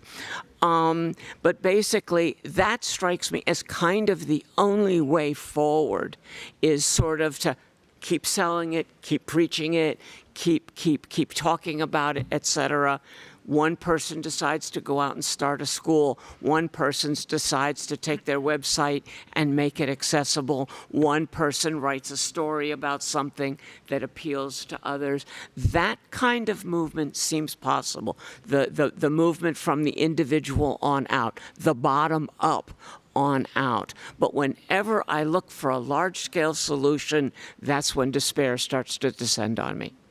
So perhaps what we do need is find a way to scale up these grassroots projects to make them more visible. Or at least get more of them to happen. That also. Is there anyone in the public who would like to talk about what mindset do we need to change? How do we go about this change so that we all believe that capacity building is important and can change society? We have no takers from the audience? No more questions? No. Is there anyone online who would like to add a word? No. So, We have 8 minutes left. yes, certainly. What I'm going to ask you to do now is give us some final words, but something really impactful that will start leading us towards something new, towards the progress that we're looking for between our dynamic coalitions to move forward with capacity building, perhaps together and perhaps individually. Who would like to start? Just 1 or 2 minutes about your final thoughts on this session. We can also start with Eleni, if you wish. Yes, thank you. Thank you, Janice. I'm adding my video. Yes, thank you. So we are working on capacity building, and we really hope that we will continue bringing OER in the heart of inclusive ecosystems. And we are very much motivated to work with all the dynamic coalitions on continuing bringing together all the elements that will make SDGs a reality. And thank you for giving me the floor and the opportunity to be with you online today. Thank you, and thank you also for mentioning the SDGs, which we hadn't really mentioned, but I think that it underpins everything we're talking about with capacity building. Aidan, can I turn to you first, please? Absolutely. Thank you for giving me the floor. So in human rights law, states have positive obligations not only to refrain from violating human rights, but to actively create the conditions in which rights can be realized. And through our Dynamic Coalition, the Dynamic Coalition on Digital Financial Inclusion, we've been saying that the same now has to apply to digital financial inclusion. We see that interoperable, open digital payment systems are infrastructure for human development, and we advocate for a shift in mindset. We think that we shouldn't see financial inclusion as charity or development aid or corporate social responsibility. It can be all of those things, but it's also a right, the right to be able to participate in the right to economic participation. And so welcome you to take a look at our policy blueprint and to offer us feedback on it so that we can help improve it. We believe that financial inclusion does intersect with many of the issues that everyone else is working on, whether it is cybersecurity, whether it is accessibility, whether it is gender-related issues, whether it's digital identity. And I'm just going to throw it out there. We're very open to forming a cross-dynamic coalition on digital financial inclusion, but you're also more than welcome to join in to participate in our existing dynamic coalition as well. Because ultimately, if we all want a digital future that is equitable, that is empowering, and is just, we need to build competencies that are rooted in rights, and we need to design systems that measure up those rights. Because we think digital finance is not just a tool, but a lifeline. And so we would love to break down silos, integrate digital financial inclusion into the agendas and the work plans of other works, and to have a productive and long tenure here at the IGF. Thank Thanks. you. Dr. Shabir, your thoughts? Yes, thank you very much. I would just say that the Dynamic Coalition on Accessibility and Disability is trying to do in its capacity to build capacity of people with disabilities, and not just people with disabilities, but also the IGF system to make those systems accessible and inclusive for all, so that people with disabilities can also contribute in the system meaningfully. Now, changing the mindset is one thing, but we start from the low-hanging fruit, where we try to bring people with disabilities to the discussions through a capacity building training program. We just do not bring them here and leave them, throw them in the pond to swim by themselves. We provide them with a mentor along with an online training program first. We also have for the system guidelines which were updated back in 2024 to make the meetings accessible for people with disabilities. UN Secretariat, the IGF Secretariat benefits from those guidelines, but it does picks and chooses, or the guidelines of convenience sometimes, as I am fond of saying. Those guidelines are there to make the event accessible, so it should not be pick and choose that what is convenient. If it has to be that, and if there are any financial constraints on implementing all of those guidelines, then there should be a discussion that what should be prioritized in the case of making the event accessible for people with disabilities. Without asking them first, making the decision is not the right approach. Lastly, I would say yesterday we had a session on the beyond tokenism. That was something where we talked about having persons with disabilities in the future leadership spaces. And this is where the takeaways of that sessions comes in. People with disabilities should not just be participating, but they should be making the decisions, because nothing about us without us. Thank you. Thank you. Jutta, some last words? Yes, In 1 minute. I'm convinced capacity building is a precondition to benefit from the digital environment. Nonetheless, having said that, my key takeaway from this session is let's not try to adapt people to the service by training them to cope with the insufficiently designed services, which are not designed for their needs, but adapt the service to the people. And this counts, and that I've already also learned in this session, counts for all users, for children as well as for people with disabilities. We have services that are just not adapted to the needs of children, and now we are trying to ban them from these services instead of designing the services age appropriately. Thank you. Thank you. I think we've got some very sharp words here. Avri. Okay, just briefly, and I think I'm going back to where I was. If you've got the ability to do something about capacity building, go do it. And if you've got the ability to support and pay for somebody to do it, start paying. Wow, they're very good final words. So thank you very much for participating in this session. I hope you really got something out of it. I do hope I gave you the possibility to have your say also. And let's try and work much more closely together as dynamic coalitions. And let's do it. Yeah, let's do it. Let's do it. Thank you.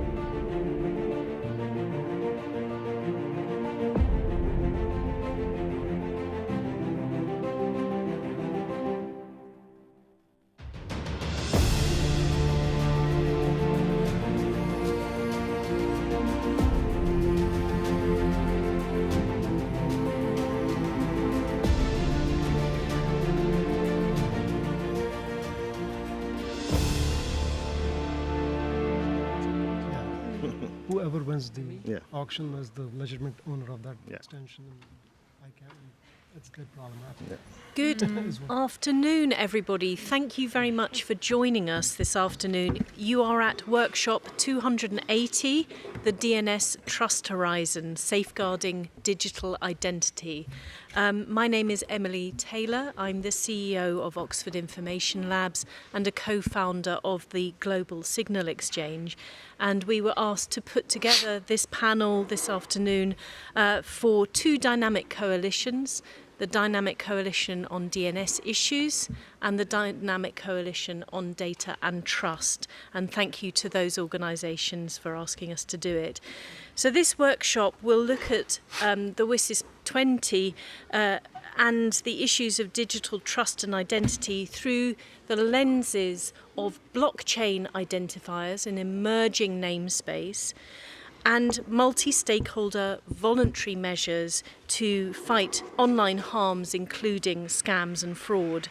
Now, each of these issues requires the domain name system in some way to evolve, to cope with these emerging issues, and each has been a struggle because they're complex in nature and they require the coordination of multiple stakeholders.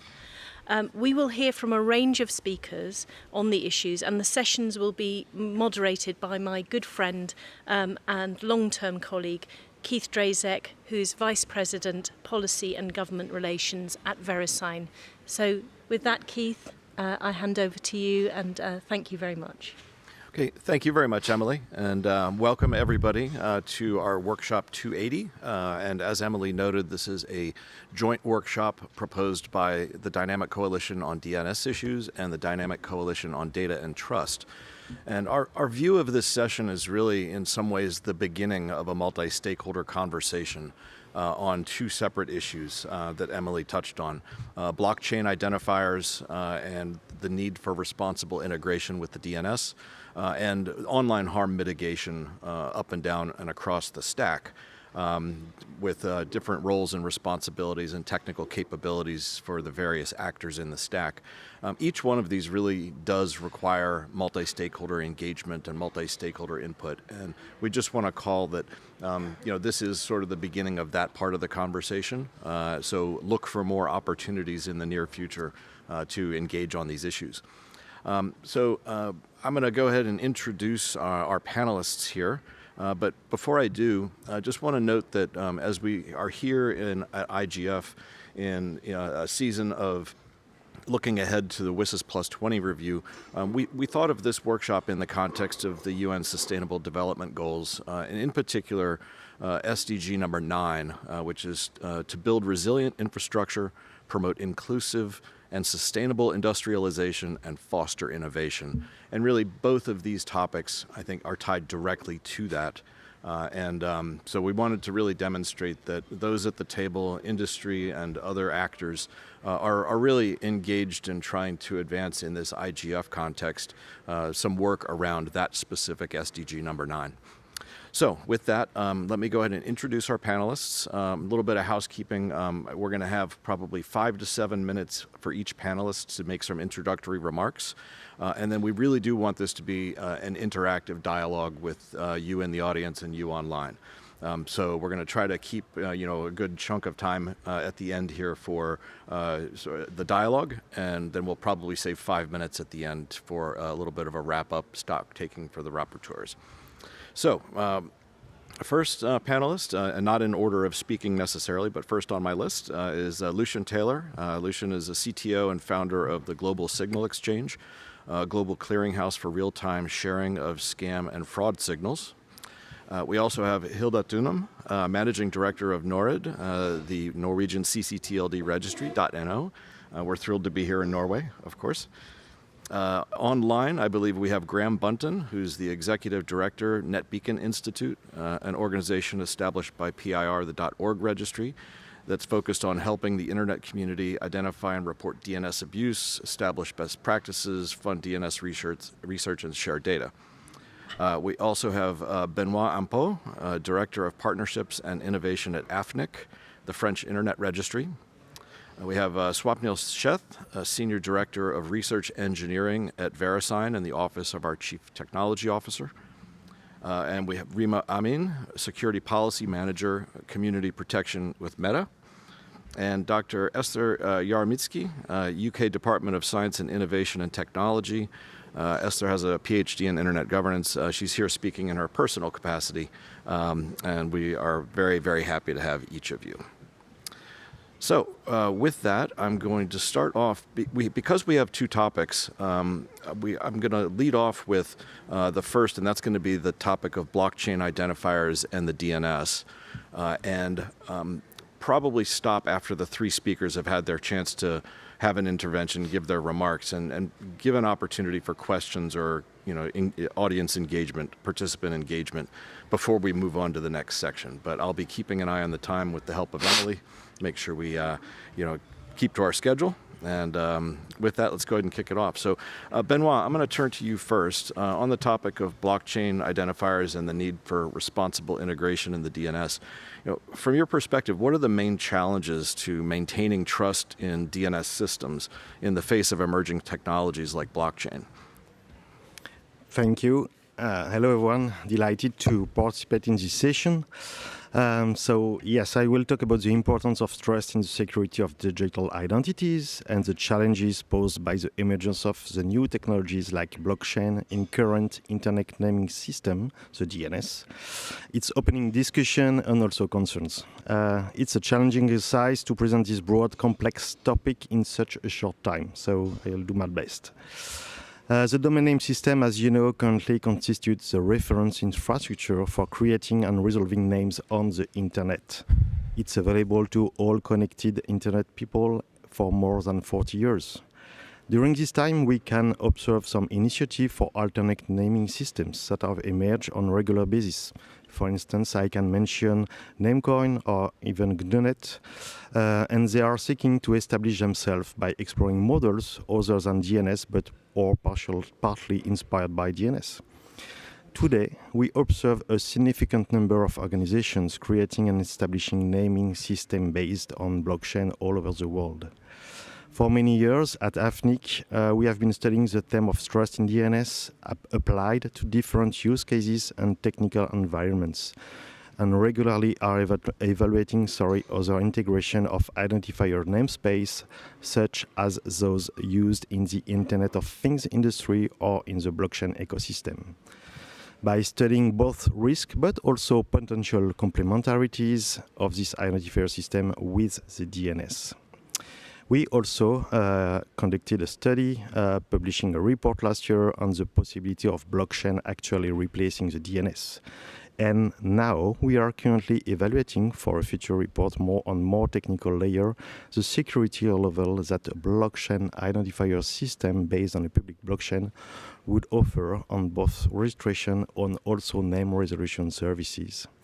In addition to that, we established with our partners from DNSRF here a roadmap of work on the current ecosystem and blockchain identifier solution providers, from name collisions, provider mappings, and their economic models to ultimately, later this year, develop a general risk assessment framework. So, very quickly, 3 outcomes of our studies. The importance of trust. Trust is essential for the security of digital identities. Without it, users and businesses cannot operate effectively online. Integrating new technologies like blockchain into existing DNS infrastructures presents unique challenges. Blockchain has proven to be very robust in the face of alteration of the data associated with identifiers, but it raises also questions about governance and standardizations. Global consistency and the trust of all stakeholders in DNS have yet to be built for blockchain.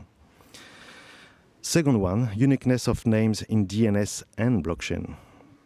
These are two different methods to safeguard the uniqueness of names in their naming space.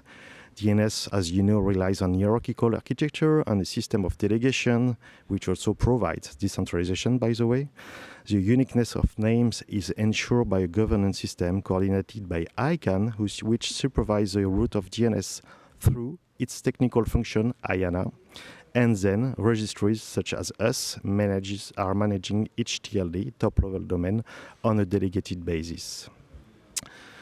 The existence of a single root trusted by all ensures that no name can be registered twice in the same naming space is key. In the case of blockchains, the naming space is generally regulated by smart contracts, which defines the rules for registration and realization of blockchain identifiers. In theory, these contracts ensure the uniqueness of all names under a given contract, and several smart contracts can exist on the same blockchain. However, the uniqueness of identifiers is not centrally managed, and at the global level of all blockchains, they are operating independently. Therefore, it's possible for the same identifier to be allocated by more than one blockchain, leading to duplication. The DNS RF study revealed collision between blockchain identifiers and domain names. For example, some TLDs like .wallet and .crypto could pose security issues if adopted without adequate planning. Sorry about that. That's me. Remember last GTLD round in 2012, printer.om, user.corp were used internal internet suffixes by corporation, and ICANN received the application for .corp, .om, .mail, so forth and so on. So we, with DNSRF, have example of CCTLD and GTLD's collision, sorry. Of the three providers we found had created top-level identifiers that were the same as existing GTLDs. One with 8 direct conflicts, the second one with 4, and the last one with 1. On the CCTLD level, we also had collision with existing CCTLDs and even 2 other TLDs with 2 later top-level identifiers not delegated by ICANN. So our work with DNSRF aims to give a concrete view of the situation to better evaluate and provide a risk assessment framework for other concerned stakeholders, which is important here, institutions, policymakers, for their own purpose. As a conclusion, in a nutshell, maintaining trust in DNS is crucial for digital identities, DNS identities and other digital identities that are relying at some point on DNS. The integration of blockchain within the DNS could present opportunities, but also significant challenges that could alter this trust. Proliferation of blockchain identifier systems makes them prone to confusion when resolving names. Finally, stakeholders' involvement is essential to overcome these difficulties and understand the potential benefits, but also, very importantly, the risk. Thank you. Thank you very much, Benoit. And I just want to reinforce one of the things that you mentioned, and that is the importance of the fundamental foundation and the importance of the single authoritative root in dealing with matters in the DNS. That one of the challenges and one of the concerns that you've correctly flagged is the potential for duplication of records when there should be a single record. And so I think this is important both in today's context, but also looking ahead to the upcoming launch of a next round of new GTLDs in the ICANN space. There's currently an application window that's targeted for April of next year, with likely delegation of some of those strings applied for, perhaps a year after that. So this is a live and active topic when we're talking about potential implications, both at the technical and the policy level, when it comes to expectations around these unique identifiers. So with that, let me turn to Swapnil. Hey, thanks, Keith, and thanks for the opportunity for me to be on this stage, part of this conversation. So, yeah, domain names, as we know, have been part of, have been long users identifiers, right? In applications, going back all the way, you can think about Telnet, FTP servers, email services, and then later web domain names were adapted to be used for the web use case. So what we've seen, though, in the past few years is that there is interest, and blockchain applications and decentralized applications have emerged as a new use case for user-friendly identifiers. So as an example, blockchain wallets. We've all heard of blockchain wallets by now. And so blockchain wallets tend to identify users via a long alphanumeric string, which is human unfriendly, much like IP addresses are unfriendly. And so obviously there is a need for users to be able to use something that's human friendly so that they can make their interactions with these blockchain applications easier. And I think that's one of the reasons why we have seen dozens upon dozens of these alternative namespaces in blockchains. Exactly for this use case, which is trying to make interactions much easier with these blockchain applications. What we are also seeing is there's a lot of interest in using DNS domain names for these use cases in blockchains.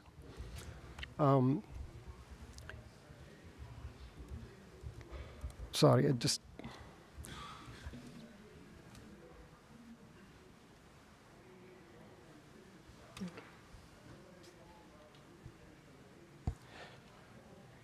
Yeah, so there's a lot of interest for using DNS domain names in blockchains.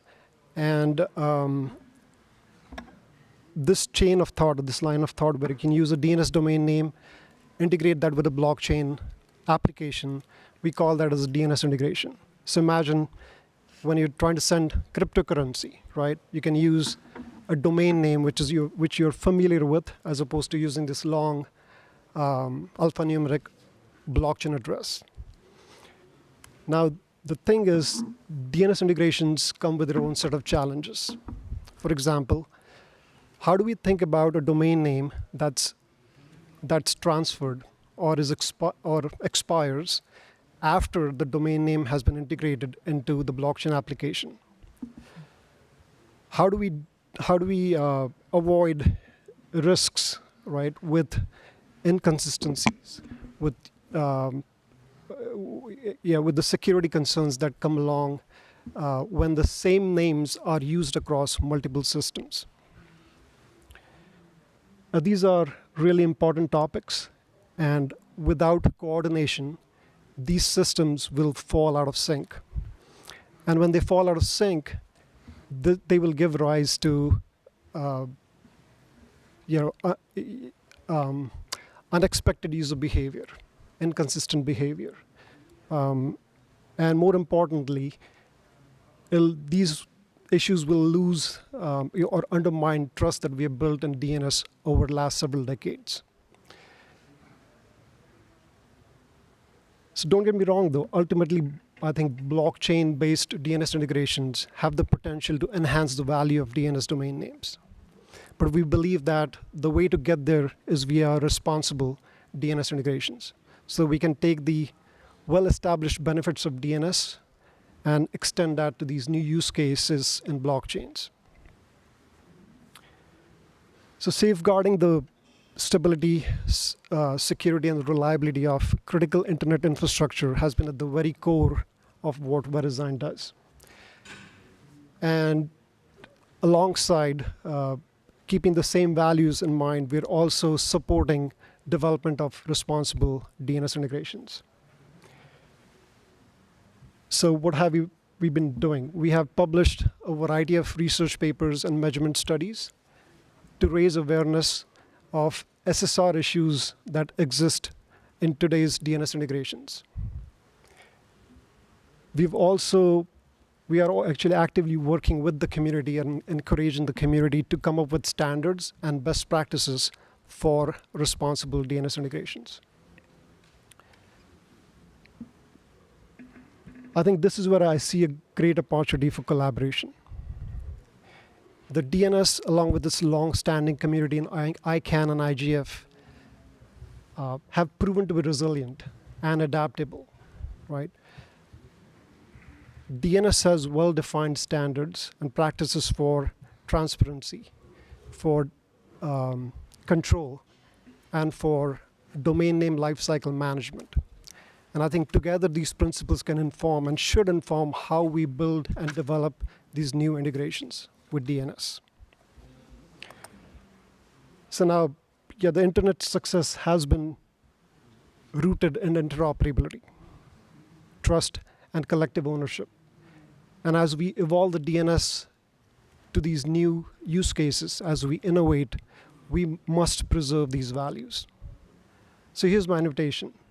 Let's work together. Let's collaborate together so that we can use the existing critical DNS infrastructure for these new use cases. But let's do so in a manner that supports our collective goals, which is to build a safe, secure, and reliable internet ecosystem. Thank you. Thank you very much, Swapnil. So I'll turn next to Esther, but I just want to remind everybody that when Esther's concluding her remarks, we'll turn to the audience, turn to you for any questions and comments and input that you may have on this particular topic. And of course, our panelists are more than welcome to engage together and compare notes in any conversation that they'd like to have. So, thank you, Esther. We've heard about various national approaches to digital identity and online safety. From the UK's Online Safety Act to emerging blockchain systems.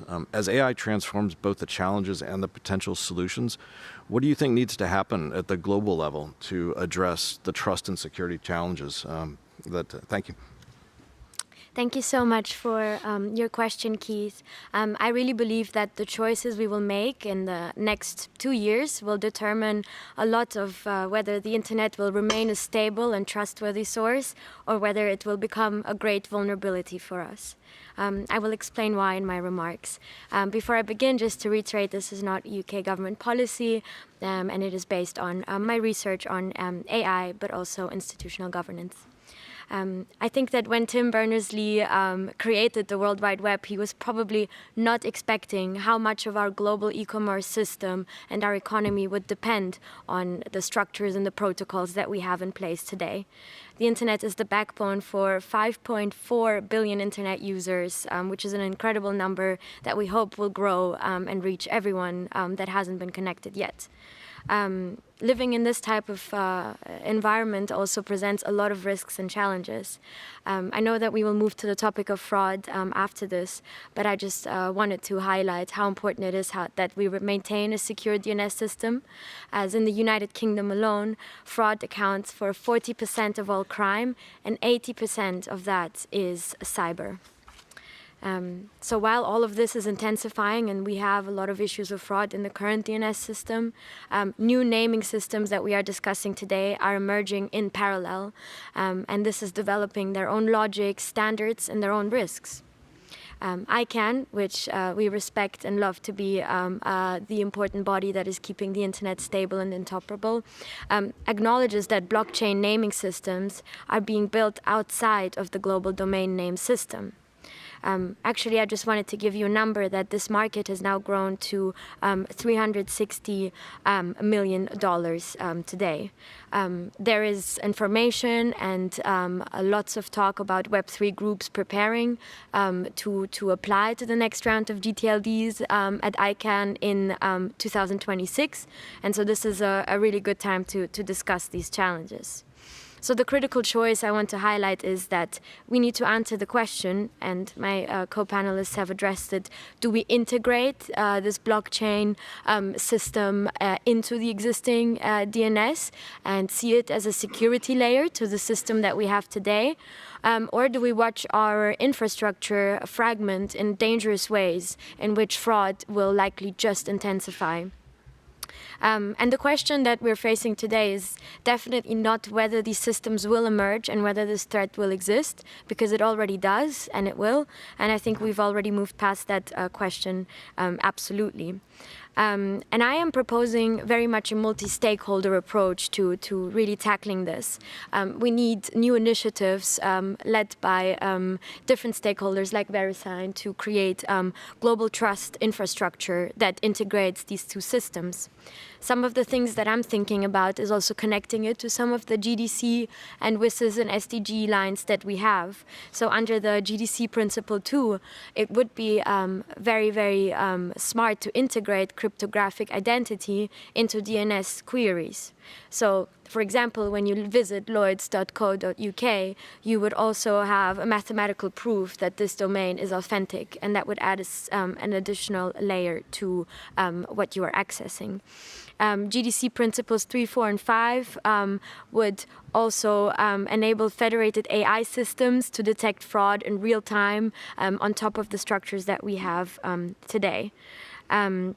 And how does this work? Well, we know that blockchain identifiers, they create really tamper-proof digital certificates that ensure that the website you're on is actually legitimate. And that is something that adds a layer that demonstrates that the DNS is not forged. So this is a great opportunity to combine these two approaches. This would strengthen actually the root principle that maintains today's internet stability and universal connectivity. And that's why it's important that ICANN pays attention to this now and really leverages the next round to ensure that this is integrated before entities are established outside of the GTLD program.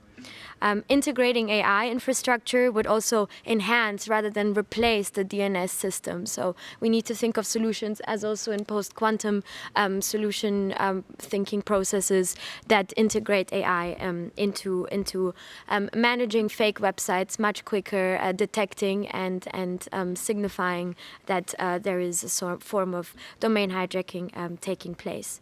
So without going too much into detail, what my point is that we are not going to succeed if we try to replace the DNS. It will be really bad for the internet. We need to integrate any new technology and innovation into the system we have today.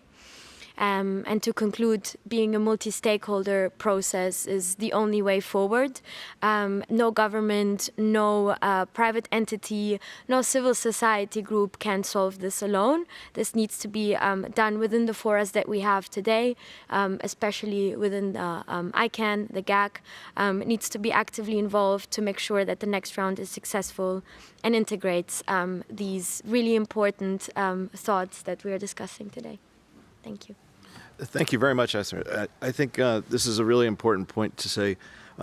Innovation needs to be supported and encouraged, but it needs to be done in a responsible way. So I think each of our speakers so far has really reinforced that issue. Esther, I really appreciate your focusing this on the need for the multi-stakeholder engagement around this topic. I think that's critical, and certainly one of the reasons that we're here today at IGF bringing this to the community's attention. So with that, let me ask if there's anybody who would like to come to the microphone or to get, actually there's one on each side, or to get in queue. Checking to see if we have anybody online. And you know, I would say we have 5 or 10 minutes to discuss this topic before moving on if we'd like to, or we could move directly into the online harms discussion and then come back for questions and comments at the end. Edmund, go right ahead. Hello, welcome. Edmund Chung here from .Asia. Just wanted to pick up on the integrating like blockchain and some of the emerging technologies to how we manage the DNS. Two things I want to highlight. And one is I thought the question about including cryptographic technologies to the resolution process is quite interesting. I just wonder, currently the DNSSEC protocol, the DNS security extensions do that. I'm just curious how blockchain would add to the DNSSEC part. The other thing that came to mind is that what about the registration data? I actually personally find the registration data to be quite useful. I mean, blockchain might actually be very useful for registration data, especially for you know, like domain transfers, ownership transfers, and authentication of those issues because of the nature of blockchain. See if there are any thoughts on those two things. Thank you so much for your question. And definitely DNSSEC, very good that you brought it up, and thank you. I wanted to get into that as well. It's true that it already provides some form of validations in the DNS responses to prevent that tampering. But this blockchain enhancement really just builds on top of that, I would say. So it would exist as a form of secondary security layer on top of the DNSSEC, and that would be similarly to what would happen when we need to develop quantum-resistant data defense processes. Yes, I would just add that DNS is secure today. DNS domain names are portable, they're flexible, and they're secure. Security is provided by DNSSEC as a means of authentication, and otherwise email and web traffic are supported via the encrypted protocols, right? So I think I want to reinstate that DNS is secure today, as is. Okay, thank you very much for that. And Edmund, thank you for that question. We have another speaker. If you could identify yourself, please, and then go ahead and ask your question.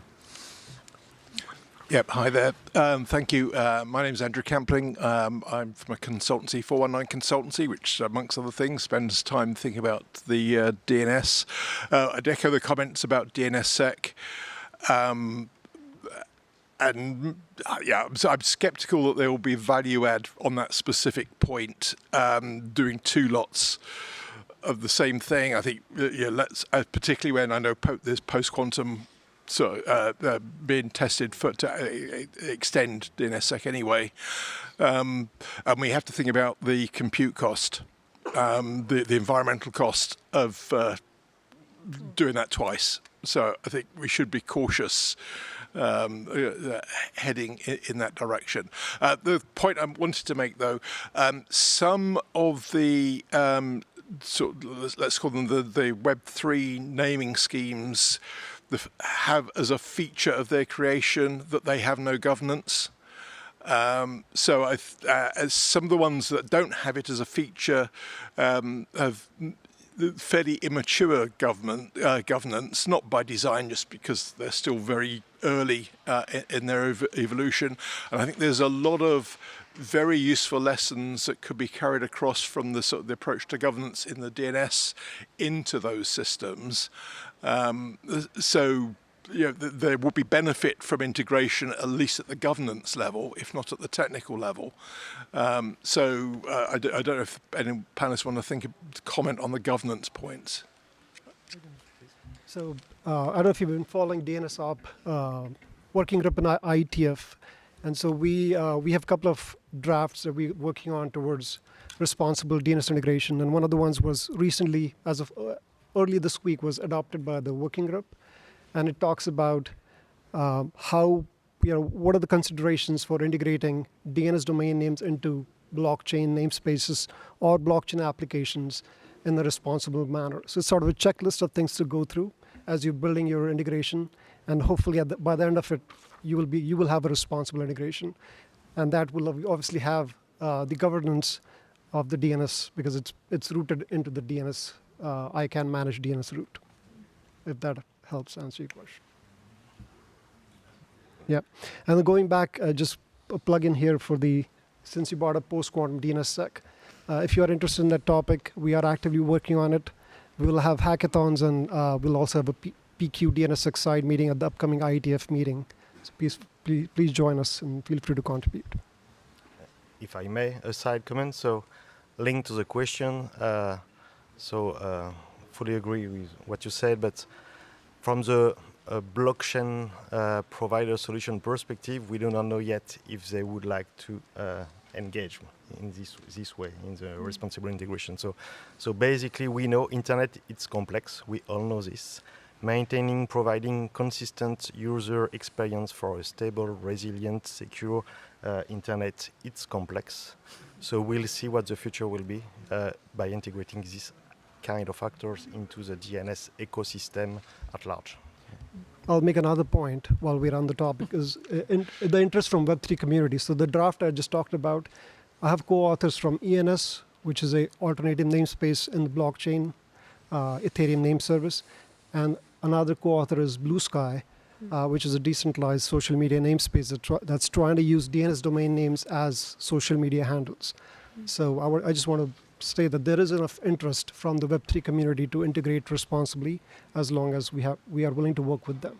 So. Yeah, and maybe just to add, again, to emphasize that this is important to think about now, because now ICANN has an opportunity to seriously engage with, as I mentioned earlier, it is a growing industry, there is interest, but it's our responsibility coming from kind of the ICANN and traditional DNS system to engage, and that's also within our hands. So, thank you very much. And Andrew, thank you for the question and the engagement. We have 2 quick questions, I think, in the chat that Emily will read, and then we'll probably pivot and move on to the online harms discussion, and we can always come back to this at the end. So, Emily. Yeah, so we had a comment from Luke Siffer saying, okay, I'll sum it up. It's not that complex. The entire Web 3.4.5 blockchain saga is merely a creatively lazy attempt to monetize the internet by fragmenting DNS with an alternative route. Nothing revolutionary here, just reheated hype. Time to move along. Bevan Wathan did a thumbs up and agree to Esther's call for integration and not replacement of the DNS. And Carolina from Oxhill, hello Carolina, asked 2 questions. How do we ensure responsible integration happens in a multi-stakeholder manner? And also, how to get the blockchain community to participate? What incentives exist for them to participate? I think a lot of those, the second question you touched on in the just the recent remarks. So thank you. Yeah, thanks very much, Emily. And I think to Carolina's question about,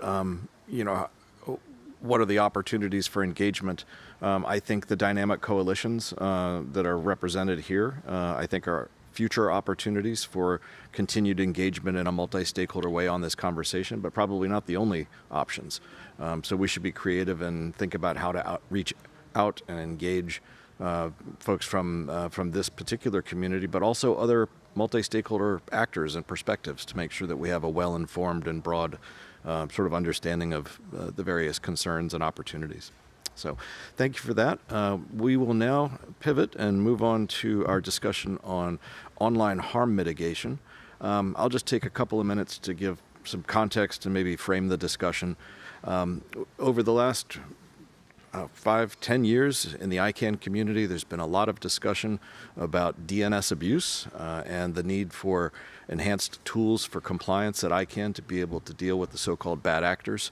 A couple of years ago, the GTLD registries and registrars in the ICANN space voluntarily took on new contractual obligations enforceable by ICANN's compliance team to act to mitigate DNS abuse when it's identified within our zones. And that term DNS abuse is phishing, farming, malware, botnet, command and control distribution, and spam when spam is used as a delivery mechanism for those other 4. Obviously, that is just a subset of the broader topic of online harms, right? So that's DNS technical abuse. There's obviously other online harms that are related to content, and there are a number of different actors in the internet infrastructure stack that have different roles and capabilities and technical capabilities to mitigate abuse at the most appropriate time, the most appropriate level, without disproportionate impact on other actors in the system. So I think what we're going to talk about today is the broad topic of online harms. With that, I'm going to turn first to Hilda. Hilda, a question for you. The Norwegian top-level domain .no is an example of a TLD with low rates of domains being used for abuse like phishing, malware, and spam. Could you share some insights from your perspective into what could be the reasons, or what could be the reasons behind that? Thank you. Yes, thank you for having me here on the panel. I'd like to start by saying that just like in the offline world, I think online abuse rates are a reflection of many different societal factors. So even though I work at the registry, it's not all the DNS that does this. But I do think that the Norwegian model and the Norwegian approach to the .no domain name provides one example of how many different stakeholders can work together and have a positive effect. So all domain registries, people like me that hand out domain names, we operate within an ecosystem of the local law where we're based and the registration policy. And one of the factors that influence the type of neighborhood that sort of grows under a top-level domain is the requirements that the registry imposes on those wanting to register domain names. So the registration policy for NO is shaped by NORID, but we do this in consultation with different stakeholders in the Norwegian society and within the domain regulation that provides a sort of framework for the basic principle of this.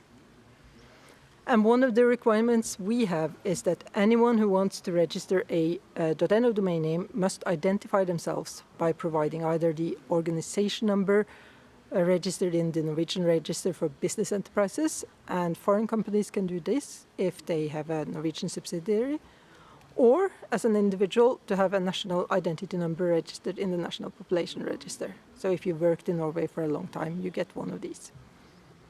And before granting the right of use to a domain to anyone, we verify that they exist in one of these official registers. So we look it up. And this ensures that each NO domain name is registered to a real individual or organization who is responsible for how the domain is used. So, sad to say, and I hope I'm not breaching any childhood dreams here, but Santa Claus does not have a .no domain name because he does not exist. But of course, this is not only a sort of registry-only effort, because we don't talk to the domain holders directly. So it's the registrars who have the direct contact with their customers that are required to know who they are and to sort of ensure that the one contacting them actually represents the organization that they are trying to register a domain for. But how they do this is left to the registrars, because that varies wildly if you're a small registrar that knows every customer personally, or you're a large registrar with different control systems. And then we also have a very, I think, fairly unique Norwegian rule that there is a limit to how many domain names each domain holder can have. So if you're an individual, you get up to 5 domain names, and if you're a company, you get up to 100. And the rationale behind this is that domain names are a limited resource, or that good domain names are that.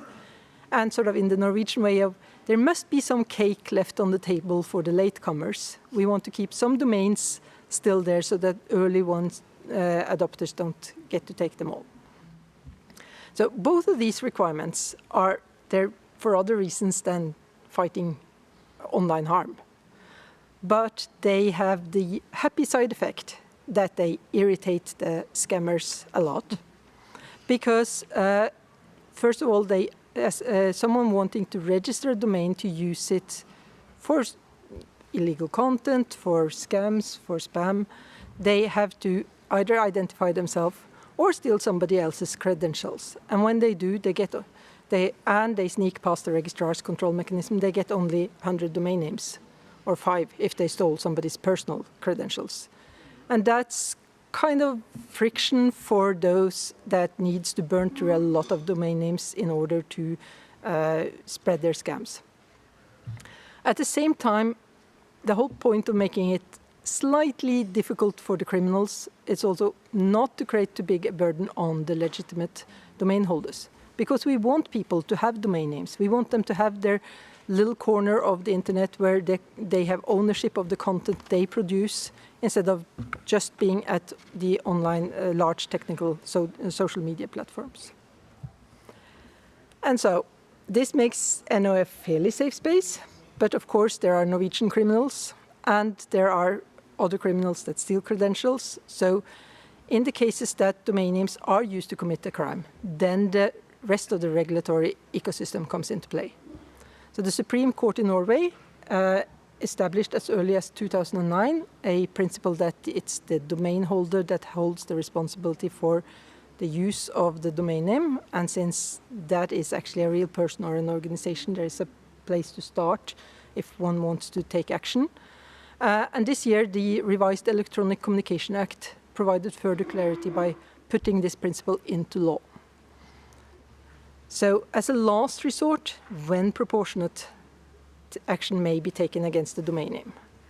But such measures requires a process that safeguards the legal rights of all the involved parties. And this is especially important because for top-level domains like .no with the presence requirements, almost all of the domains that are used for the technical online harms like phishing are compromised domains.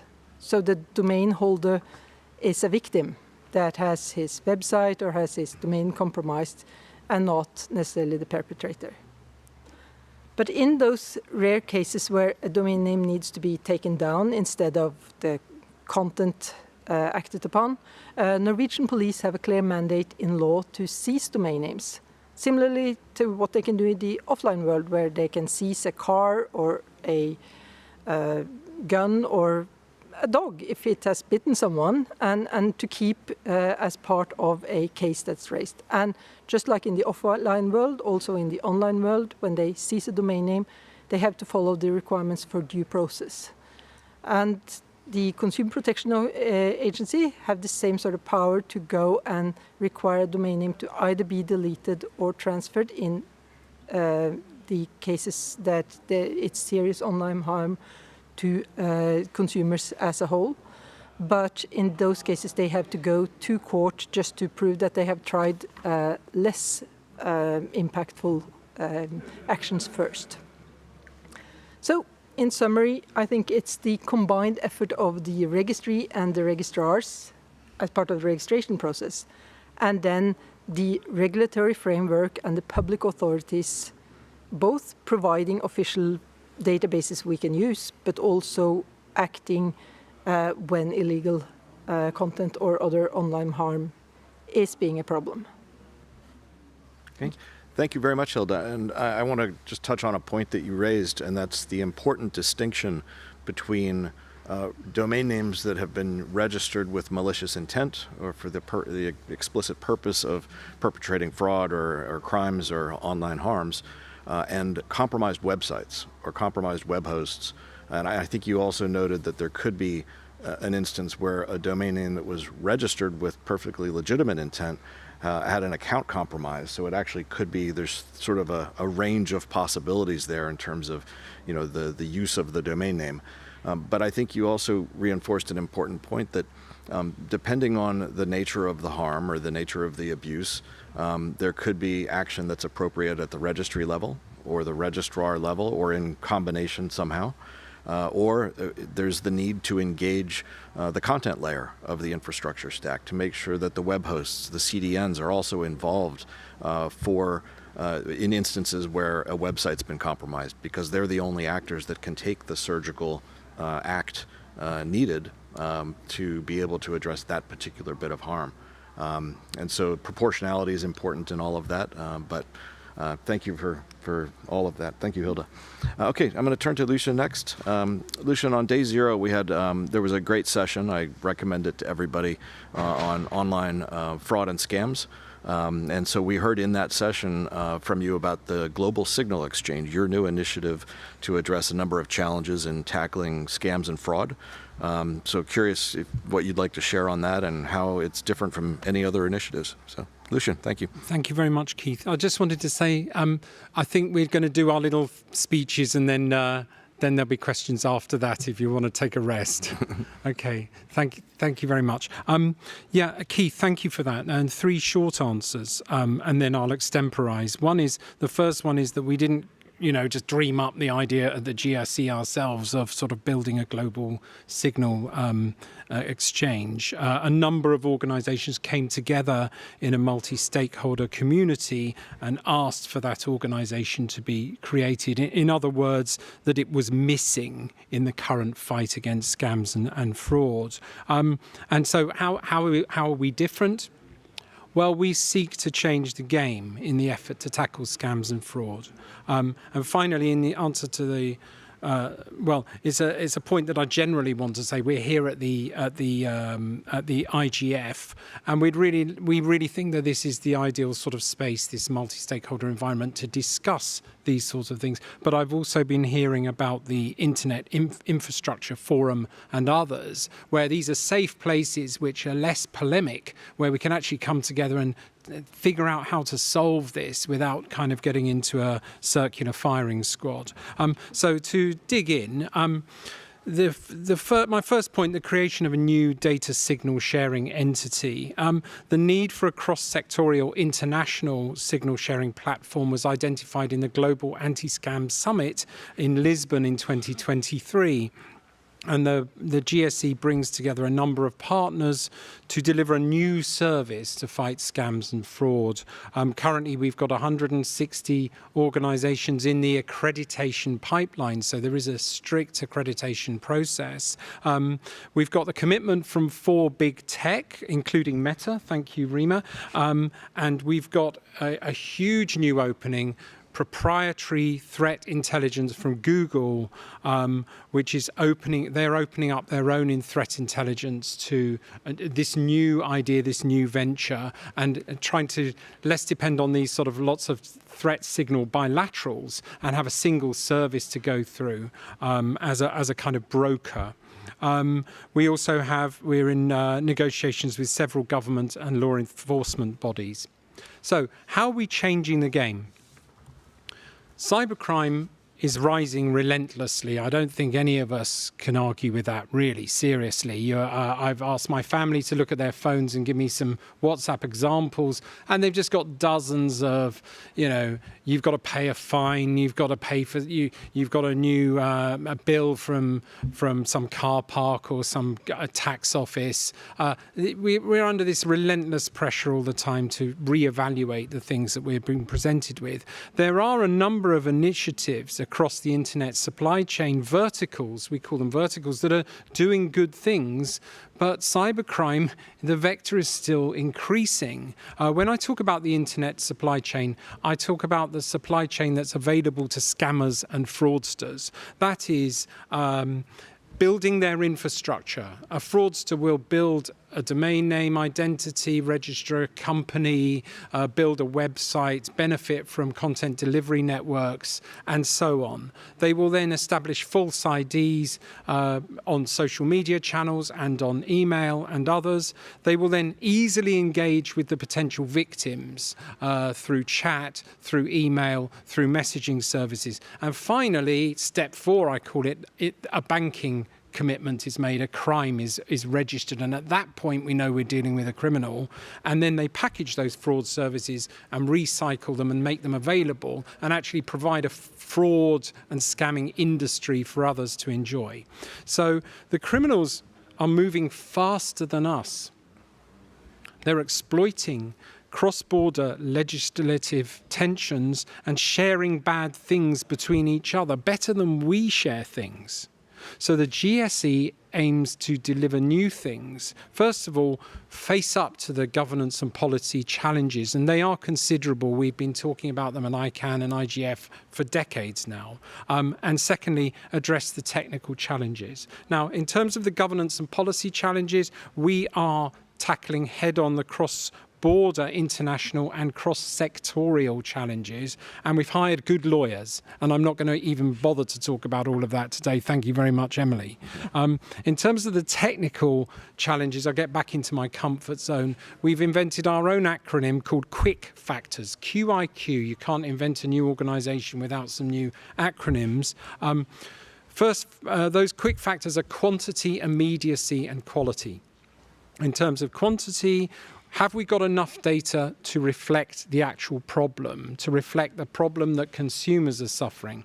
In January, we had 40 million threat signals. Let me put that into context. The Action Fraud, City of London Police, they're getting 30,000 threat signals every month.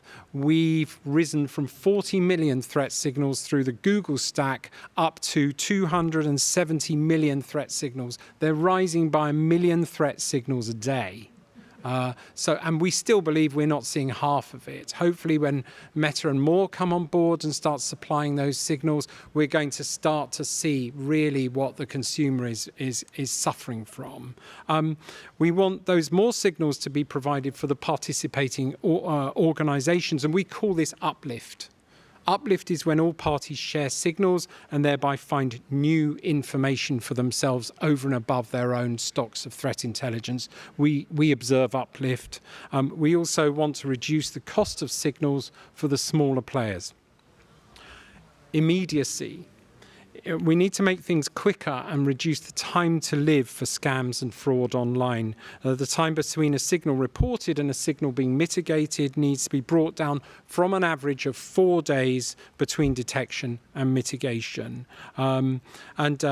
Esther mentioned, the need for federated models and, quantum, big computing power and AI to move towards real-time threat detection, to identify these clusters as they're happening. Finally, quality. To tackle both the quality of the signal and the provider, these are impacted by two things: confidence scores and feedback.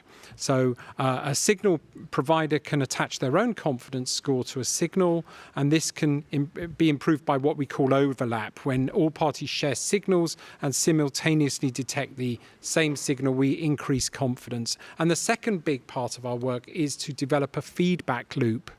This is a concept that came from cybernetics. It's something that I employed in 2023 and started talking about because it's missing in the game. And the feedback loop is an enormously challenging bit of work. You can't just provide feedback to threat intelligence signals, which are low quality kind of neighborhood watch type things. These are not evidence-based pieces of data that will stand up in court. So the signals are absolutely essential. I'm running out of time, so I'll just summarize. We have a number of pilots with registries, registrars, advertising communities, big tech doing handshakes, and police and law enforcement. Thank you very much. Thank you very much, Lucian. And I think what you've described is a clear need for an intermediary, an aggregator of data, a clearinghouse, platform of data sharing between threat reports, threat intelligence, reporters of abuse, and the operators of infrastructure that have the capability to address that abuse, right? So thank you very much.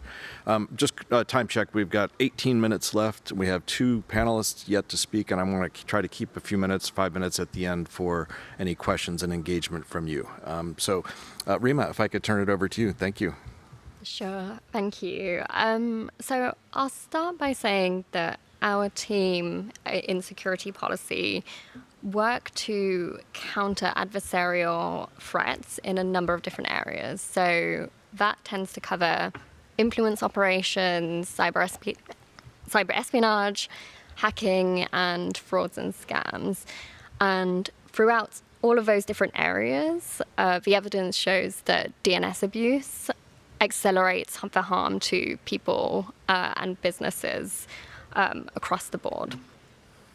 Our teams are really focused on working to prevent, mitigate, and stay ahead of these threat actors that are looking to abuse sort of Meta's platforms and violate our policies by redirecting users off over to malicious off-platform links. But I think, as everyone has kind of said here today, that this is a internet ecosystem problem, so we need to really have that sort of multi-stakeholder approach to be able to responsibly manage and mitigate some of these DNS abuses. Just to touch on a couple of the sort of the key areas that we're concerned about and that we see. So the first sort of being domain spoofing, where domain names are created closely to resemble legitimate ones in order to deceive the people using our platforms. We also see them being used to sort of phish people online and sort of steal sort of their credentials. The second area relates to sort of cyber squatting and domain impersonation of things like businesses and sort of well-known brands, again, created to lure people into thinking they're into a safe space that they sort of know, and sort of commit harms towards those people. The third is relating to deceptive sort of redirects. So adversarial actors may attempt to route users to malicious websites by making them think that they're visiting a legitimate one, and then they get thrown over to a harmful website, potentially with sort of malware and other harmful things.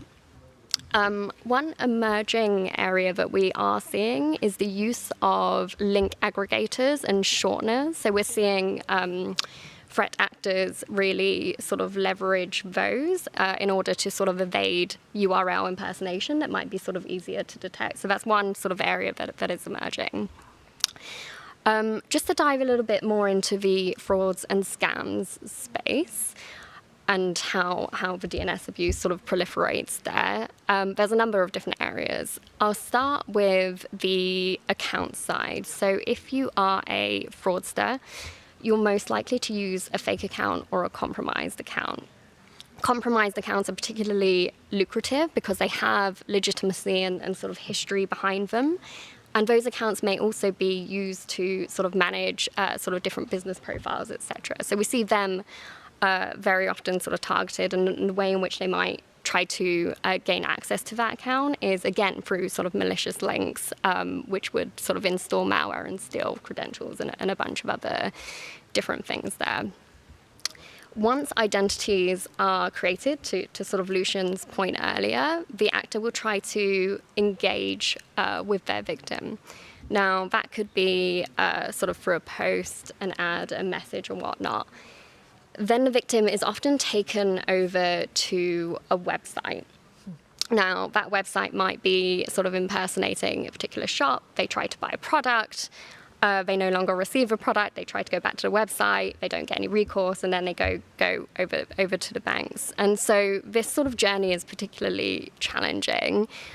We can do sort of what we can to once we understand that link is sort of malicious, take that down off a platform and make sure it doesn't re-emerge. But to Lucian's point about how long they stay on the internet, they still continue and continue to exist sort of on other platforms and cause harm.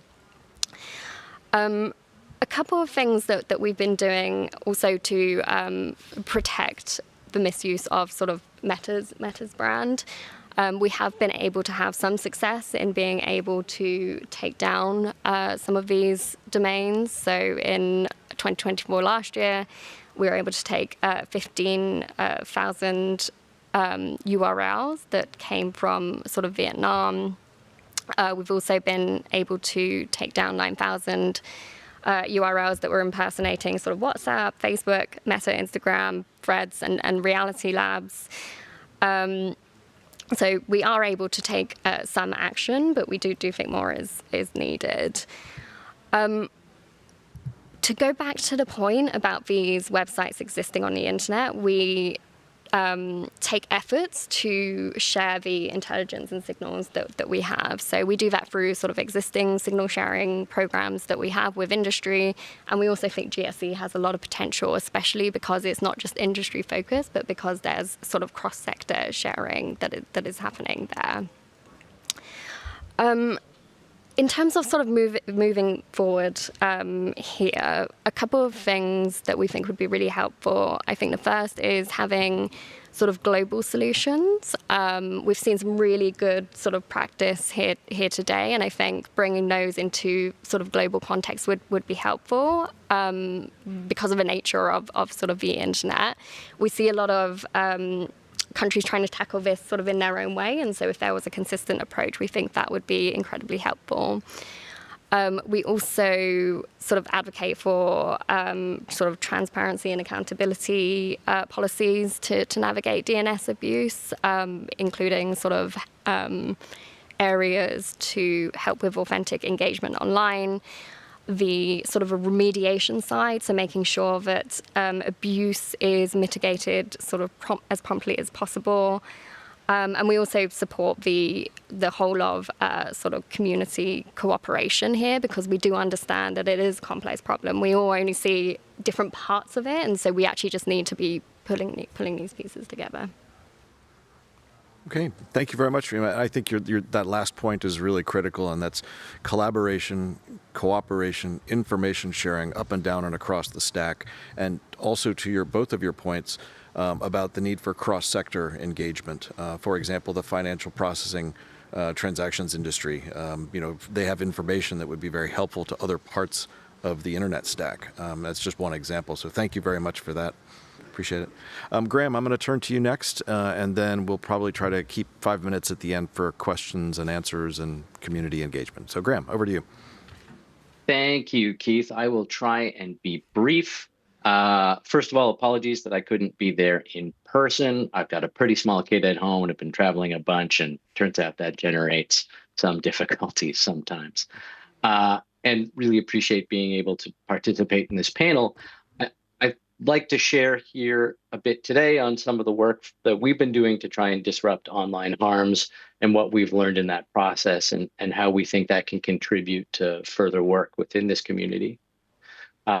So first, a little bit about the NetBeacon Institute. It was created by Public Interest Registry in 2021. PIR is the operator of the .org TLD and is a not-for-profit and needs to do good works in service of that not-for-profit mission, and really felt like there was a gap within the ecosystem around issues of DNS abuse, that there wasn't someone in the middle of that focused on this issue, working across the community within ICANN and outwards to try and educate, collaborate, build tools and resources to try and disrupt DNS abuse. And so the Institute was created to try and fulfill that need. We're not commercial as a part of the not-for-profit. I'll talk a little bit about the services that we offer, but we don't do anything for fee or cost recovery. All of what we do is free. And so as we began this work with the mission of trying to make the internet safer for everybody, we first needed to understand the landscape of DNS abuse. And so we created a project called NetBeacon Map, Measurement and Analytics Platform, which is a free and transparent, academically robust attempt to measure the prevalence of DNS abuse across the ecosystem, as well as things like concentration, mitigation rates, and median time to mitigation. And we do all of that work in partnership with core labs out of the University of Grenoble, an academic there named Professor Maciej Korczynski. And so we've been providing this data publicly to the ecosystem for 3 years. Lost some sense of time being stuck in this room. And really trying to enable the multi-stakeholder community to try and do data-driven policy discussion and development, as well as really drive industry action based on, rigorous data. And so what have we learned from that? Well, a couple things. One is like 95% of the malicious domains that we see belong to about 50 registrars or less. 80% belongs to less than 20. And so on a malicious domain front, in a way, that's good news. The problem space is not huge. There's differences between the registrars and TLDs also, in that data. But we can sort of wrap our collective arms around the scope of that problem. There are changes that we can make. There's ways that we can bring all of these parties together and improve the situation. We can see now the changes within the industry based on the ICANN contract amendments that came into effect last year, where we begin to see the larger, more active players get incrementally better, but they're close to diminishing returns, I think, on issues of DNS abuse for the sort of large, more engaged registrars in the space. And we can see abuse concentrating now in a smaller number of more highly abused registrars and TLDs. Right now, we see a really acute issue with 2 registrars with very large abusive campaigns happening, and we'll publish some more information about that in the next few weeks. But all of that has begun to influence how we begin to approach this problem and think about it. And that really led us to how can we begin to disrupt these things? And so we built NetBeacon Reporter, which is a conduit for abuse reporting that anyone can use via web form or API, and use it to submit abuse reports to any GTLD registrar or participating CCTLD or registry, as well as we distribute to hosting companies and CDNs. So what we're trying to do is take abuse reports in, we standardize them, we enrich them, we make them better, we reduce the technical burden on the reporter, and we distribute those abuse reports to multiple layers of the internet stack to try and disrupt those harms. That work was directly responsive to some multi-stakeholder outputs, SSR2 and SEC 115, if you speak ICANN, most specifically. And so we've been running that now since 2022. and doing somewhere around the realm of about 20,000 abuse reports a month. And we learn an awful lot from that sort of volume. We're getting a lot of feedback from the hosts and registrars that we're reporting to on the quality of those abuse reports. And we can see who's taking action when and why. And going back to some of the points made by the other panelists, especially around immediacy, thank you, Lucien, for that. Boy, it seems very clear that improving reactive processes around abuse, there's still some room there. We can do better at evidence gathering, and we can do better at getting abuse reports to registries, registrars, and hosts in a timely fashion, and we can get better at helping them respond quicker. And all of those, I think, are interconnected. Lastly, it seems really clear that we need improved, reliable, and accessible proactive processes. Abuse is happening at such a scale that trying to react all the time isn't sufficient. There are days where we have sent 6,000 abuse reports out, 7,000 abuse reports out to individual registries or registrars, and that just doesn't work. It just doesn't scale that way without some form of automation, but really it's about getting in front. And so how do we think collectively about getting in front of some of these issues? And lastly, a point I want to make about trust and users is that I think we can rely a little bit on trust based on behavior within these systems rather than identity. Because behavior on that platform, how many domains have you registered? How old is your hosting account? Those attributes can't be faked and feel like a really good place to begin building trust on as we begin to think about who has access to these tools and resources. I'll stop there. I know we only have a few minutes. Thank you very much for the time. Thank you very much. Thank you very much, Graham. Really appreciate it. We have like 3 minutes left, so I've got 2 people at the microphone. If we could be brief. Oh, and I'm sorry, we have 3. Yes. So let's try to fit in at least the 3 interventions. So go right ahead. Thank you so much. Ok, bonjour. Merci pour ces belles interventions. Mon nom est Assou Diouf, je viens du Sénégal. J'apprécie beaucoup la thématique, surtout l'identité numérique, le DNS. Le Sénégal dispose depuis les années 80 d'un DNS, mais en 2025, certaines institutions étatiques envoient des mails, non pas avec le point SN, mais avec un Yahoo ou un Gmail. Ce qui constitue même un risque, puisque la question de la cybersécurité y pose. Et récemment, l'État du Sénégal a été victime à 2 reprises de cyberattaques. Alors, en tant qu'expert, que proposerez-vous à l'État pour qu'on puisse utiliser dans les services administratifs le point SN, afin qu'il y ait une identité numérique, mais aussi afin de renforcer la sécurité. Voilà. Hey, thank you for the question. I know we have a couple of French speakers here on the panel. So, Benoit, can I turn to you? I'll try to translate and make it short, thank you.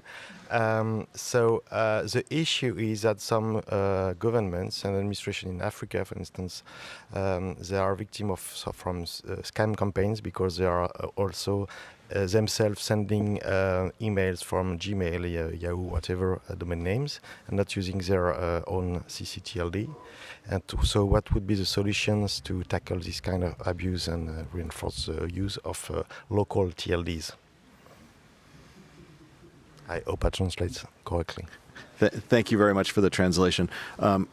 So good question. Maybe we can take that offline since we have a couple of others in queue. So is that Andrew again? It is. I'll be real quick. 2 very quick points. Firstly, ICANN have done some great work to tighten up the contracts to address some of the DNS abuse issues. The real gap here is the lack of action by some of the ccTLDs. So how do we get governments to also step forward to address this? So maybe this is the right fora for that, as some of them are here. And then secondly, despite the good work in ICANN, the definition of DNS abuse that ICANN uses is incredibly narrow, and, for example, doesn't address things like CSAM, although it does cover phishing. So how can we get more work done to broaden the definition so it has even more impact than it already has? So thank you very much, Andrew. I can respond to that very briefly.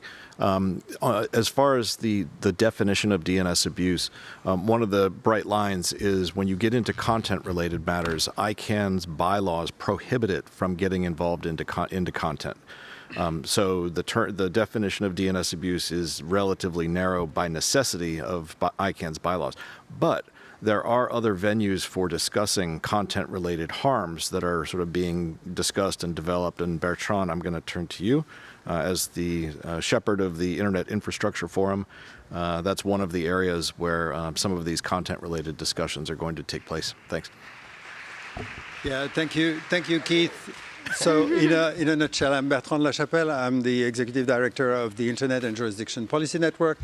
As Keith mentioned, we have been asked to organize a space to address a certain number of the abuses that that cannot be addressed within the ICANN environment, and also to engage other actors than just the DNS operators.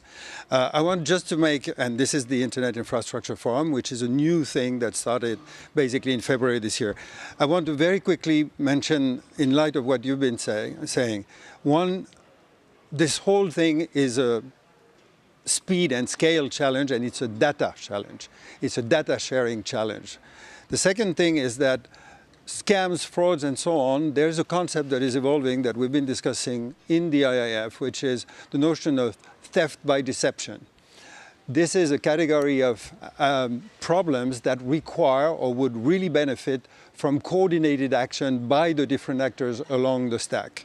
The next thing is what I love about what has been presented here, what we do with the IIF, is that these are bottom-up, spontaneous self-organization, just like the ITF emerged, just like the other organizations emerged. This is multi-stakeholder, bottom-up initiatives in action. It actually is what is needed because the governments are hobbled by the jurisdictional challenges that prevent them from addressing cross-border issues. And the last thing is, what is really interesting is that we see the emergence, and Graham was here. Lucien, you're talking about what you're doing with the signal exchange. There are layers here. The IIF is a space for the discussion of what could be done by the different actors. We see the emergence of new intermediaries that handle the abuse workflow problem, management, and what you're doing is contributing to the platforms for exchanging signals. And I think this is building the ecosystem that at last will allow later on to engage law enforcement and other actors so that the whole number of actors can, in a networked fashion, address those abuses. Thank you very much, Bertrand. And with that, we are 2+ minutes over time. So I think we probably need to move to wrap up. I just want to say thank you all very much. Thanks to the panelists. Thanks to everybody online. Thanks to you in the room. And we look forward to carrying this on. I wish we had another hour, but we need to close the session. So thank you very much.